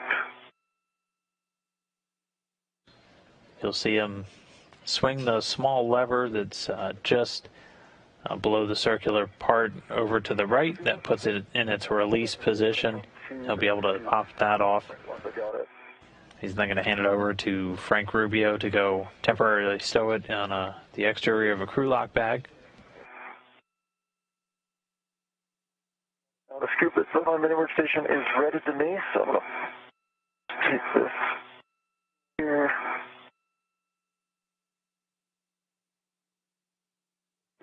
Can I give you this right to put on the long duration there? On the long duration, yes, I can try. See, end of it.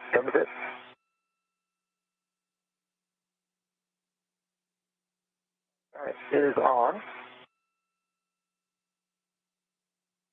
It locked out. Yeah. I'll wait to release my rep then. Okay, so you're ready to the long duration. Long duration goes to one scoop. The other long duration goes to this scoop, so I'm going to release my rep. Go for it.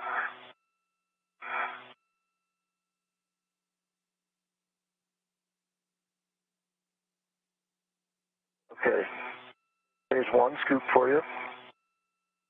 And then I will release the scoop that is attached to IROSA. Okay. There we go.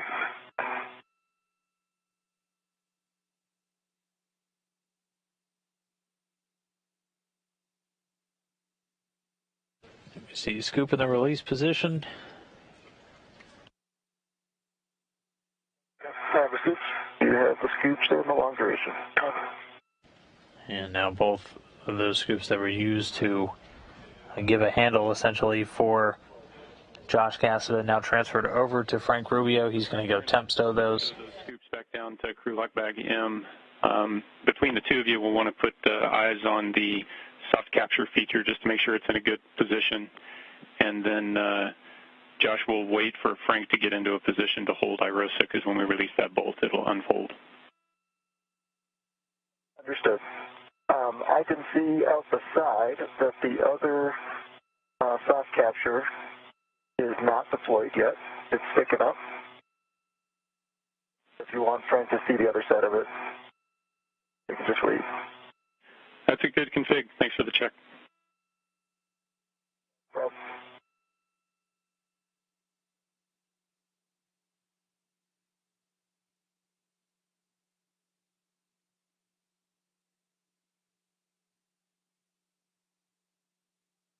Okay. I am in position.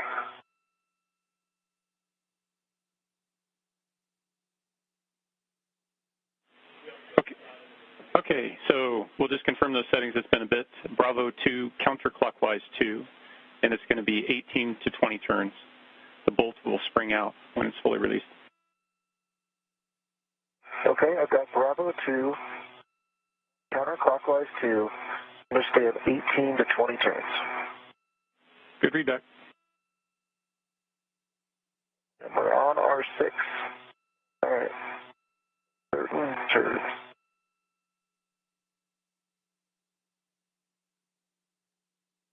All right, so Josh Cassida right now releasing the final hinge restraint. Once this is released, we'll be able to start unfolding the IROSA array. So before that happens, Cassida is going to have to stow his PGT, and then he's going to back off away from IROSA on the robotic arm. He's going to get out of that foot restraint and start making his way back over.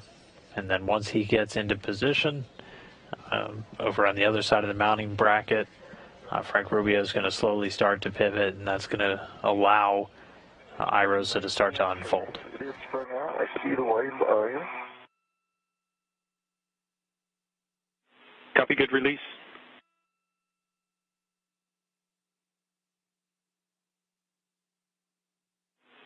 So Josh, while Frank holds that in position, you're good to work with Koichi for the arm maneuvers. See that? Okay, M2 EV2 is ready for the R6 back off maneuver. Okay, copy that, Josh. This is a body out for about 90 centimeters. Here comes the motion in 3, 2, 1, in motion. I see good motion. Copy, good motion.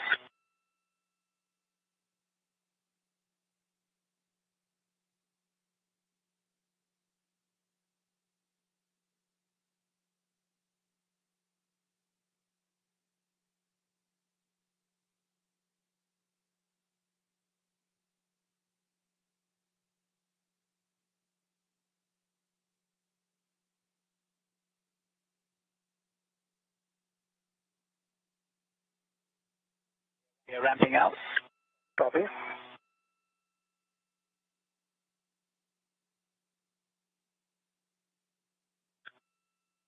Okay, Josh, position hold. We will set up for the APFR egress JOCAS. Copy.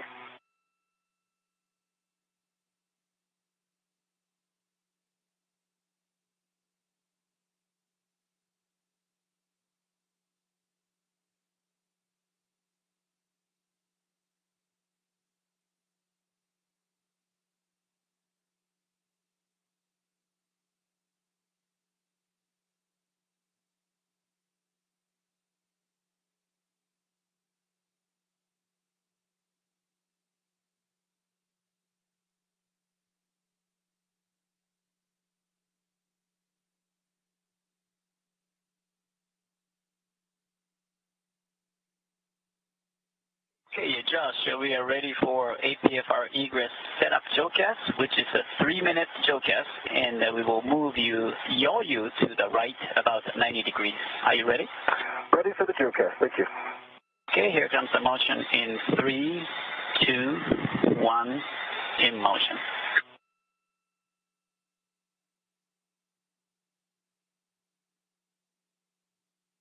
I see good motion. Copy, good motion.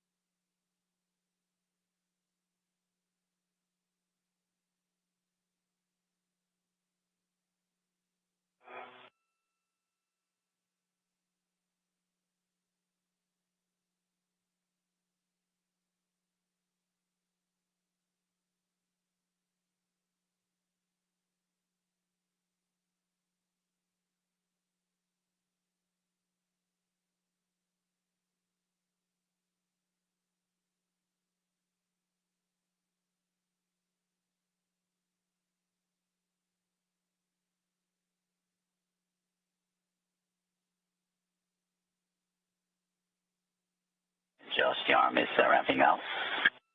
Copy.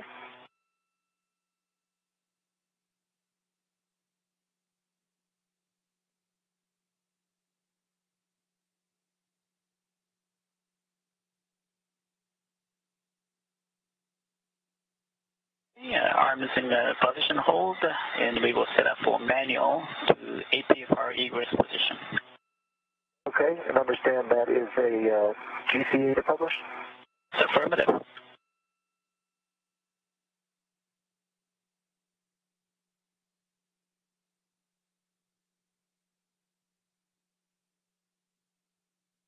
And Koichi, when you're set up, I'm ready for the GCA to publish to the APFR egress. Okay, Josh, this is a body left 70 centimeters. Here comes the motion in 3, 2, 1, in motion. I see good motion. Copy, good motion.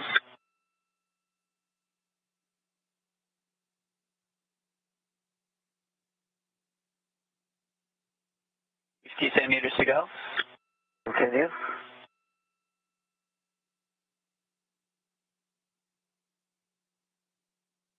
Centimeters to go. Okay, continue. So at this moment, Nicole Mann, Koichi Wakata. Continue. GCA another 20 centimeters.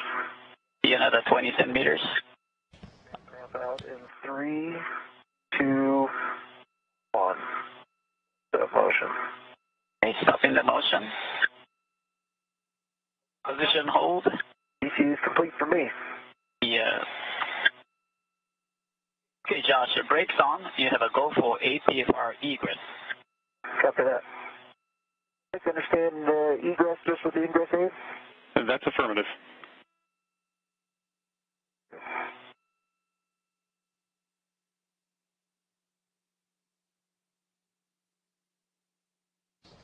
All right, so again, the robotic arm with Josh Cassidy at the end backed away from the iROSA and moved over to the station structure itself, and now he'll be able to egress or get out of that foot restraint. Yes, we do. I'd like you to get it stowed in low profile.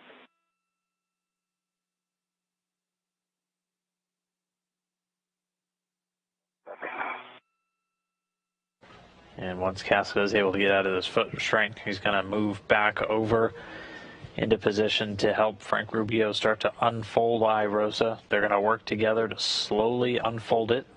Cassidy will be ready to engage the final alignment and the final soft capture handle. We saw the first two get into place when they brought iROSA over to the mounting bracket, so we'll have one more to go.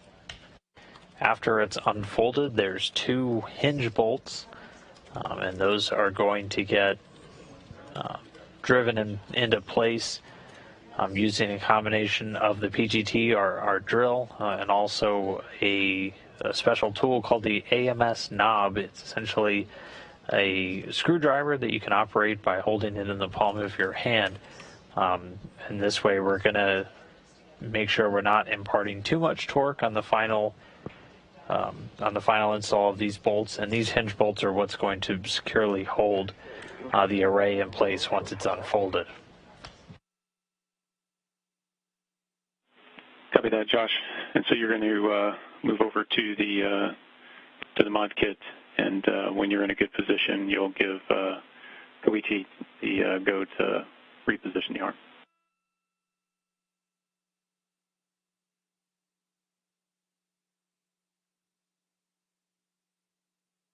Okay.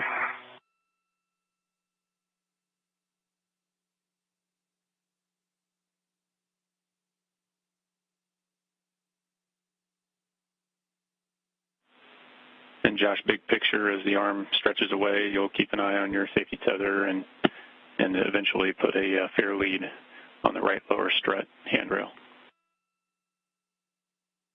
Okay.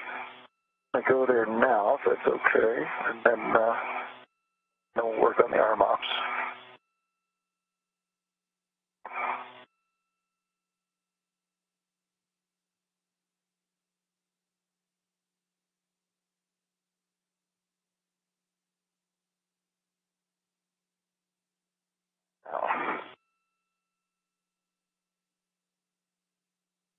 Looks like I got the seam. There it is.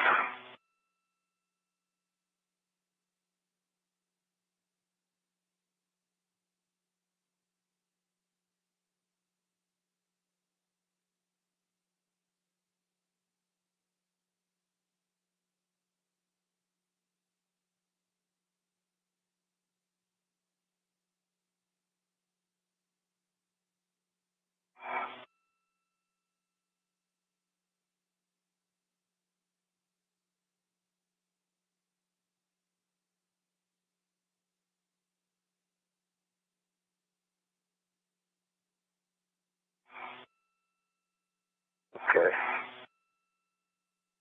55 foot isn't pulling too hard, so I'm not sure if this fair lead's going to stay. Hey, Josh. We are fair led on the lower. Go ahead. Hey, Josh, just wanted to, I was probably unclear in order of ops. We'll put the fair lead in afterwards just to make sure we stay clear when we unfold the IROSA. Big picture is leave the fair lead out, let the arm stretch away so that we don't restrict the pull out of the cable. Okay, so undo the fair lead I just did. It shouldn't make much of a difference, right? Nope, you're just going to need to put eyes on it. Okay. I've got eyes on it. M2 EV2, you are a go to maneuver the arm away from the mud kit. And Josh, we'd like that fair lead out.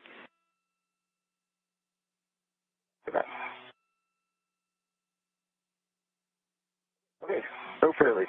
Thank you. I'm going to go back up to the mod kit then. Yeah, no problem.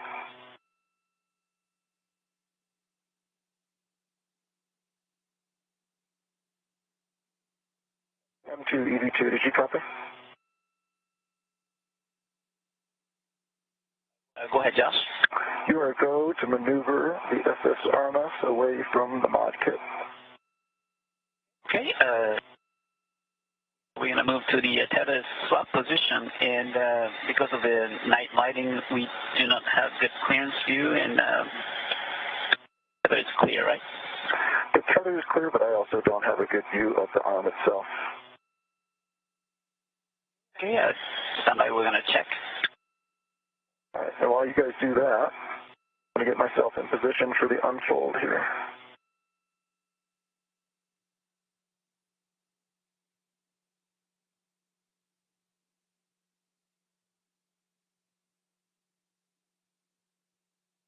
Do you have a good view of each other here? Yep. And clear there. You might want to sweep it down to your left side of your body. It'll go across your body, but it'll go under your there you go, under your armpit there. Oh, there you go. Now it's perfectly clear. Awesome. Okay. Nick, I think we're in a good spot to unfold if you agree.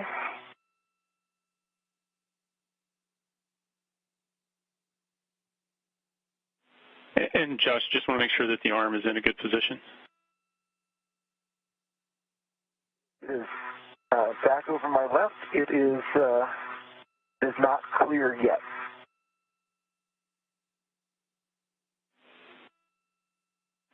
Yep, copy, Josh. We'll wait for Duke and Koichi to get the arm where it needs to be. Then we'll confirm that the safety tether is going to be out of the plane of the unfold, and then we'll get happy and everybody give you a go.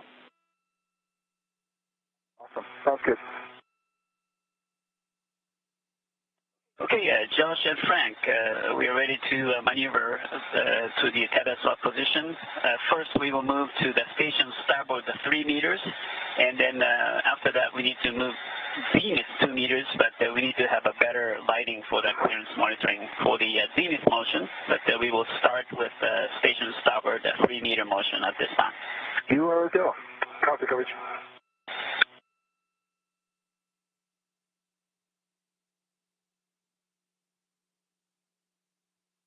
We are still setting up the manual mode.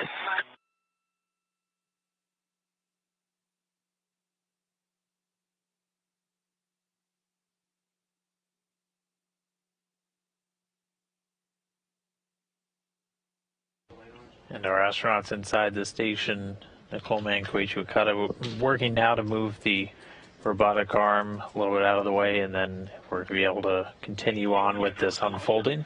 3, 2, 1, in motion. I see good motion. In motion.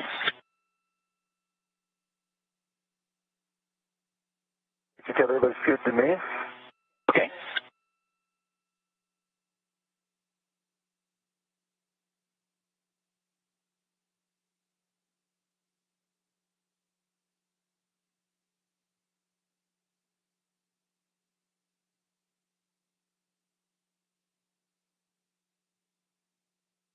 Another 1.5 meters to station starboard. Copy. you've got eyes on my safety tether? Yeah. So if they can't go station zenith, it actually is going to be in the way of the unfold. Yeah, it'd be close. Yep.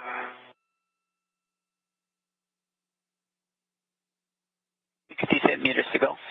Copy.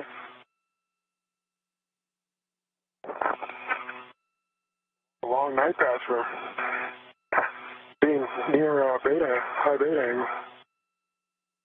37 meters to go. Copy.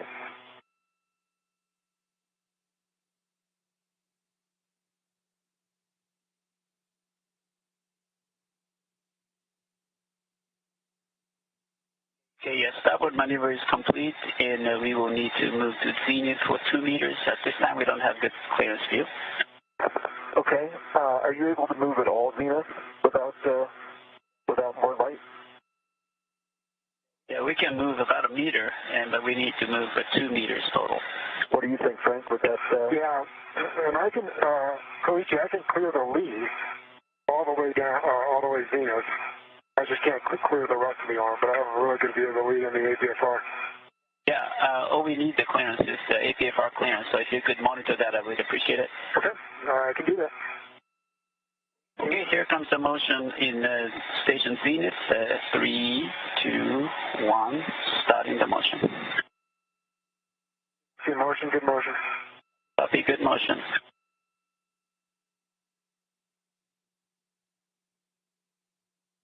So we had peeked inside for just a moment, saw Koichi and Nicole Mann. Copy that. They're working inside the Destiny laboratory at the robotics workstation. You can see them right here. Nicole Mann's our M1, our robotics lead. She's been the one controlling the arm so far today, while Koichi takes the comm duties, speaking directly to Josh Cassidy and Frank Rubio outside. Meanwhile, they're still perched right at the IROSA's install point. We're waiting for the arm to get out of the way, essentially, before they can start to unfold IROSA. They're again going to be working in tandem to very slowly unfold IROSA, at which point Josh Cassidy is going to be able to engage the third and final soft capture. Hey, Frank, if you can put a hand on IROSA, it's starting to unfold.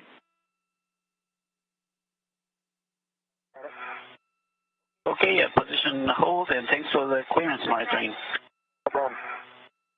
Sorry, Nick, I had to put my arm down to see the arm. Yep, understood. We were watching it the whole time. And so, Josh, if the safety tether is clear, the original fair lead that I had you put in was intended to provide some additional clearance of your safety tether relative to the current arm position to make sure it stays out of the fold. I see. Do we need it? No. Okay. Doesn't look like it.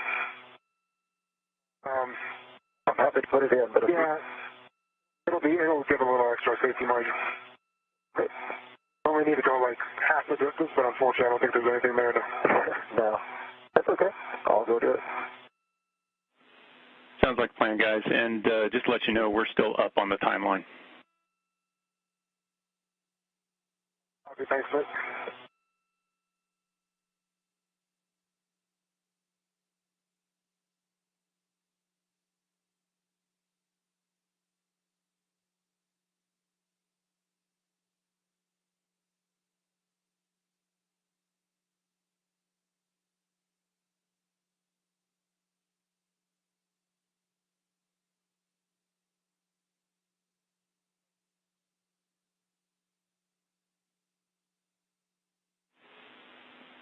And Josh, while you're working on that, Frank's holding it closed. I've got a warning here to avoid the pinch point when you're unfolding and rotating IROSA. Okay. Okay. Thanks.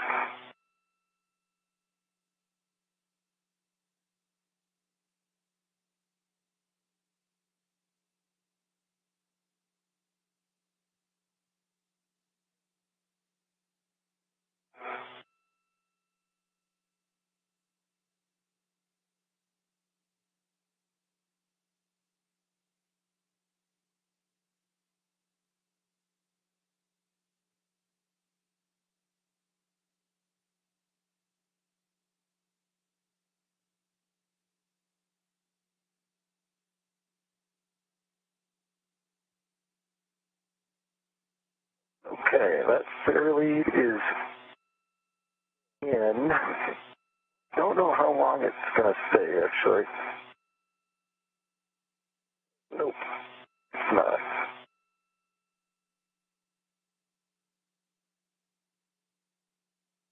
This reel isn't pulling too hard, Nick, so the fair lead doesn't really want to stay in. Can we just keep a good eye on it while we unfold it? Do you think, Frank, and just keep it clear? Yeah, I mean, I think it's got to be well clear. It's just those extra step, but I think we have plenty. We'll have at least a meter, more clearance. Nick, if you're okay with that plan, Frank, think we've got at least a meter?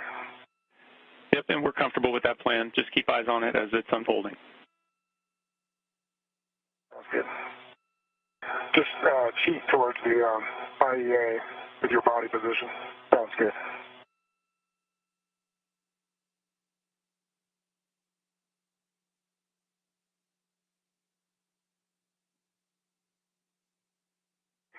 Perfect. Okay, 1 second. I'll get myself locked in right here.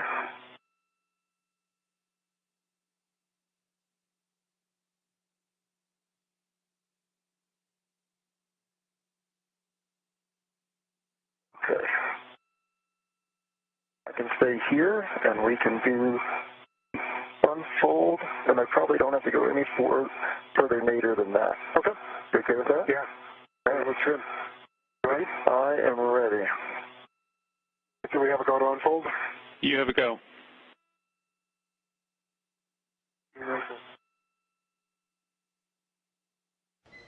And there we see IROSA starting to unfold. So this whole time, Frank Rubio's been keeping a hand on it. As once that last bolt, that R6 bolt, was released, it was able to unfold. So the slow unfolding process now underway.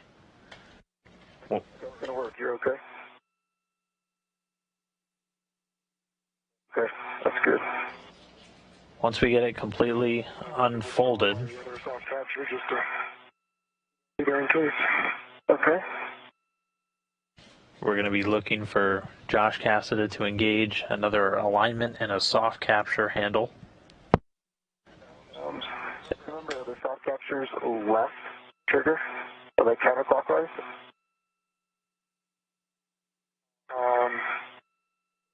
Yep, correct. I got it. Not quite all the way in yet. There we go. Okay. Engaged. All right, now let's make sure. Okay, and Nick, you can probably see that in the heck. I think that's a good engage there for the third. And copy all. We see a good install. Nicely done. So before you guys go too far, we'll do glove, hap check, and gauntlet check on everybody. Okay. EV1, no changes to my gloves. Good gloves. Gauntlets are both down, and your hap is dry. No changes to EV2's gloves. And gauntlets are in place. I can maneuver them if I need to. And my hap is also dry. Okay, good checks, thanks. So the next thing, we're going to drive the R7, R8 bolts. So Josh, you're going to move into position to work those hinge bolts. And Frank, you're going to work on, you've got those long duration with the scoops back at crew log bag M. You're going to get those stowed, but you're also going to retrieve the AET with the AMS knob.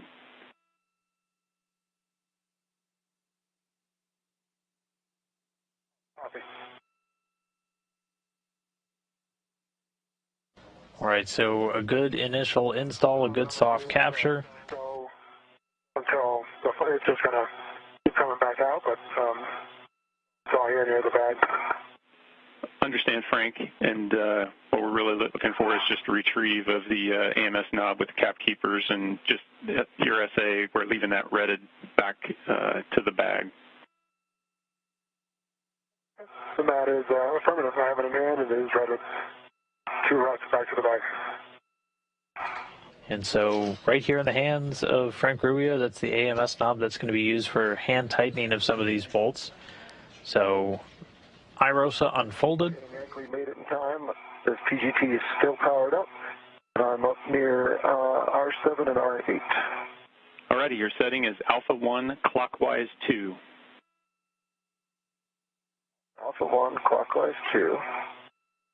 That's a good readback, and you're going to drive expecting 14 to 16 turns. 14 to 16 turns. I'm going to confirm those settings with you again here in a second. These gloves are fat and just killed the power to this thing. I've done that. Mm-hmm. So we're looking through Frank Rubio's helmet camera. That's Josh Cassidy there with the pistol grip tool. He's putting the settings in. So Alpha 1, if you remember, we've got A1 through 7, B1 through 7. Clockwise 2. Alpha 1 is the least torque. Let's say again those terms, if you wouldn't mind. Yeah, 14 to 16 turns, you're going to torque. Okay. So looking at putting the minimum torque possible on these bolts using the pistol grip tool. It's actually a little bit more torque than these bolts are designed for. So after he drives them in, he's going to drive them back about one turn and then use that AMS knob to hand tighten these bolts. And these are just what's going to ensure that iROSA stays in this unfolded position.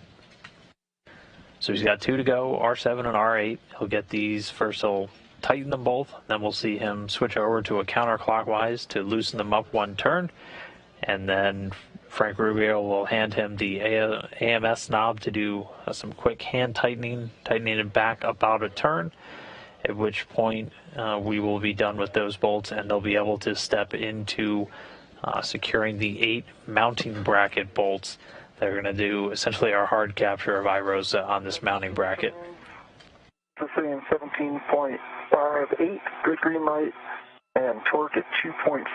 That was R7. Copy. Good bolt on R7.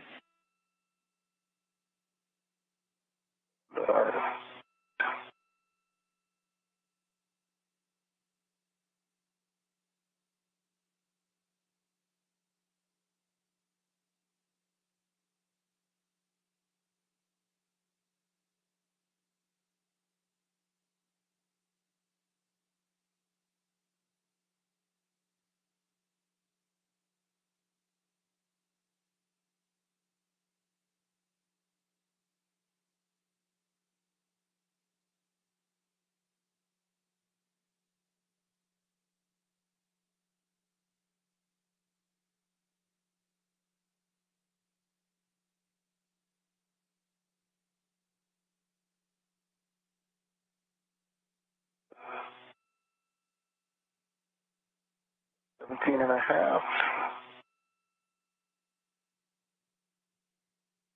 This is 17.31, good green light, good torque of 2.4, that's R8. Copy, Josh. Okay, so the next step is we're going to go Alpha 1, counter 2, and we're going to release each of those bolts one turn. Alpha 1, counterclockwise 2 for one turn. Both.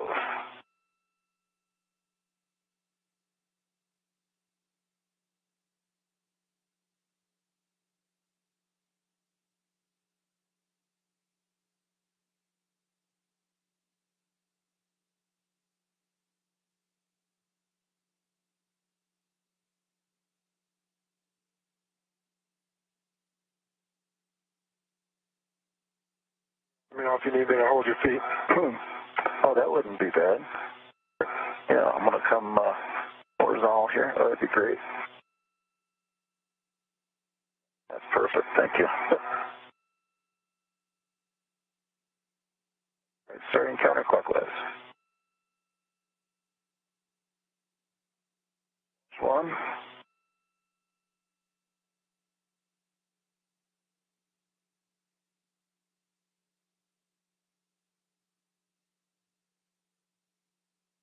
One. Okay. Okay, copy, Josh. Good release on R7 and R8. So once you stow the PGT, Frank's going to hand you that AMS knob. Copy.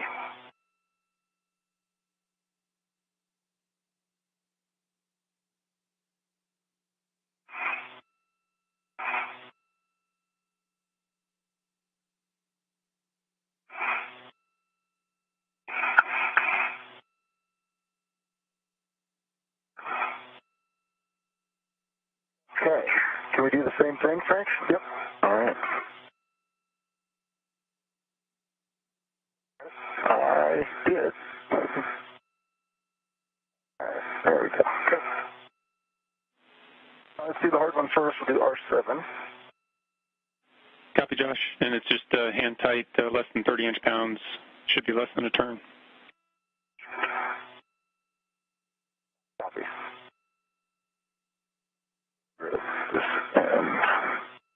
All right, so again, Josh Cassidy using that pistol grip tool first to do the initial turning on these final two bolts to secure iRosa in the unfolded position. He then backed them off one turn each, and now just using this to hand tighten, as we didn't want too much torque on these bolts. They were actually designed for a little bit less than the minimum torque possible using that pistol grip tool, so this hand tool, our workaround. We used the pistol grip tool at first because otherwise doing the full tightening with the hand tool would be pretty torturous on a crew member, so lesson learned from earlier spacewalks. Copy. Good install on R7. And it looks like R7 complete. Next up is going to be R8. And then once this is done, Cassidy is going to hand off the AMS knob over to Frank, who's going to stow them in that crew bag. And then they're going to move into securing iRosa to this mounting bracket with 8 additional bolts. And so it'll be over to Frank Rubio and his PGT to get those installed. Thank you. Copy, Josh. Good R8. And from a translation aid perspective, you can use the base of those bolts, the bolt cam, but try to not put load into the bolts themselves. Okay. You talk about the M1 through M38 bolts? Affirmative. Okay. Well, they'll be gone soon enough because Frank's going to take care of them, I think. Are you ready for red chokes on the caps? Affirmative. Okay.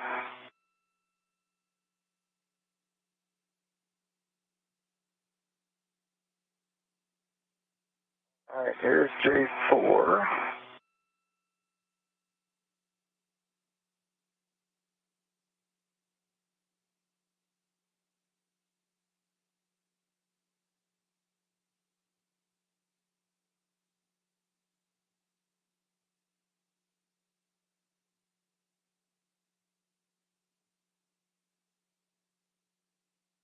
Three. I can get 1 and 2 if you want.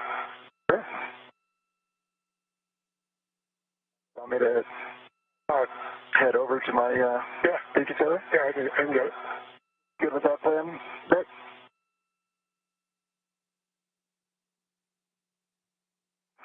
In fact, I'm going to cool down here a little bit first.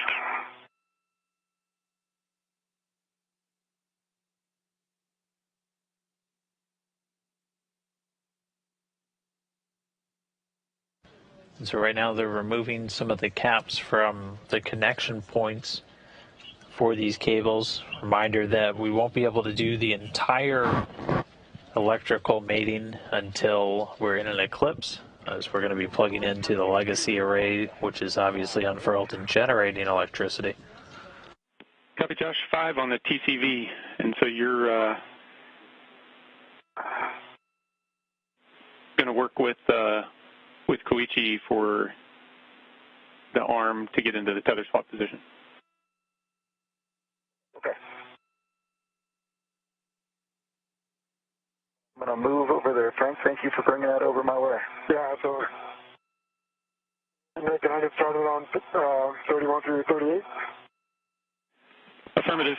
Just while you're under there, I've got a caution for you to avoid inadvertent contact with the cables and NZGL connectors that are attached to the iRosa. But yeah, we're going to start with any order is good, so whatever's convenient, and when you're ready, I'll give you the PGT settings. Okay. All right. I'll wait line real quick.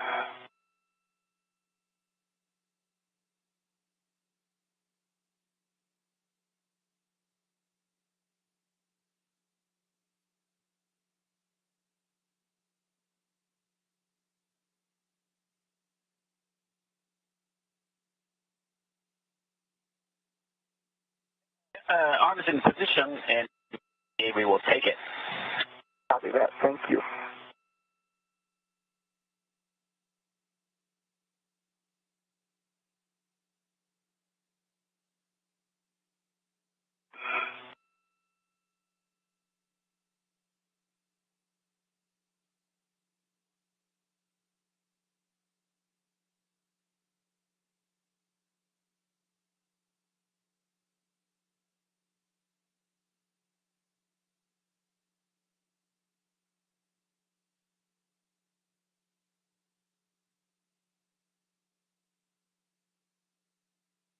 Nick, I'm ready for those settings.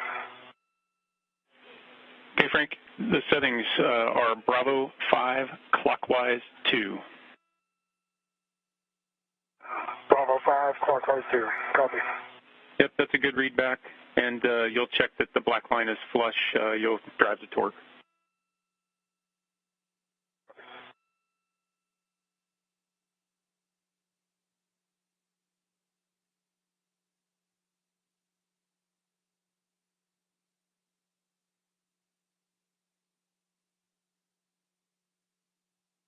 So a little over 4 hours, 10 minutes into today's spacewalk. Another quick momentary handover. We'll get that video back.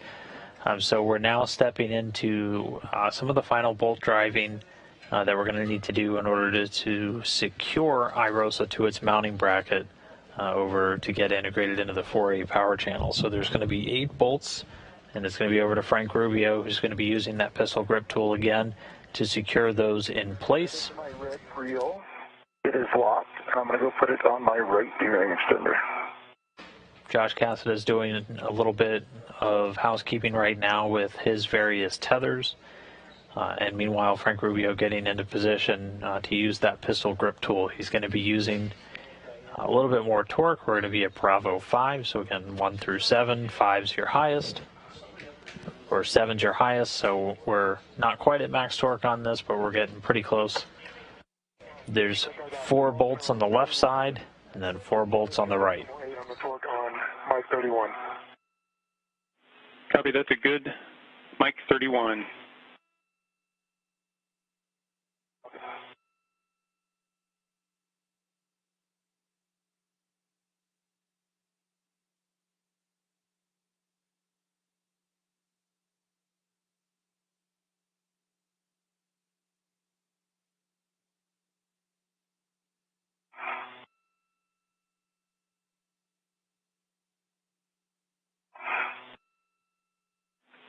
Hey, Frank, just want to confirm on M31 there was a black line flush.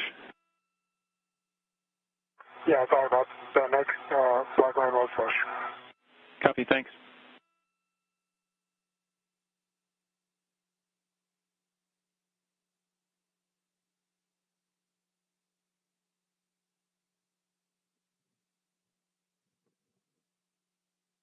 Okay, my red hook is on my right gearing extender, gate closed, fire lock, black on black. I retrieve my rep and unlock the reel.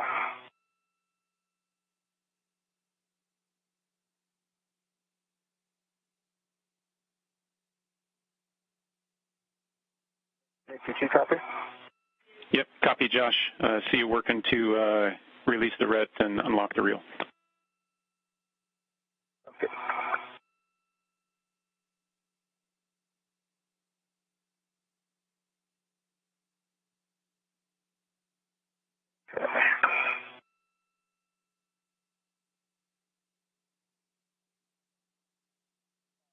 Nick, next bolt was Mike 34, and I had 12 turns, green light, 22.1 on the torque, black line is flush.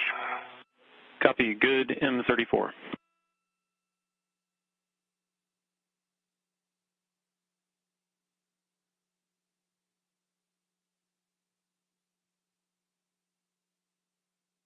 Nick, if you agree, I'm going to go up and get my 55-foot anchor off of the arm. Affirmative, Josh. You got a good tether pack, so you're good to pull your anchor.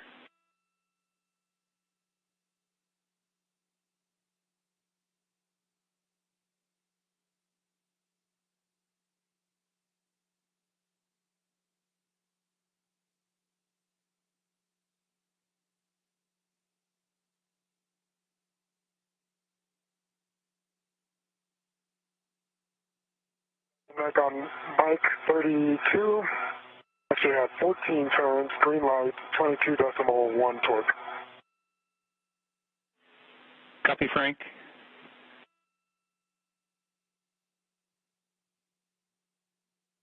Black line flush. And copy, Frank, and we can see it in your HACA as well. Okay.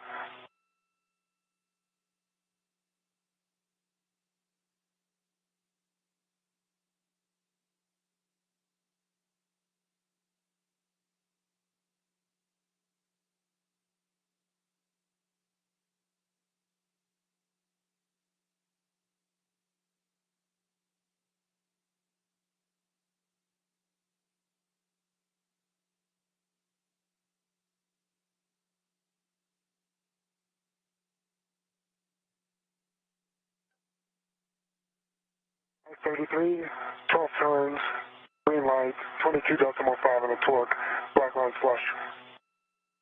Copy, Frank. That's a good set of left side bolts. He'll transition over to the right side. Copy.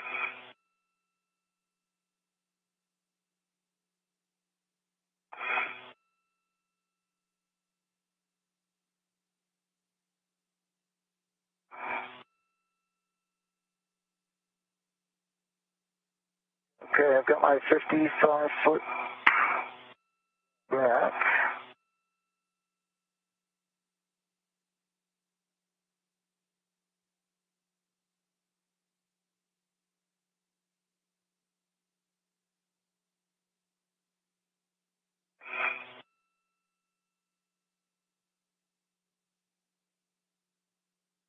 Hey, Nick, I think we're in a good config to go ahead and maneuver the arm again, if you agree. Concur, Josh. Koichi, I'm just going to get out of the way, go back to the mod kit, and then I'll give you a go of whatever is your next maneuver. Okay, just copy that. If the tether is removed, we can maneuver to the IEA backup position. I'll stand by. I'll give you a go here in just a second.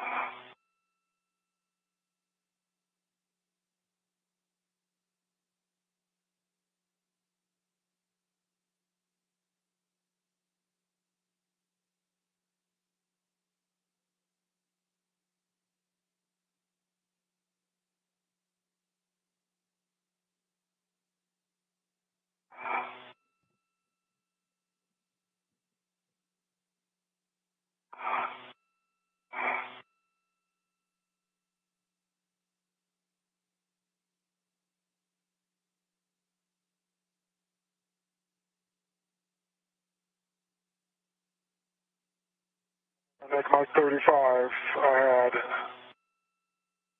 13 turns, green light, 21.9 torque, black line flush.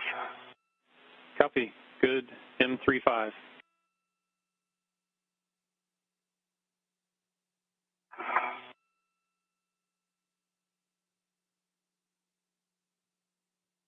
M2 EV2, you are a go to maneuver the SSRMS. Okay, copy that, Josh. We will maneuver to the IEA backup position.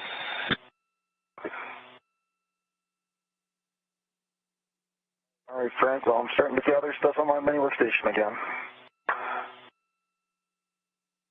Nick, Mike 36, 12 turns, green light, 22.2 on the torque, and black line flush. Copy. Good bolt. Would you like me to stay down here at the IEA, or do you want me to help with 37 at 38? I'm working 37 right now. Yeah, if you don't mind, I'll just knock it out real quick, 38. Sure. I will stay out of your way.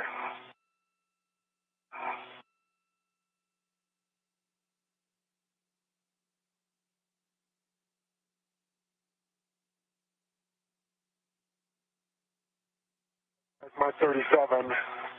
I counted 11 turns. It might have been 12, though. Green light, 21.9 on the torque, and black line is flush. Copy. Good bolt.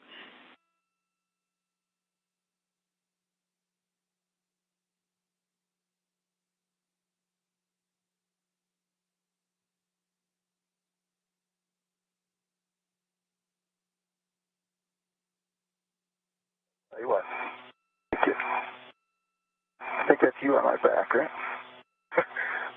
Sorry if it is. Yeah, yep, I see you there. Get out of your way.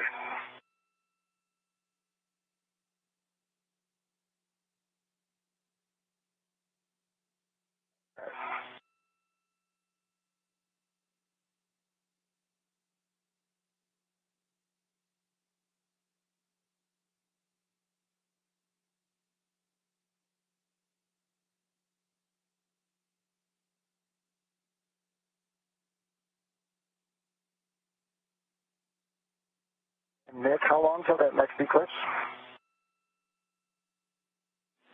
Yeah, we got a little over 35 minutes, Josh. Okay, so we're going to go to R9 and R10 next? And Josh, I was waiting for this bolt stuff, and then I was going to give you the big picture. Okay, sounds good, sorry.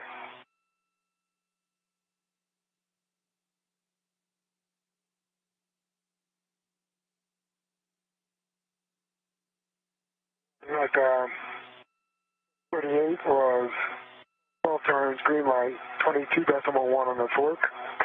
The black line is, it's flushed if I look at it with the canister flat.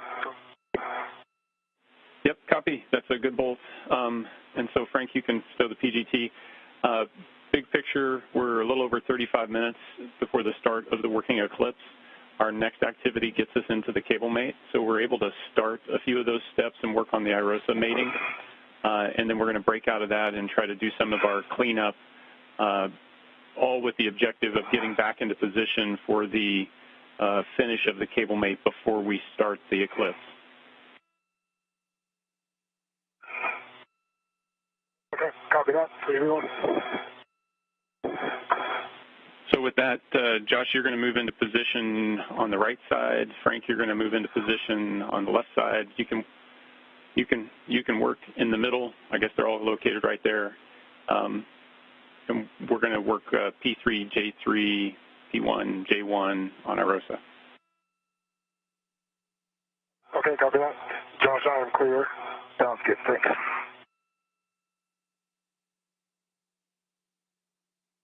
Can I get started on P1, J1? Affirmative. You're going to mate P1 to IROSA J1, looking for good checks and over center. Copy that.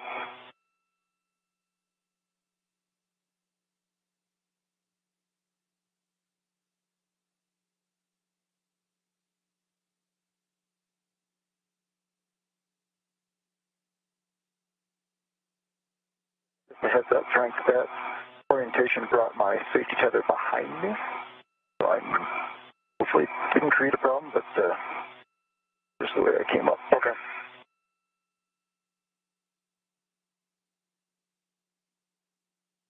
It looks just off my right side. Yes. Okay.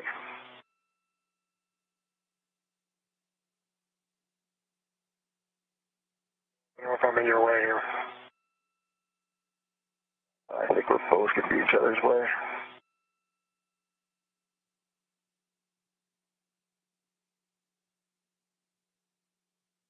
All right, for J3,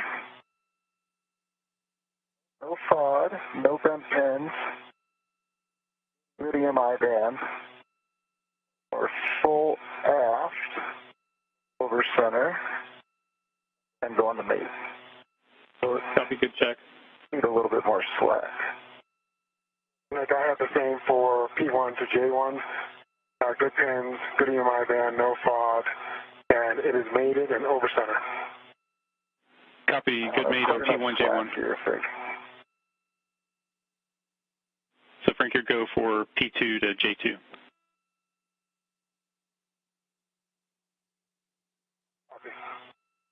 When I put them there, the black line was by the. Is it? Oh, I see. It's up there. Yeah. It should be by the wire tie. It should be down here? Yeah. Okay. Might be able to just pull because the other side's just on the wire tie. It doesn't want to come. Not sure why. Tell you what, can I head over there? I'm going to try to fight it through if you could pull a little bit more slack my way.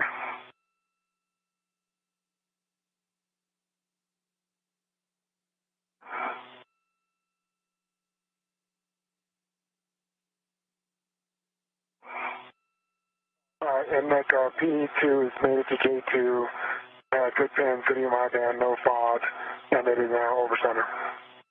Copy, good P2, J2 mate. Hey, Frank? Yep, it's just catching on these knots that are tied to keep them together. Can you vet to it, make sure it's secure? I'm going to undo this one. Okay. That's just, it's too good of a job. It's too tight. And then I'll move it. Is there an indicator where this one's supposed to be?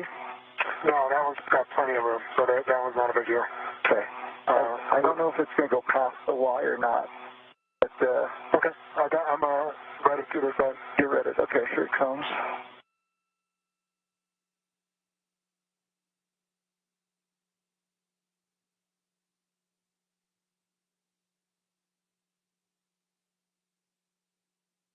Okay, can you pull your direction? Whoops. Is that the black line? Is that the Y kind of? That's awesome. Give me 1 second.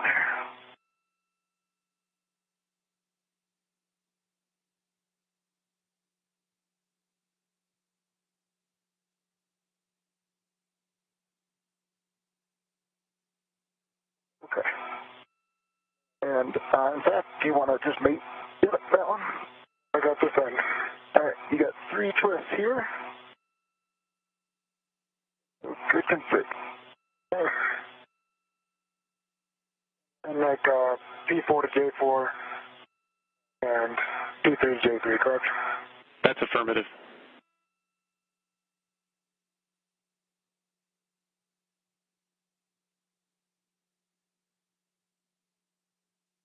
All right. P4 is made it to J4. I had good pins, good EMI band, no fog, and it is over center. Okay. Copy, good P4, J4 mate.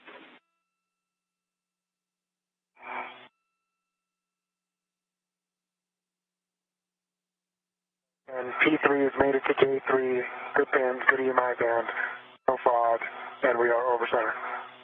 Copy, good P3, J3 mate. So that's the end of the cable mating that we can do before we're in eclipse. So Frank, we're going to have you head over to the crew lock bag M, and we're going to spend a little time cleaning that up. Okay, copy that. And so a quick check-in, 4 hours, 27 minutes into today's spacewalk. Goalie if you want. Seriously.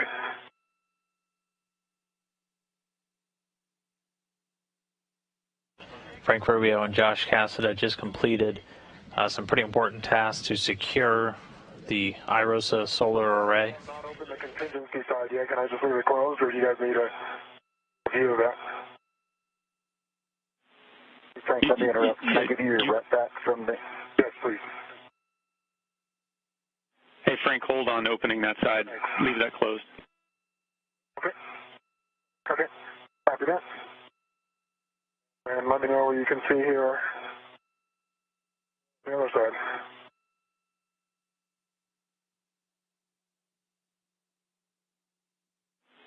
And Frank, yeah, what we want you to do is work on trying to stow everything in the other half of crew lock bag M. And then we're going to move that over to the cable bag and put it inside, realizing that we still have to retrieve a scoop off the bottom of the mod kit, but we'll take care of that later. Josh has a lot of extra rets this. Okay. Do you guys have what you need on HECA? Can I put stuff away?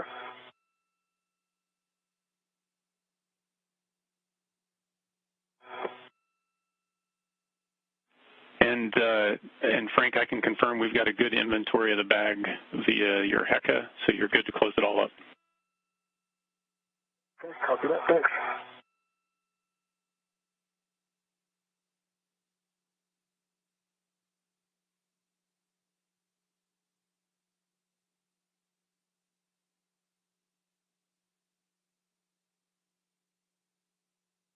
Again, at this moment in our spacewalk today, we're just shy of 4.5 hours. The IROS, the solar array, has been installed onto its mounting bracket. Both Frank Rubio driving all 8 bolts to secure it in place after working with Josh Cassidy to get it unfolded. They started some of the cable mating work, connecting the cables to the NZGLs, the NASA zero gravity levers. That's just the cable interface that they have on these power cables. They've started some of that cable routing with the connections made to the IROS. We will not do... I have to open the other side. We will not do the routing to integrate those in with the existing solar array until we're in eclipse, and that's coming up in a little less than 30 minutes from now. Are you able to put those caps in there while I hold? Yeah, keep one thing, 1 minute to troubleshoot something there.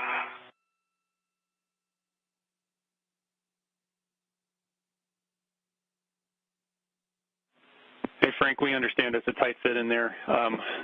Big picture, we're going to put this inside of the cable bag, so if you have to put something on the outside of crew lock bag M, we're okay with that because you're getting ready to put everything inside the cable bag. Okay, copy. Thanks.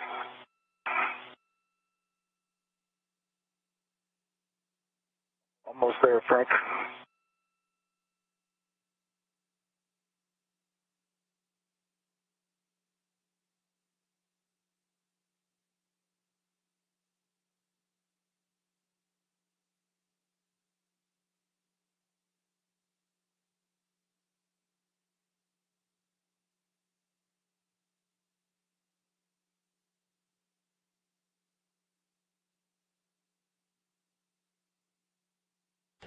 So again, as we wait for eclipse, which is coming in about 20 minutes from now.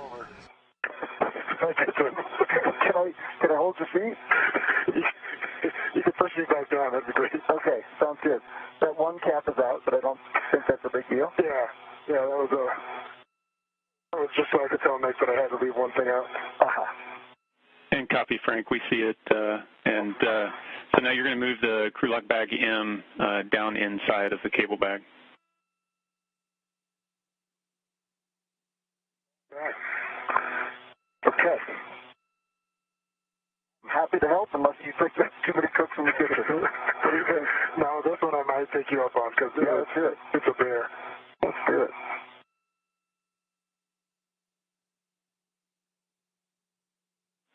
And big picture, guys, we've got 25 minutes until the working eclipse. This is the last thing we're going to have you do, and then we're going to have you get into position, catch your breath, and then get ready to do all the cable mating in the dark. Sounds great. Thanks, Nick.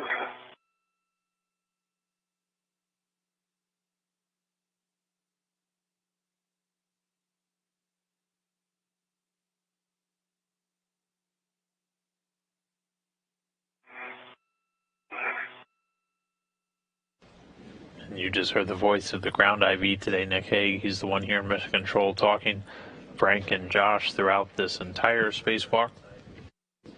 So they're doing one small task out of order, so they're doing some of their cleanup. And that should keep us clear on feathers.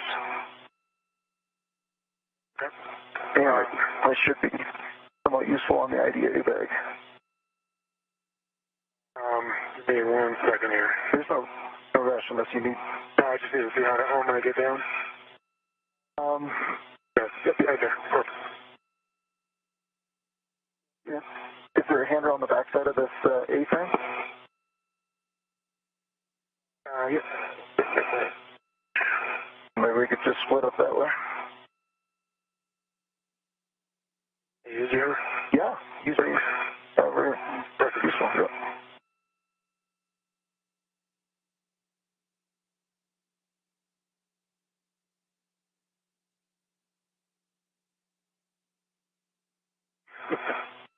Remember that first DVA where you had that moment of like, where's the bag? Mm-hmm. Just had that.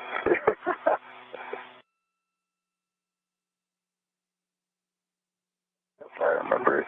Oh.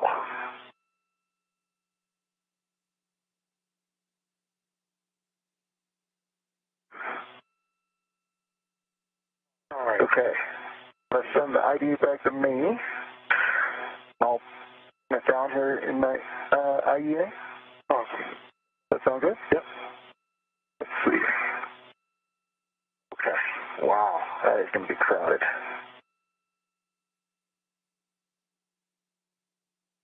All right.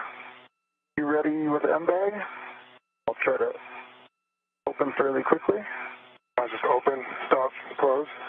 Yeah, sounds great. Let's see, and you're going to take the large, small inside to anchor it? Yeah.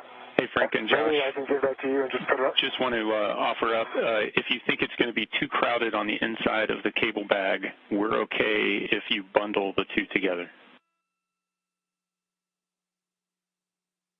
I'm going to defer to you. You're the expert on bundling these things if it's a good idea or not. Let's try opening it real quick. Okay. And then if it doesn't work, it's probably going to want to go in the middle compartment, which has other stuff in it. I don't know if the top compartment is going to have enough height. To make the Velcro, you mean? Yeah, to fit this whole, you know what I mean, like to bring the flat, the lid back over. But we could do this, right? We could connect that to hold it down. Is there another one over there? Yeah, there is. There is? This one right here. Goes up and over for the lid. You want to try for upper shelf first? Yeah. Okay. Yep. All right. Yeah. Actually, here, let's switch. I'll give you the bag now, and I'll hold it. Stand by. We need to get this anchored in there. And guys, while you're putting the bag inside there, we will want to end up with a ret that comes from the inside to the outside to grab the scoop later. Right there. Okay. Use that. Have it. I'll take that one off. Velcro down. And if you want, you can just use that one that's right there at the bag lid as the ret for the scoop. Thanks, man. I got the large, small anchored in there on a D-ring. Okay. And that D-ring appears to be part of the bag. It is. And let me take off my rat.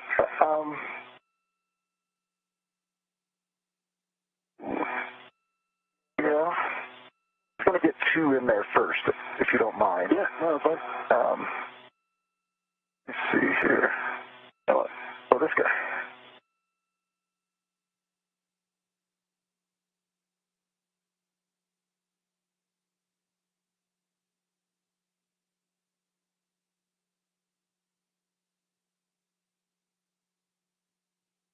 So close I can taste it. There we go. All right. Go ahead and grab your rat. We've got two large hooks connected inside this. Ammo. All right. Ready? Yep. I get a deposit. Okay. We're in.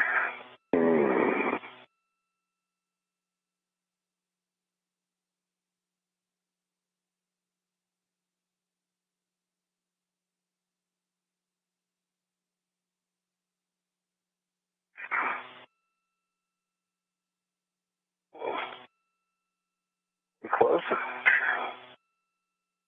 Does that strap make it? Yeah, can you hold it closed? Oh, yeah. Yep. Yes I can. Yep, go for it.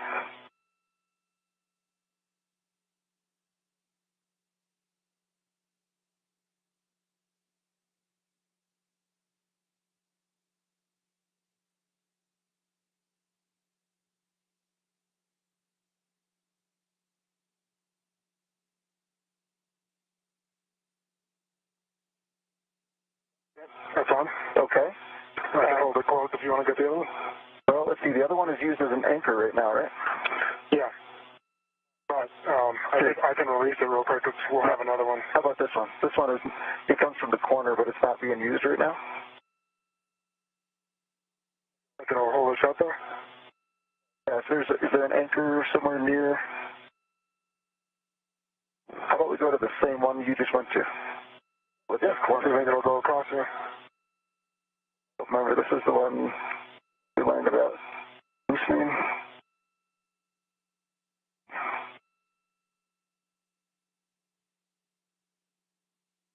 All right. I give you that one. You go, and I'll hold it closed. You go to the same spot you just went to. It's not going to reach. Shoot. Here, let me use got the lid? You can, yeah. So right now we are just shy of 4 hours and 40 minutes into today's spacewalk, which kicked off earlier this morning about 7:19 a.m. Central Time, when our two spacewalkers, Frank Rubio and Josh Cassada, turned their suits over to battery power. Since then, they've been able to accomplish every single task laid out in front of them so far in order to get this new rollout solar array in place and over to its installation point on a support bracket that's going to have it perched essentially right over the existing array for the 4A power channel. They were able to work together to get it released from its temporary stowage point and then ultimately moved over to where it now sits. They've been able to successfully bolt it in. There's a hook on the lid right there behind your right hand. They were able to successfully bolt the array to the support bracket and started at least some of the cable routing, connecting the four connection points to the iROSA itself. At this point, we are just having them do a couple of cleanup tasks ahead of time while we wait for eclipse.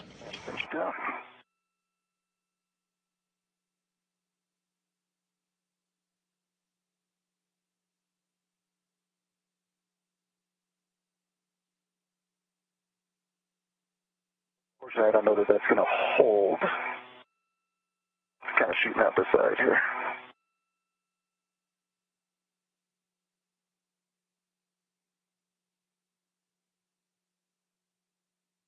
What about going right here?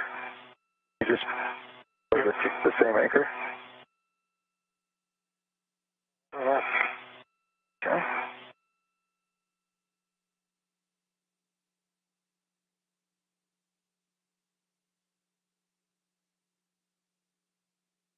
It's not tight enough. What if we loosen it and go to that other hook that you just went to? And it'll kind of go across. Okay.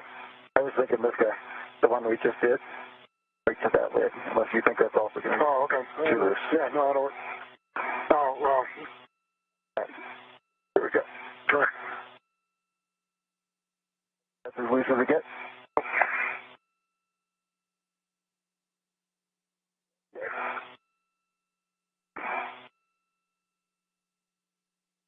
That's how our wives get back at us for not wrapping presents this year.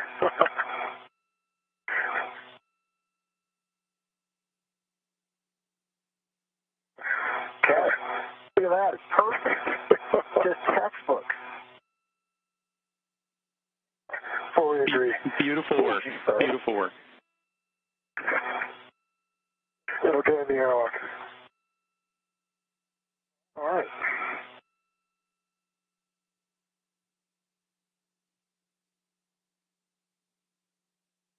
That one doesn't want to stay. There we go. And we still have our set on the outside for the scoop. Yep. Looks good, gentlemen. Everybody's over at our panels. Yeah, everybody's happy. So if Josh, if you want to head over to the right side, and Frank, if you want to head over to the left side, I'll read out some warnings as you're translating over. So you must not demate the solar array wing connectors until eclipse plus 2 minutes, and you must maintain a 1-foot keep-out zone from demated SAW connectors starting 2 minutes prior to and during installation. Copy. Copy. So you're going to have some time on your hands. We've got a little over 10 minutes before we can get you to work. So get in position, get nice and stable, throw down a BRT, take some good photos. I'll give you a heads up as we get closer. Okay, thanks.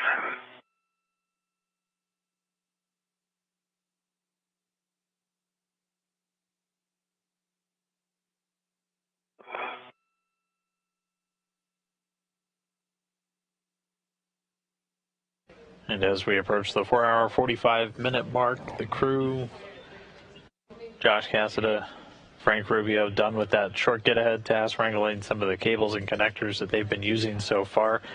Right now, they're going to start making their way over to their next worksite position, where they're going to be connecting a series of cables. They already started this work, plugging in the sides of the cables into the connection points on the iROSA solar array, but then had to stop until we hit eclipse, as they're going to be essentially tying those cables in to some additional connection points on the solar array wing itself, the existing one, and then they're going to be plugging those in to integrate both the existing solar array and the new iROSA into the same tie-in to the same power channel.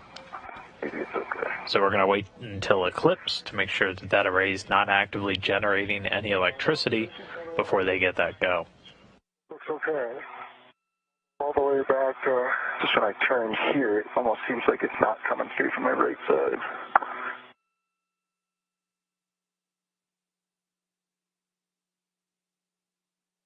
yeah, all the way to your body, it's clear.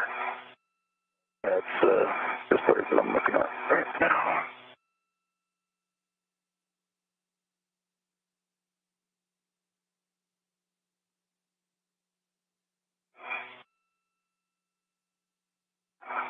Okay, it's all good.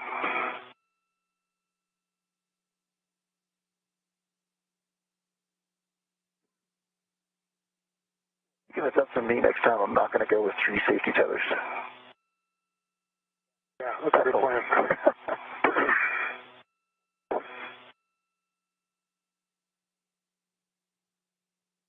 Fortunately, I think that's Miranda's way of giving you a Christmas gift.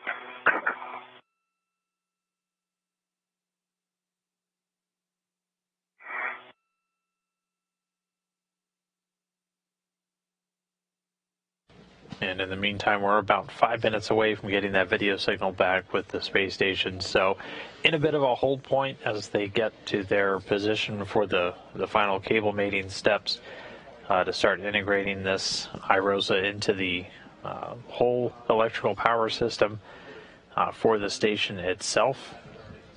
And these iROSAs, this is going to be the 4th of 6 planned.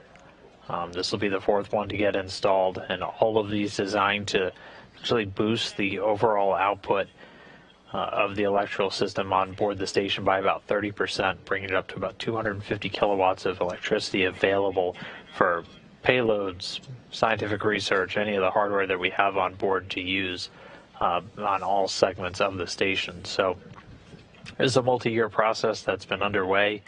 Each time requiring several spacewalks to install these. First to install a mod kit, a mounting bracket, essentially all the hardware you need to put the array in place, and then flying up the arrays 2 at a time in the trunk of a SpaceX Cargo Dragon. So this will be array number 4, and once we see it deployed, it's going to cover up some of the existing array, but with its increased efficiency is going to be able to boost the otherwise lost power that you would have had from covering up those cells. After they're able to get the cables mated, the last major step is going to be unfurling or deploying the rollout solar array. And it's all in the name, so it's rolled up. There's essentially just 2 bolts that are holding it in that rolled up. Everything's set up here ahead of time. Yep.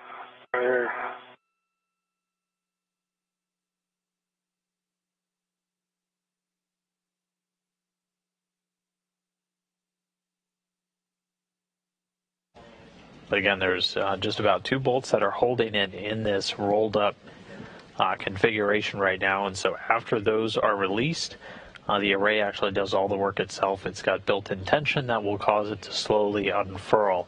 You have the solar blanket with all of the cells in the center, and on either side of that you have booms, which are really providing a lot of the structural support. And as we see those start to unfurl, right now they're in a flat configuration. They're going to curl up, and a series of magnets are going to go into place to help hold them into that form. We talked about it a little bit earlier, so those booms, the best analogy we've gotten so far. Just for heads up, we're down Hecka right now. Just a KU outage. It should come back here shortly. Coming up on a short handover. We've got just under 8 minutes to go.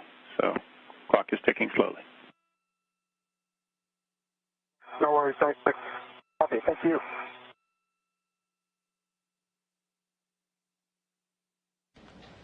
But again, as we see those,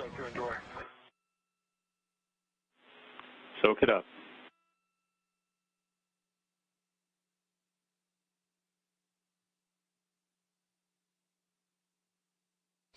and our two spacewalkers, Frank Rubio and Josh Hassett, getting a moment, catching their breath before we head into eclipse, and we can give them the green light to start finishing this cable routing.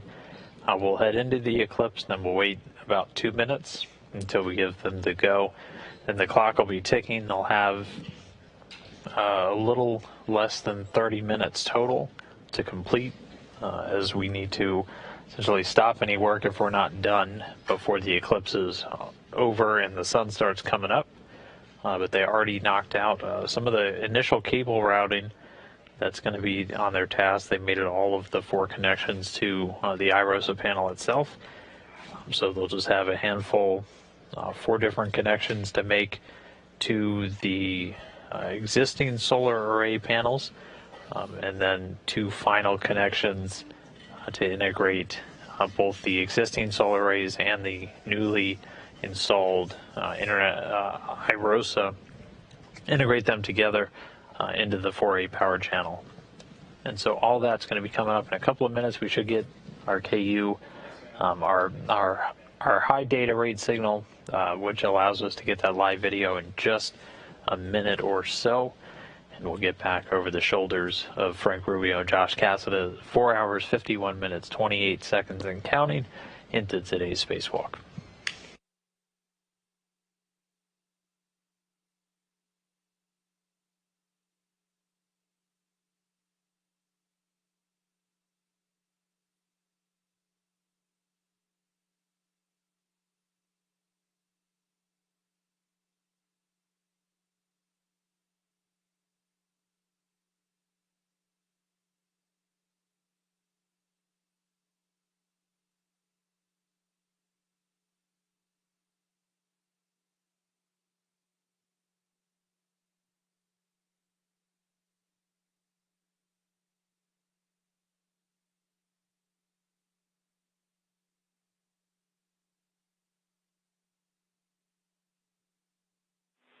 And guys, we're back with you now, and we've got good Hecka.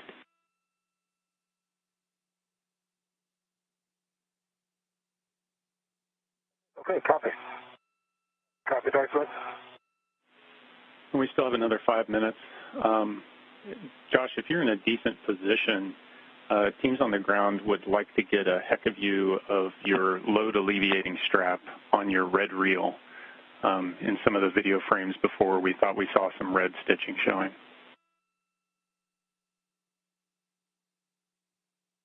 Yeah, there's a tiny bit showing, maybe about 2 millimeters, 3 millimeters.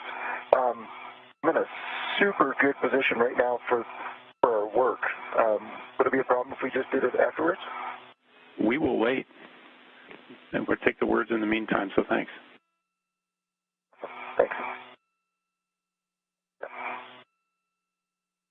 Yeah, it was where the 55-foot wasn't pulling, my tether crack was pulling quite a bit, and so it kept getting hung up on the right near Stanchion Charlie when we were working up there on SSE. Okay, copy. Good words.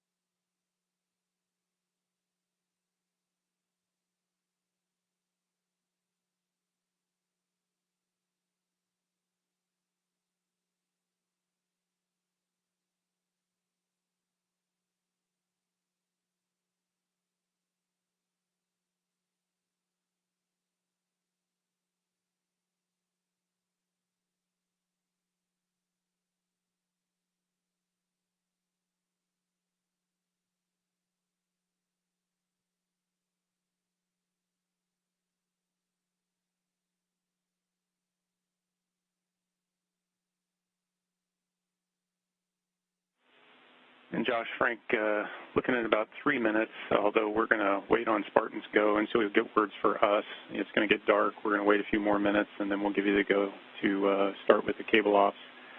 The eclipse is almost 30 minutes long, so we've got a lot of time to work these 4 connectors.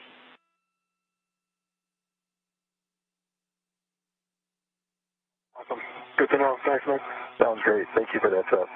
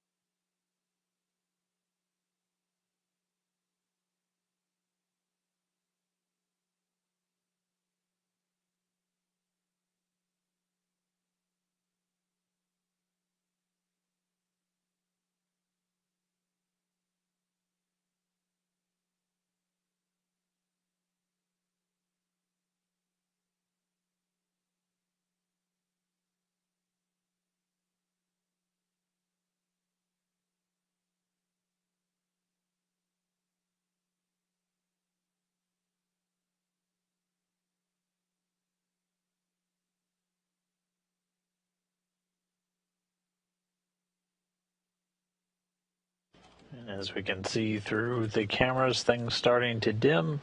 So again, we're going to wait until we're at least about 2 minutes into the eclipse. The Spartan flight controller responsible for the electrical power systems on board the station. I'll do some safing commanding, and then the astronauts will get the go to start mating these different cables. So they've already connected the cables to the IROSA connections. Those were done ahead of time and didn't require that eclipse. So what will be coming up next is essentially installing jumper cables. They're going to be connecting to 2 different points on a panel for the solar array wing, and then having this jumper cable installed. And then those are all going to then get tied in to the IROSA cables, which then get tied into the ultimate power panel, which will then safely integrate both the existing arrays and this new solar and the new IROSA into the 4A power channel.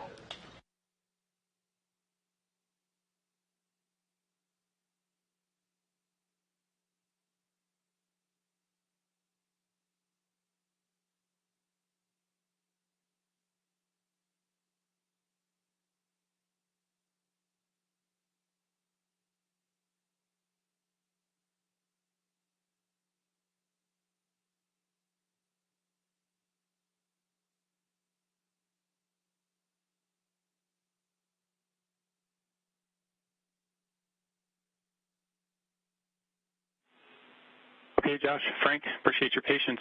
You are go to start working the cables. Frank, that's going to be a demate of P7 from panel P7. And Josh, you're working P9 from panel P9.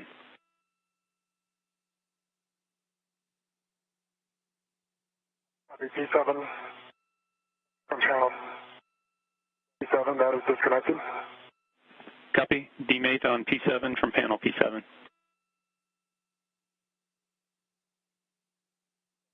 P9 is demated. Understand P9 alpha is going to the panel. Copy. P9, good demate from panel P9. You're working on P9 alpha going to panel P9. P7 alpha going to Alpha 7. Copy. Hey, no fraud. No vent pin. And good EMI band. I have the same. No fraud. Good pins. Good EMI band. Work. Copy, good checks. Both go to mate.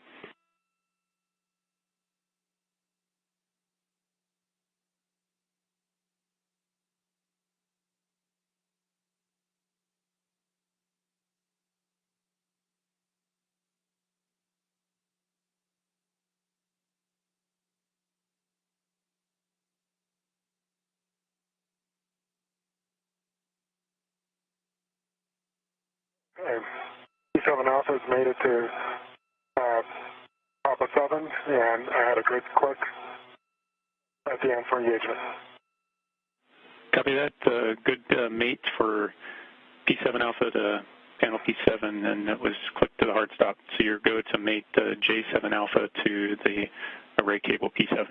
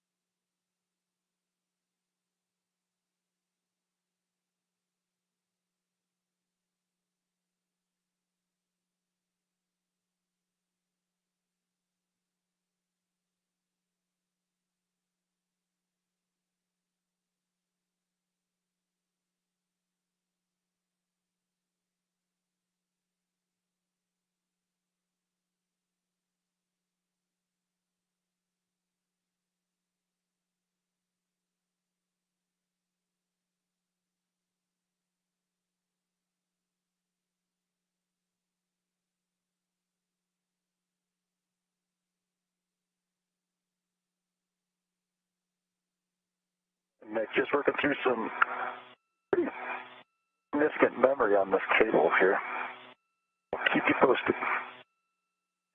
Copy. Understand. We got plenty of time.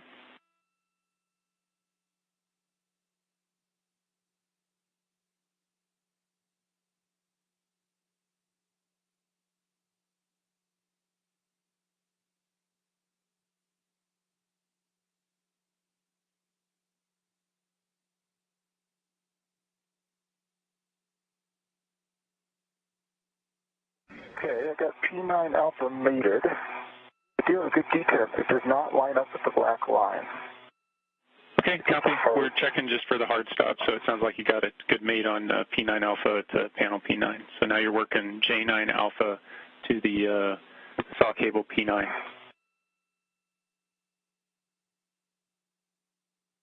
Copy.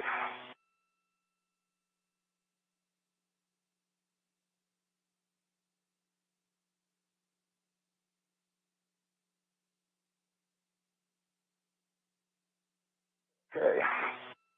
No bent pins, no FOD, and good AMI band on the saw cable. Copy your go to mate, Josh. And Papa 7 has made it to Juliet 7 Alpha. Copy. We good mate on J7 Alpha to Papa 7. Papa 7 to, yep, that was a good rotation all the way around. Had good pins, good AMI band, no FOD. Okay, Frank. With that, your go to demate P21 from panel P21. Copy.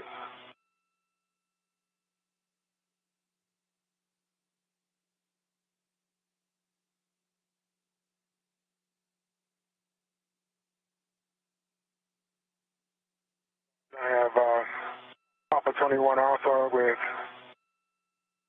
good pins, good EMI band, and no FOD going to Papa 21, panel 21.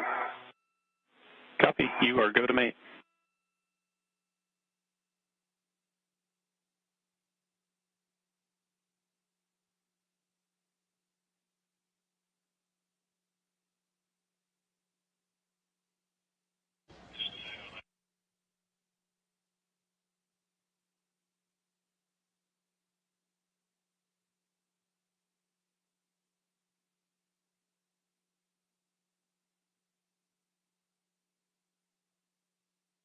So we're coming up on 5 hours, 5 minutes into today's spacewalk. The cable routing is still underway. Again, all of this being done to integrate both the new IROSA array and the existing solar array into essentially the same power connection to provide power on this 4A channel. There's 4 total connections that were made to the new array, and then after we were able to complete that prior to an eclipse, now that we're in eclipse, we're able to start making the connections to the existing arrays and then tying them together to the panels. So those first 4 were already knocked out. I didn't get the hard connect there on P9 the first time, but I got it now. Copy, Josh. Good mate on J9 Alpha to P9. So you are good to demate Papa 23 from panel 23.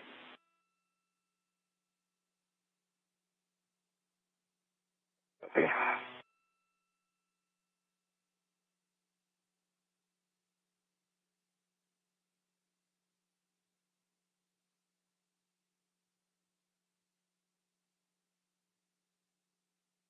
Just looking at P24 here. Do you want that horizontal? Let's just talk about that one. Yeah, yes, the answer is yes, but we'd like you to focus on mating the cables first, and we'll clean up afterwards. Okay. All right, P23 Alpha, putting in my band. On the panel. And handover. No bent pins. And then a short comm handover right now. Short comm handover, so we'll get that signal back. So they're continuing to step through this final cable mating, cable connections to integrate it. So essentially what we're doing is we have 4 connections that went into the IROSA, and then we have a series of jumper cables that are going in between the existing connections between the legacy array and the power panels. So they've made 4 connections to the new IROSA array, and then a total of 8 connections are going to jumper them in and continue to connect the legacy solar arrays, as there were 4 connection points on the legacy arrays and then 4 connection points to the panels themselves. So to put a jumper between all of those, we're looking at 8. So all told, we're going to be making 12 connections today. 4 of those were knocked out before eclipse. The next 8 underway right now.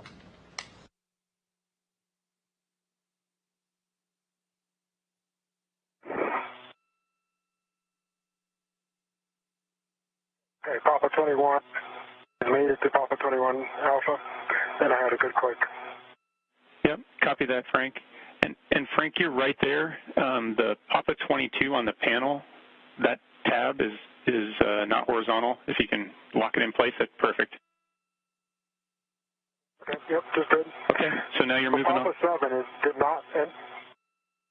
Sorry, Papa 7 Alpha did not end up horizontal to Papa 7.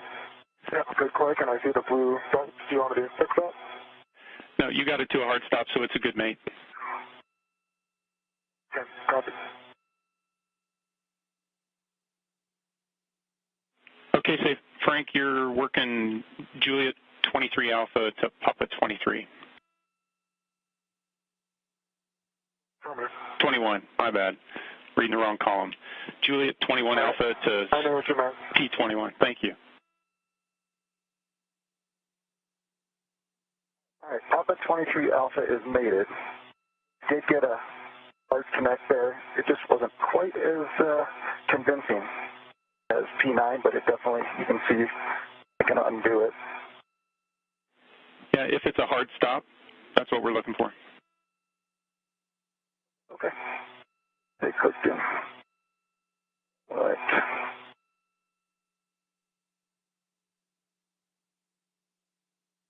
And understand P23 from the saw. Now to this last remaining one. Affirmative. J23 Alpha to P23. Okay. No bent pin. No FOD. And the DMI band here on saw cable. You're good with the mate? This one. 180 degrees out. Let's see.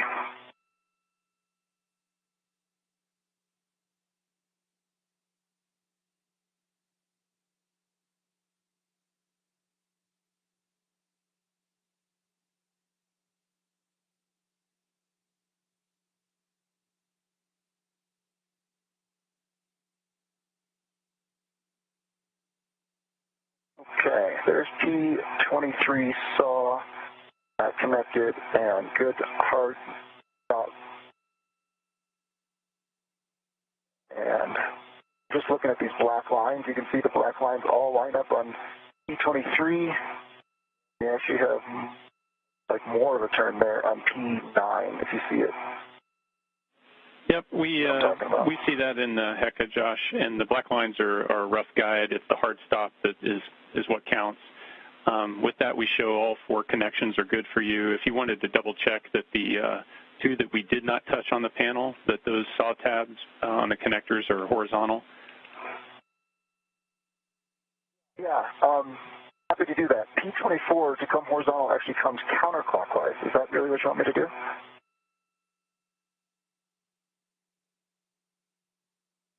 See, if I go clockwise, it's not going any further. Yep, clockwise to a hard stop. That's all we're looking for. I didn't do the hard stop for P24, but it is more than clockwise, so it is not horizontal, but I think that's what you want. Okay, copy. We're good with those checks. So that looks like a good cable config, Josh. Okay. So the next step, Josh, would just be tidying up the slack on those remaining cables. Sure. Okay. And Papa 21 is made it to Julie at 21 Alpha. I wasn't getting a click, but I think I just wasn't feeling it. I felt it that last time there. Good connection. Okay, copy. Good mate on J21 Alpha to P21. So you'll work the same, just trying to tidy up any of the cable slack. Copy.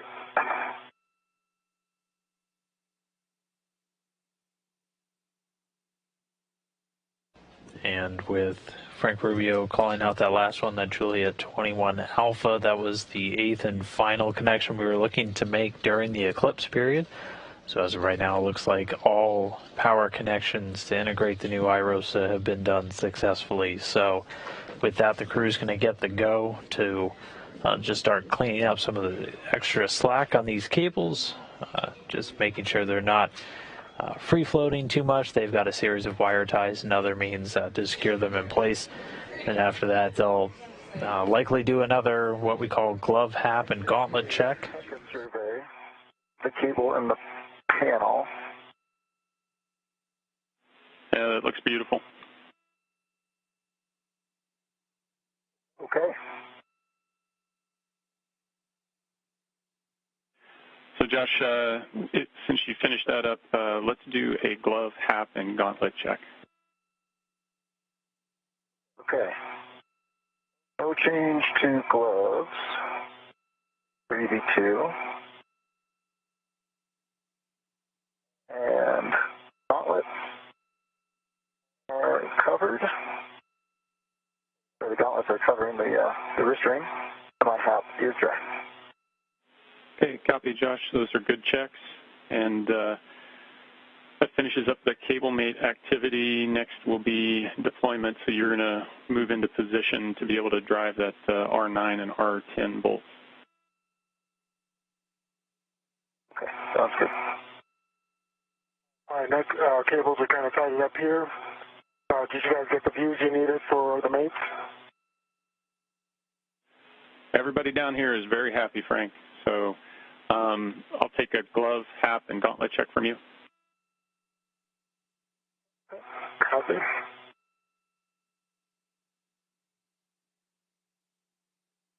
On my left glove, my ring finger, I've got a little tiny piece of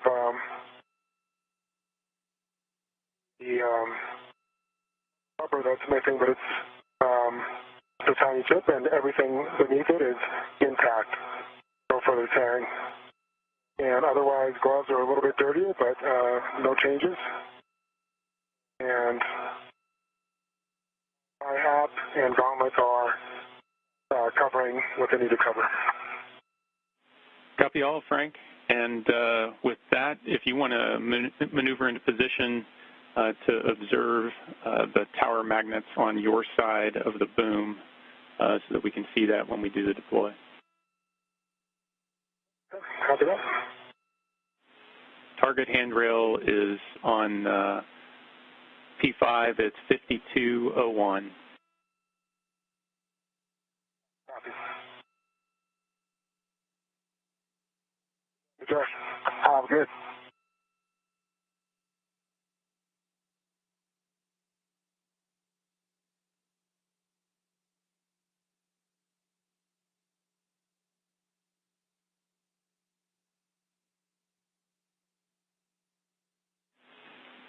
And just to let you guys know, we've got about 10 minutes left in the eclipse. So as usual, you're making it look easy and getting done ahead of time. So we'll get you into position, and then we'll wait for the sun to come up. Okay, copy. Do they have to deploy in sunlight? Or is that just for a better view? We will deploy in sunlight.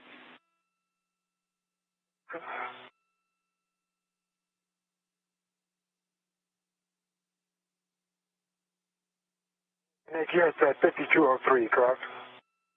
5201 is what I called out, but you're looking to get into your call for a good position to look back and see that base of the boom as it deploys, and you see those initial magnets connect together.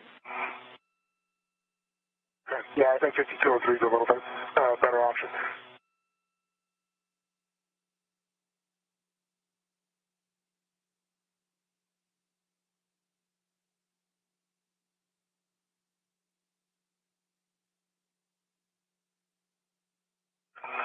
Yeah, we'll go with 5202.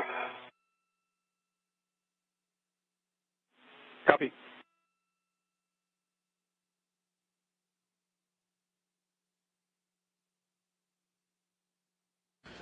And with all of those cable connections made successfully, two spacewalkers, Frank Rubio, Josh Cassidy, now going to get into position to release the final launch restraints and deploy the iROSA solar array. Thanks for screwing these bolts in so I can navigate on them. Yeah, it does make life easier, doesn't it? Yep. So once they do get in position, Josh Cassidy is going to break out the pistol grip tool again, and he'll have two restraint bolts, R9 and R10, to release. And after those are fully released, the iROSA will start to unfurl itself, just using the stored energy in the solar array itself. So no mechanism other than releasing those bolts. Frank Rubio is going to get into a position just to monitor the deploy and get a good view from his helmet camera on the ground. There will be several cameras pointed at the deploy as teams watch it unfurl. We're going to be paying special attention to the two booms, really the structural support on either side of the solar array themselves. I know it's a ways down the road, but this one's another Bravo 7, is that right? Affirmative. Bravo 7, counter clockwise 2. Cool. Bravo 7 is set, counterclockwise 2 is set. And yeah, and we've got about 7 minutes of probably about 9 minutes of eclipse left, and then Spartan's going to have to run some checks before we give you the go once the sun's come up. So there's a little bit of waiting. Okay, copy that. Copy that. Thanks.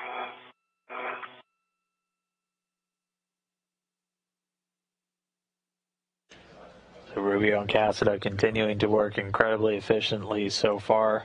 They've been moving through each of the tasks, completing them all a little bit ahead of time. We've had a couple of waits just because of eclipse conditions. Now we're going to be doing the opposite. We're going to wait until the sun comes up to deploy the boom. Gives enough good views to confirm that it's deploying. While you guys are waiting, I'll read a warning to you. So prior to releasing the deployment launch restraint bolts, position to stay clear of the deploying iROSA blankets.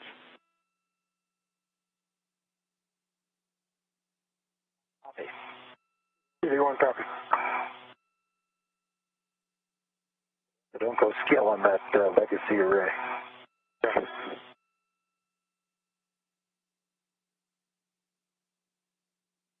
No, it's definitely off center by about 0.8125 degrees.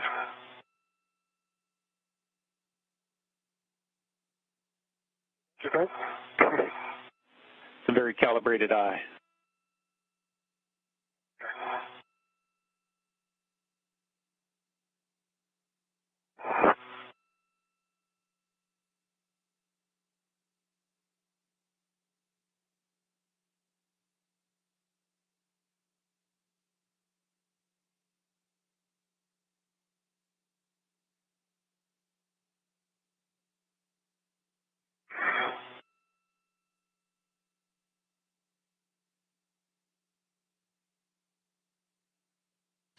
So at this point, we've got about another 5-minute wait at least until we're starting to get out of the eclipse.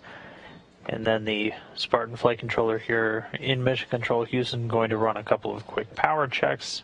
So again, we made all of the necessary connections to start to integrate the new solar array into the electrical power system. So they'll check it out before we give the crew the go to actually release those launch restraint bolts and let the roll-up solar array unroll.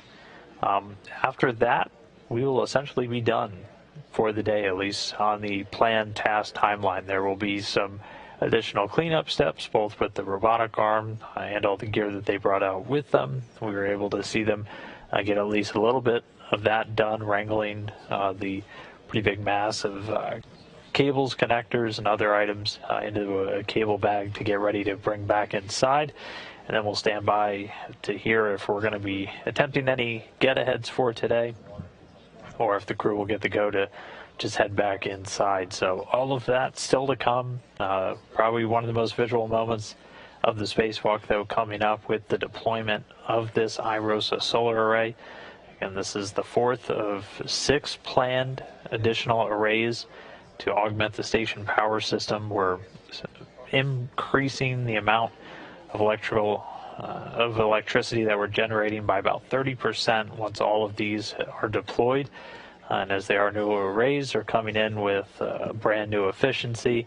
All of these focused on just continuing to provide energy for existing station hardware experiments, but also with an eye to the future as we're operating through at least 2030 to continue to support new commercial modules, things of that nature, all bound for the station in the years to come. So really critical infrastructure upgrades.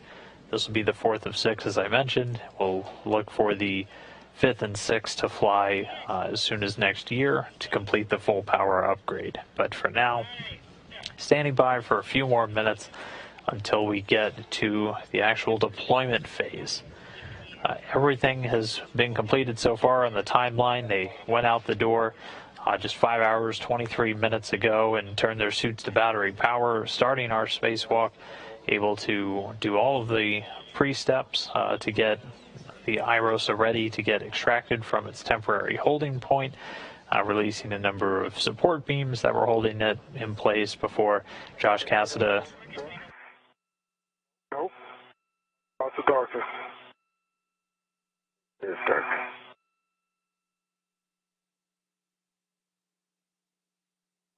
I should say, yes, everything's good out here.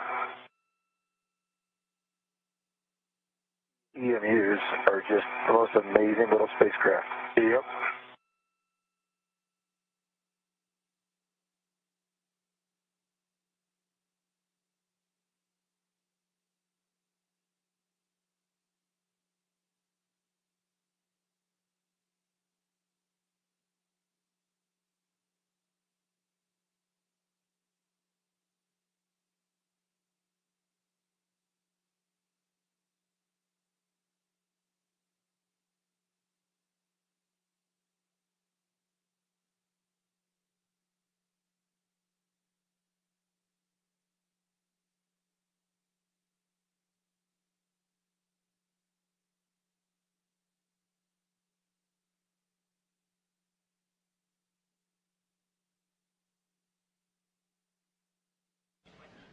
But again, we're just standing by for a couple more minutes both Frank Rubio and Josh Cassidy in position to get ready for this IROSA deployment. It's going to be Josh Cassidy with the pistol grip tool once more. He's going to be releasing the two restraint bolts R9 and R10. When you're busy, and then how it slows down when you're waiting. Keep busy again. View is starting to look good. It is. You guys just need to enjoy the sunrise. Should be in about a minute, and then we're going to have a couple minutes while we get everything checked out. Right.